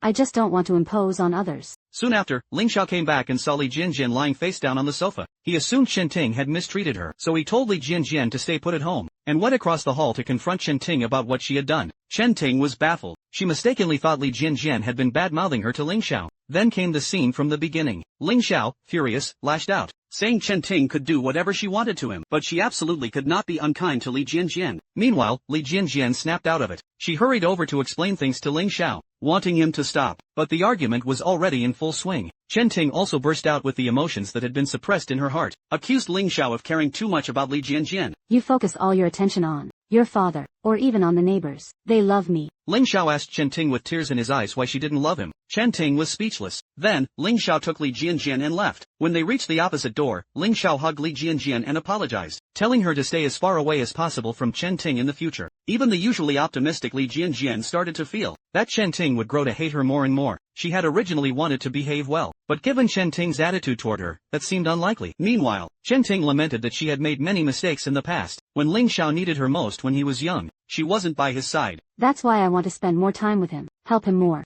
take better care of him, spend more time with him. But I never expected.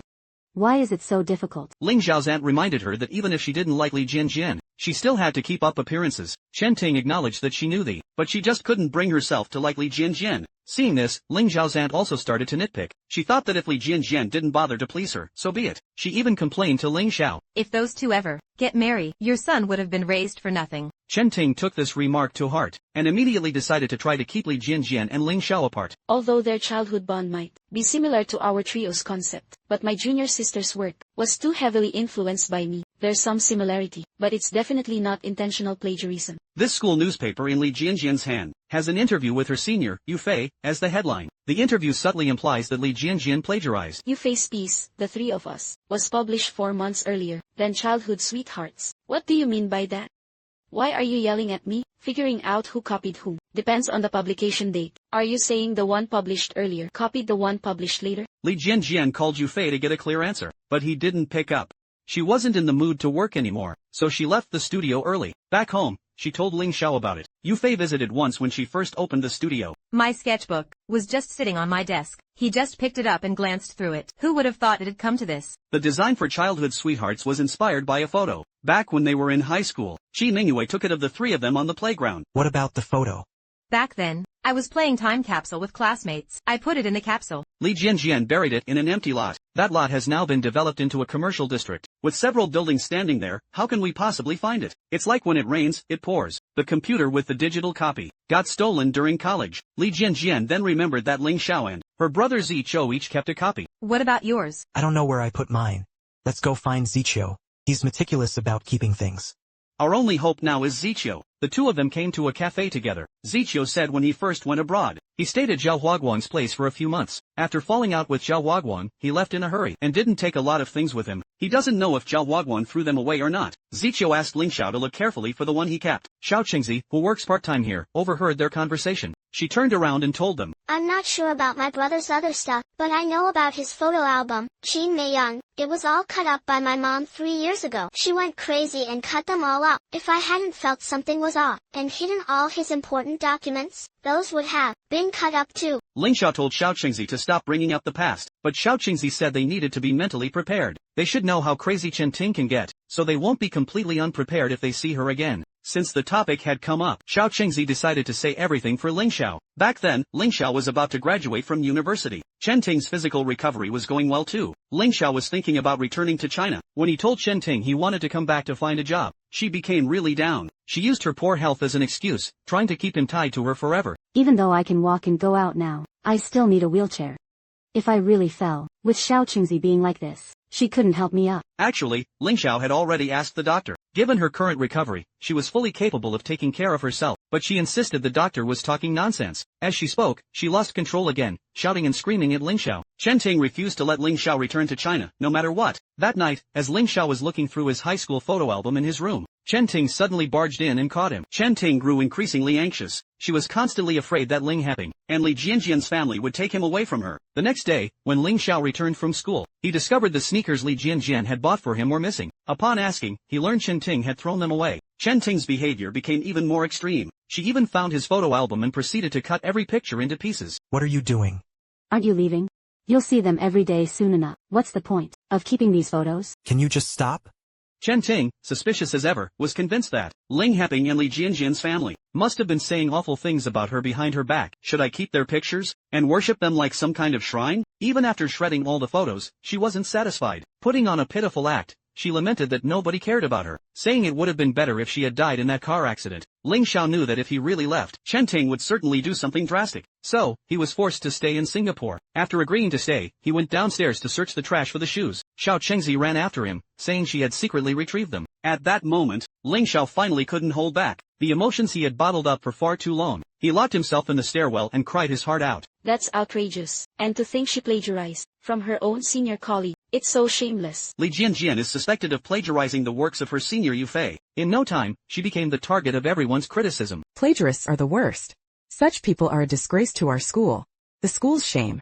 Now, the only thing that can prove her innocence is that photo of the three siblings together. Originally, each of the three siblings had a copy. Hers was buried and is now lost. The copy Ling Xiao kept was shredded by the unstable Chen Ting. So all hope rests with Ziqiu. Ziqiu called Zhao Huaguang to ask for it. I have a few photos. They should be tucked inside an original book. No need to go to too much trouble. Just take a photo of it and send it to me. Zhao Huaguang knew that since Ziqiu took the initiative to call him, he was sure this photo must be very important to him. So he seized the chance to set some conditions. His grandfather has advanced lung cancer and only has a few months left. Zhao Huaguang demanded that he visit his grandfather in the hospital. Then he would help him take a photo of the picture. The next day, Li Jianjian came to the studio early, working as if nothing had happened. Zhou Miao was a little angry when he saw her so calm. The Nada Home Furnishings Company has already sent an email asking about the plagiarism incident. They're asking if you've actually infringed on copyright. The first batch of defective crafts has already been produced. If you are found to have infringed, then it's plagiarism. Plagiarism means you'll have to pay liquidated damages. After Duan sent Zhou Miao away, she thought it over carefully. It must have been because Zhou Miao had been boasting everywhere about selling the copyright. Someone got jealous and contacted the factory.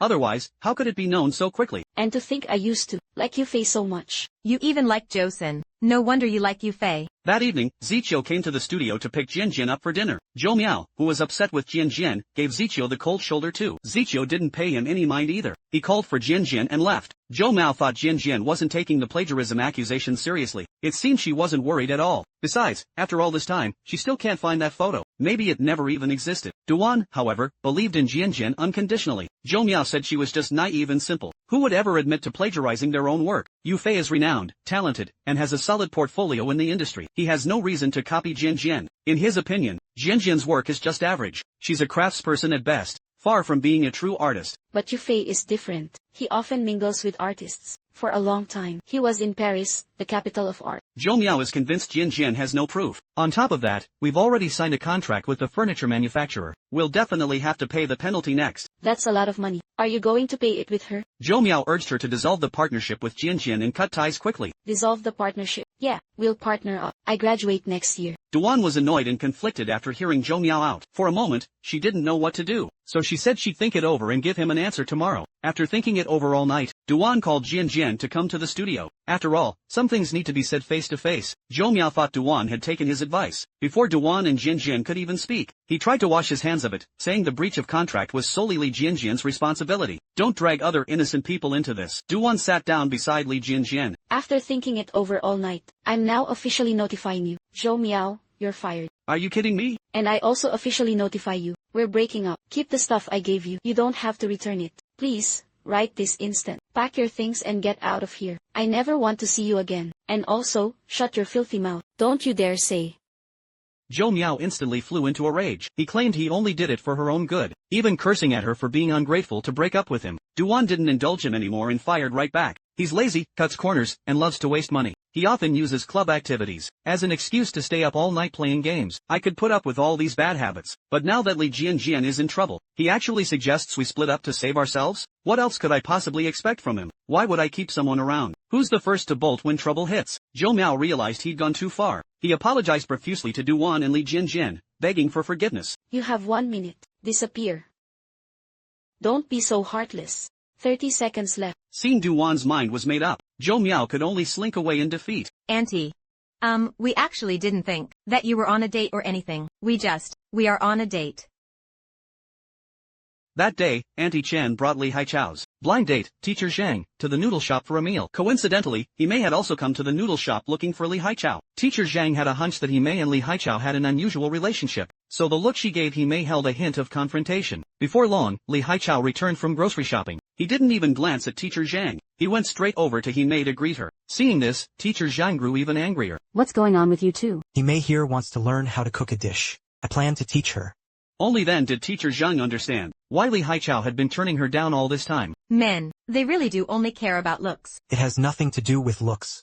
Li Haichao explained that he and He Mei were mainly meeting for the sake of the kids. Aunt Qian was a bit upset. He should have said something if he wasn't interested in teacher Zhang. Just as Aunt Qian was muttering her complaints, He Mei was feeling quite pleased inside. Teacher Zhang complained that Li Haichao had someone he liked and didn't even tell her. She said she wasn't the type to cling on stubbornly. To save face, teacher Zhang remarked that among the people she'd introduced him to, his circumstances were rather ordinary. Wasn't she coming to see him now and then precisely because he was a good man? But she never expected he'd also go for looks. Li Haichao didn't know how to respond. Well, he is a good person, just not my type. I was too embarrassed, to put it too bluntly. Wouldn't that be too hurtful? You're after his good nature. He's after my looks. Actually, it's all the same. Everyone wants something. No one's any better than anyone else. Don't you think? Those words nearly made teacher Zhang's blood boil. He Mei wondered why Li Haichao was suddenly thinking about going on a blind date. Li Haichao replied that he hadn't considered it a few years ago when the kids were still young. Now that they're older, the kids are actually taking the initiative to find him a partner. He Mei remembered how Li Jianjian used to call her dodgy behind her back when she was little. She thought Li Jianjian had never liked her. Li Haichao quickly explained that back then,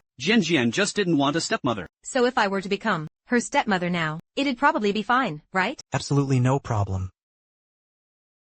That evening, Li Jianjian and Ziqiu came to the noodle shop. The employee Xiao Zhu couldn't wait to fill them in on everything that had happened the past few days. Aunt He Mei is so awesome. I even heard today that Uncle Lee asked your mom to go to the bookstore tomorrow. They're already going on dates. Li Jianjian is all for this relationship between her dad and Aunt He Mei. Then the whole family will be officially together on the same household register. Although Ziqiu is supportive too. He's worried Li Dad might get dumped by his mom again. After all, it happened once 20 years ago. So Jianjian suggests they go to the bookstore tomorrow to spy on them. The next day, before leaving, Li Haichao made an effort to dress himself up nicely. He was afraid of being late and making a bad impression on He Mei, so he arrived at the bookstore entrance very early to wait. Soon, He Mei walked towards him with a beaming smile. Her confident posture and her sleek, short hairstyle left Li Haichao momentarily stunned. He was practically drooling. It's so hot out.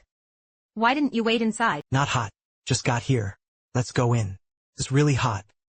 But you just said it wasn't hot. Li Haichao was extremely nervous after seeing He Mei. Feeling at a loss, he picked up a classic book and flipped through it. He Mei teased him, saying that being in love with the teacher sure has changed him. He's become so bookish now. Li Haichao quickly explained that the reason he's reading classic literature is because she used to love reading it. Seeing him explain so earnestly, He Mei couldn't help but chuckle. She said her taste in men used to be terrible, but now she knows a sincere man is the best. The two then moved to another section. Suddenly, Li Jianjian and Ziqiu popped out from behind a bookshelf. Ziqiu, acting guilty, worried about getting caught and feeling awkward. You're so silly. Just say we ran into them by chance. Run into them. Running into your parents on a date is still pretty awkward. Besides, look at the two of them, all lovey-dovey.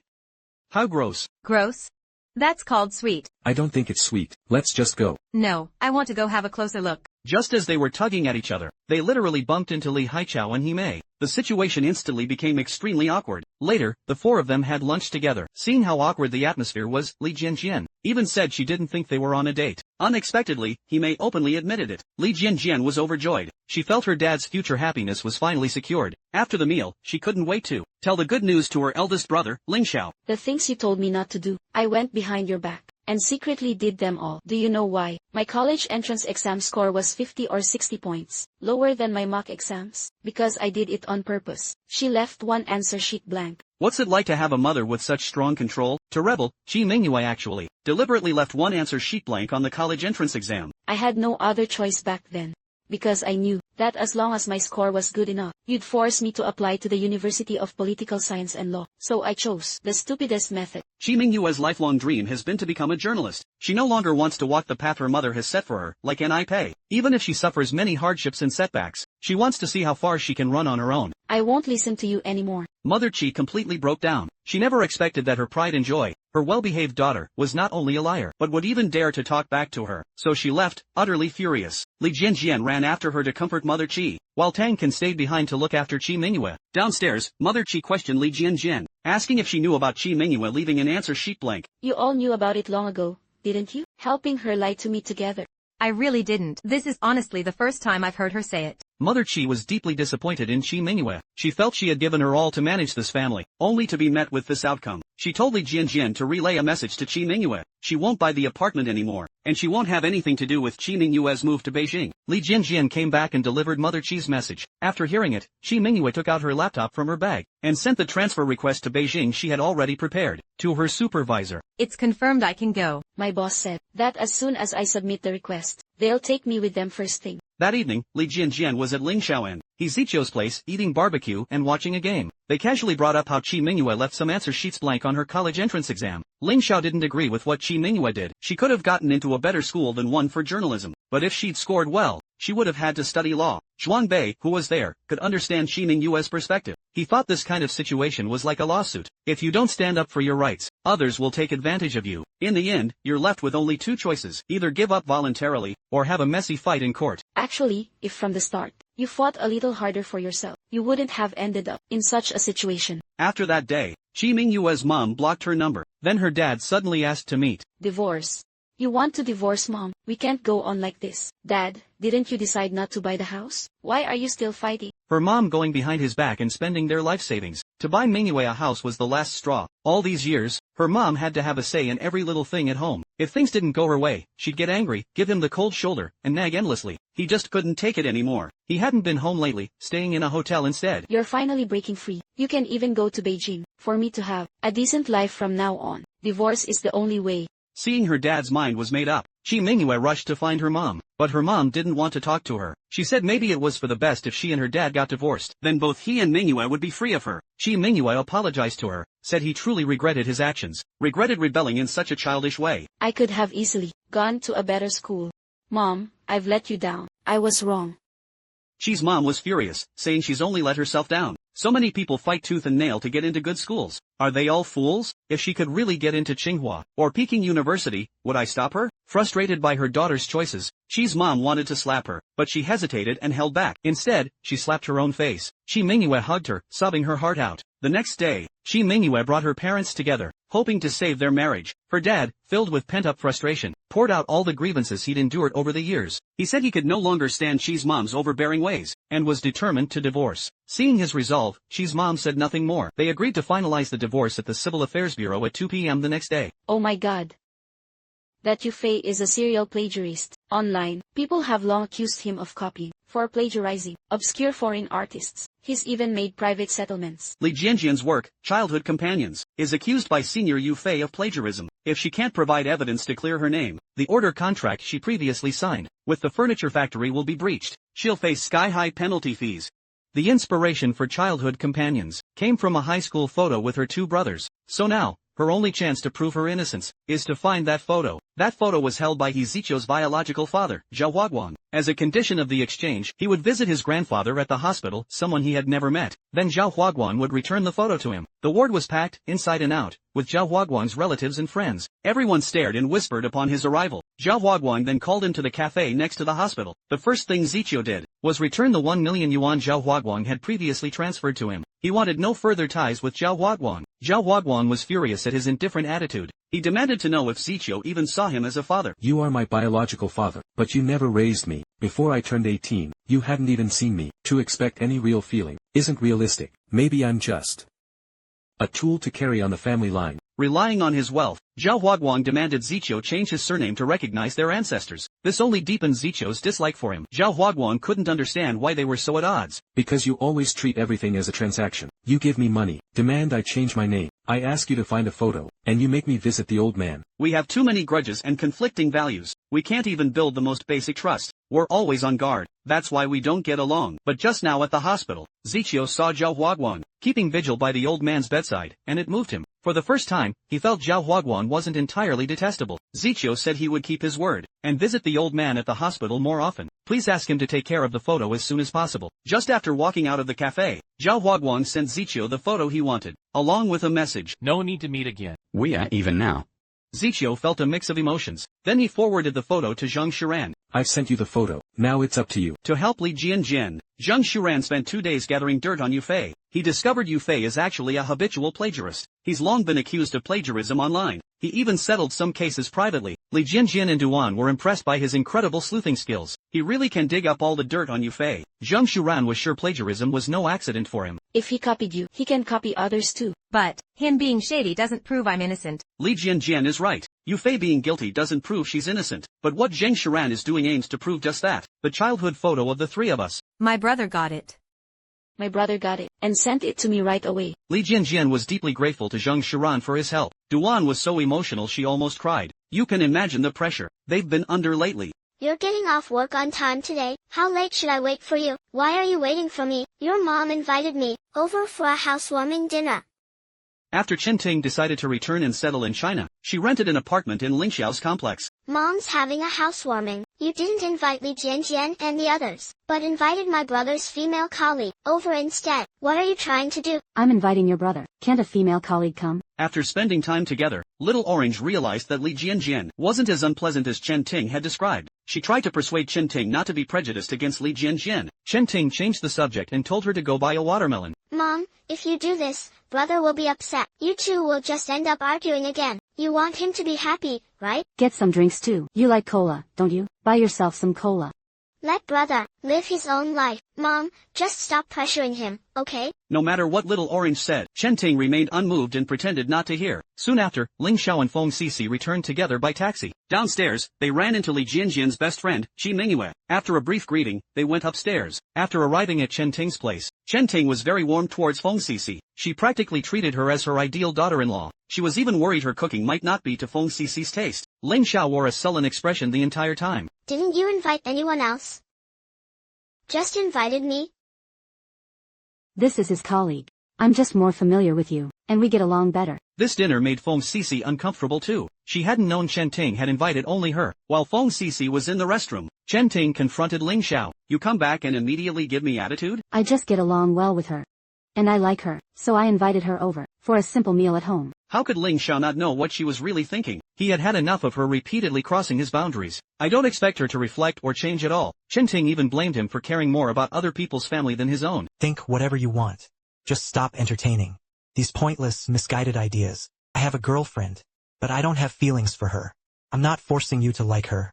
Chen Ting acted as if she had done her part, saying she just couldn't bring herself to like Li Jianjian. Ling Xiao never forced her to accept Jianjian, yet she used her status as his mother to demand he break up with her. Listening to her repeatedly say she hated Li Jianjian, Ling Xiao couldn't take it anymore. He stormed out without touching his food. After dinner, Feng Sisi wanted to leave, but Chen Ting insisted she stay a little longer. Not wanting to get involved in this mess, she honestly said she saw Ling Xiao as a younger brother. She even admitted she admired the bond between Ling Xiao and Li Jianjian. The two grew up together as childhood sweethearts, and after all these years, they found their way back to each other. It's practically a match made in heaven. She started talking about their childhood stories, and Chen Ting wondered how she knew about them. It was Li Jianjian. She once wrote an anonymous online post. That even made it to the trending list. Then, she forwarded the article. Jianjian wrote to Chen Ting. Elsewhere, Qi Mingyue came back and told Li Jianjian that Chen Ting had invited Feng Sisi over for a housewarming meal. Though a little disappointed, Jianjian was used to it. After all, she's long known that Chen Ting dislikes her. Tang Ken was puzzled. What parent wouldn't want their child to be with someone they know well, especially when Ling Xiao practically grew up in her family? Were you just a really annoying kid back then? Maybe. Li Jianjian remembers when Ling Xiao was a child, right after his family moved in upstairs. She once brought over a basket of walnuts. That basket of walnuts marked the beginning of Chen Ting's resentment toward her. Ling Xiao originally had a younger sister. Every time Chen Ting went out to play mahjong, she'd lock the children inside. One day, his sister choked on a walnut. The door was locked from the outside. Ling Xiao couldn't get out. He screamed until his voice gave out, but no one heard his cries for help. In the end, his sister choked to death. Qi Mingyue analyzed that Chen Ting's dislike for Li Jianjian wasn't just about that basket of walnuts. It's because Li Jianjian knows all of her darkest secrets. Uncle Li, all the neighbors, they all know it was because she went out that her daughter died. After the divorce, She abandoned her son, too. Now, years later, when trouble strikes, the only one she can rely on is her son. Seeing Li Jianjian probably makes her feel utterly exposed. After leaving Chen Ting's place, Ling Xiao called his dad out for a drink. He said he hadn't dreamed of his sister in a long time. He wonders if she's finally forgiven him, and if the debt he owes Chen Ting is paid. Ling's father aches for him but doesn't know what to say. Father and son fall into silence. Then, lightning flashes and thunder rumbles outside the window as a storm breaks. It's just like that stormy day when his sister had the accident. Brother, Mom's missing. This is the note she left behind. Last night, with lightning and pouring rain, Ling Xiao and Chen Ting had a huge fight, and he stormed out. Chen Ting watched the raging storm outside, worried about Ling Xiao but afraid to reach out. She opened the post that Feng Cici had sent her. She read the story of the past, told from Li Jianjian's point of view. A new neighbor moved in upstairs. His parents often fought. The boy from upstairs always sat in the stairwell reading comics, so my dad and I would invite him home for dinner. Not long after, his parents got divorced. His mother didn't want him, so he stayed with his dad. All those memories from the past came flooding back to Chen Ting. After Ling Xiao's little sister died unexpectedly, Chen Ting became extremely volatile. She blamed Ling Xiao for everything. At the slightest displeasure, she would take it out on him. In the end, she abandoned Ling Xiao and his father and left. Auntie. Don't you want Ling Xiao anymore? If you don't want him, then he's mine. I could really use an older brother. Fine, take him. Great. Now I have a brother. Later, after she was in a car accident in Singapore, Ling Xiao gave up going to Peking University and chose to study in Singapore instead, so he could take care of her. Worried she might hurt herself, he even took a 2-year leave of absence to stay by her side at all times. Yet she showed no gratitude for all Ling Xiao did. Instead, she constantly used him as an outlet for her own negativity. After graduation, when Ling Xiao wanted to return to China for Li Jianjian, she went into a frenzy and cut up all his photos, all because Li Jianjian had called him once. She even smashed his phone to pieces. When Ling Xiao finally made it back to China, she found a way to follow him back and cling to him, repeatedly trying to keep him apart from Li Jianjian. Perhaps, at this moment, she finally realized how absurd she had been, so he couldn't help but call Ling Xiao. Ling Xiao had been drinking, and had fallen asleep against Ling Heping in the taxi. Seeing it was her call, Ling Heping answered and immediately launched into a tirade. Can you just leave him alone?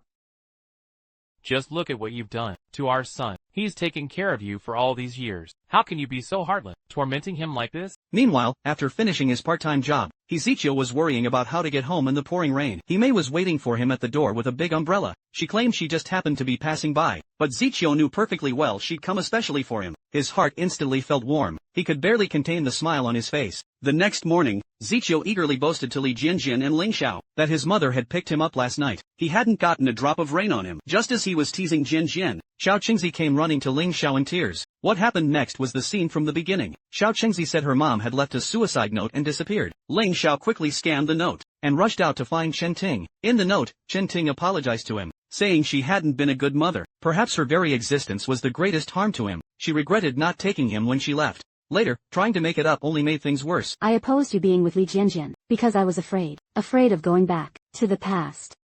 I wanted to start a new life. But seeing her with you was a constant reminder that I once abandoned you, that I once hurt you. To stop being a burden to Ling Xiao, Chen Ting chose to jump into the sea. Luckily, the two older brothers went fishing at the beach before dawn. That's how they saved her. After going through a life and death situation, Chen Ting's attitude changed a lot. After being discharged, she also had a change of heart. She decided to return to Singapore with Xiao Qingzi to live. Before leaving, she took Li Jianjian's hand and thanked her. She also thanked Zichio for taking care of Xiao Qingzi during this time. After getting in the car, Chen Ting called Li Jianjian over. This time, I'm really entrusting Ling Xiao to you. Take good care of each other. Don't worry, I promise to make him happy. They're gone. Now you have 1 hour to do your makeup and pick an outfit. Then we'll head out. The grand finale of Go Ahead is here. After the three siblings, Ling Xiao, send off Chen Ting and Xiao Qingzi, Zichio urged Li Jianjian to quickly get ready with her makeup, because today is the day Li Haichao and Himei are registering their marriage. After Tang Can did Li Jianjian's makeup, Li Jianjian rushed back home to help Ling Xiao try on clothes. Dad, hurry up. If you dawdle any longer, the Civil Affairs Bureau will be closed. Li Haichao was in front of the bathroom mirror, fussing for a long time before coming out. This handsome suit he's wearing was bought for him by Himei. Li Jianjian looked at her incredibly handsome dad, and couldn't help but praise Aunt Himei's great taste. Even Ling Xiao, who usually isn't one to give compliments, couldn't help but give him a thumbs up. Not bad, Dad. Getting married so quickly? Have you even been dating for a month? How can you call that a whirlwind marriage? We went on a blind date 20 years ago. Alright, let's go. Your household register and ID card. I've put them in your bag. They're closer to the Civil Affairs Bureau. We'd better hurry. After getting the license, we still have to take a family portrait. Meanwhile, Ezekiel went to pick up Hime. In the car, Hime asked if he was planning to transfer the cafe. He admitted the cafe was turning a profit now, but as a pastry chef, his heart was still in making desserts. He planned to open a dessert shop in the tourist area, and asked if Hime could have Aunt Luo Hong help him scout a location. Hime, of course, was willing to help. Ezekiel felt this moment was surreal. He never dreamed he'd one day be seeing his own mother off to get married. Tears instantly welled up in Hime's eyes. This was the first time in 20 years Ezekiel had called her mom. My dad will definitely treat you well. You have to be good to him too. From now on, every day will be good. I wish you happiness. Hime had waited far too long for this moment. Starting today, she was reclaiming both family and love. She held Ezekiel's hand tightly, unwilling to let go. Later, after getting their marriage license with Li Haichao and going to the studio for photos, the two of them were awkward. The photos always seemed to be missing something. Li Jinjian saw this and hatched a plan. Mom! You're so beautiful. The photographer instantly captured the moment, preserving their genuine, heartfelt smiles. After Ling having rushed over from the station, the two families took their family portrait together. It's as if this series has shown us a new vision of family. Children from 3 backgrounds and 2 single fathers. They chose to come together and form a new family of 5. Legally, they weren't a conventional family unit, but in life, they leaned on and protected one another. They forged the deepest bond of family. Without blood ties, their affection felt more direct and pure. After high school, Ling Xiao and Ziqiu returned to their biological families. When they reunited 9 years later, all 3 siblings had grown in their own ways, seemingly influenced by their sister Jian Jian, who, terrified of dentists since childhood, Ling Xiao became a dentist himself, and because Jian Jian always loved sweets, Ziqiu became a pastry chef. People joked that the 2 brothers were determined to earn their sister's money. It wasn't about blood or time. They became more than family.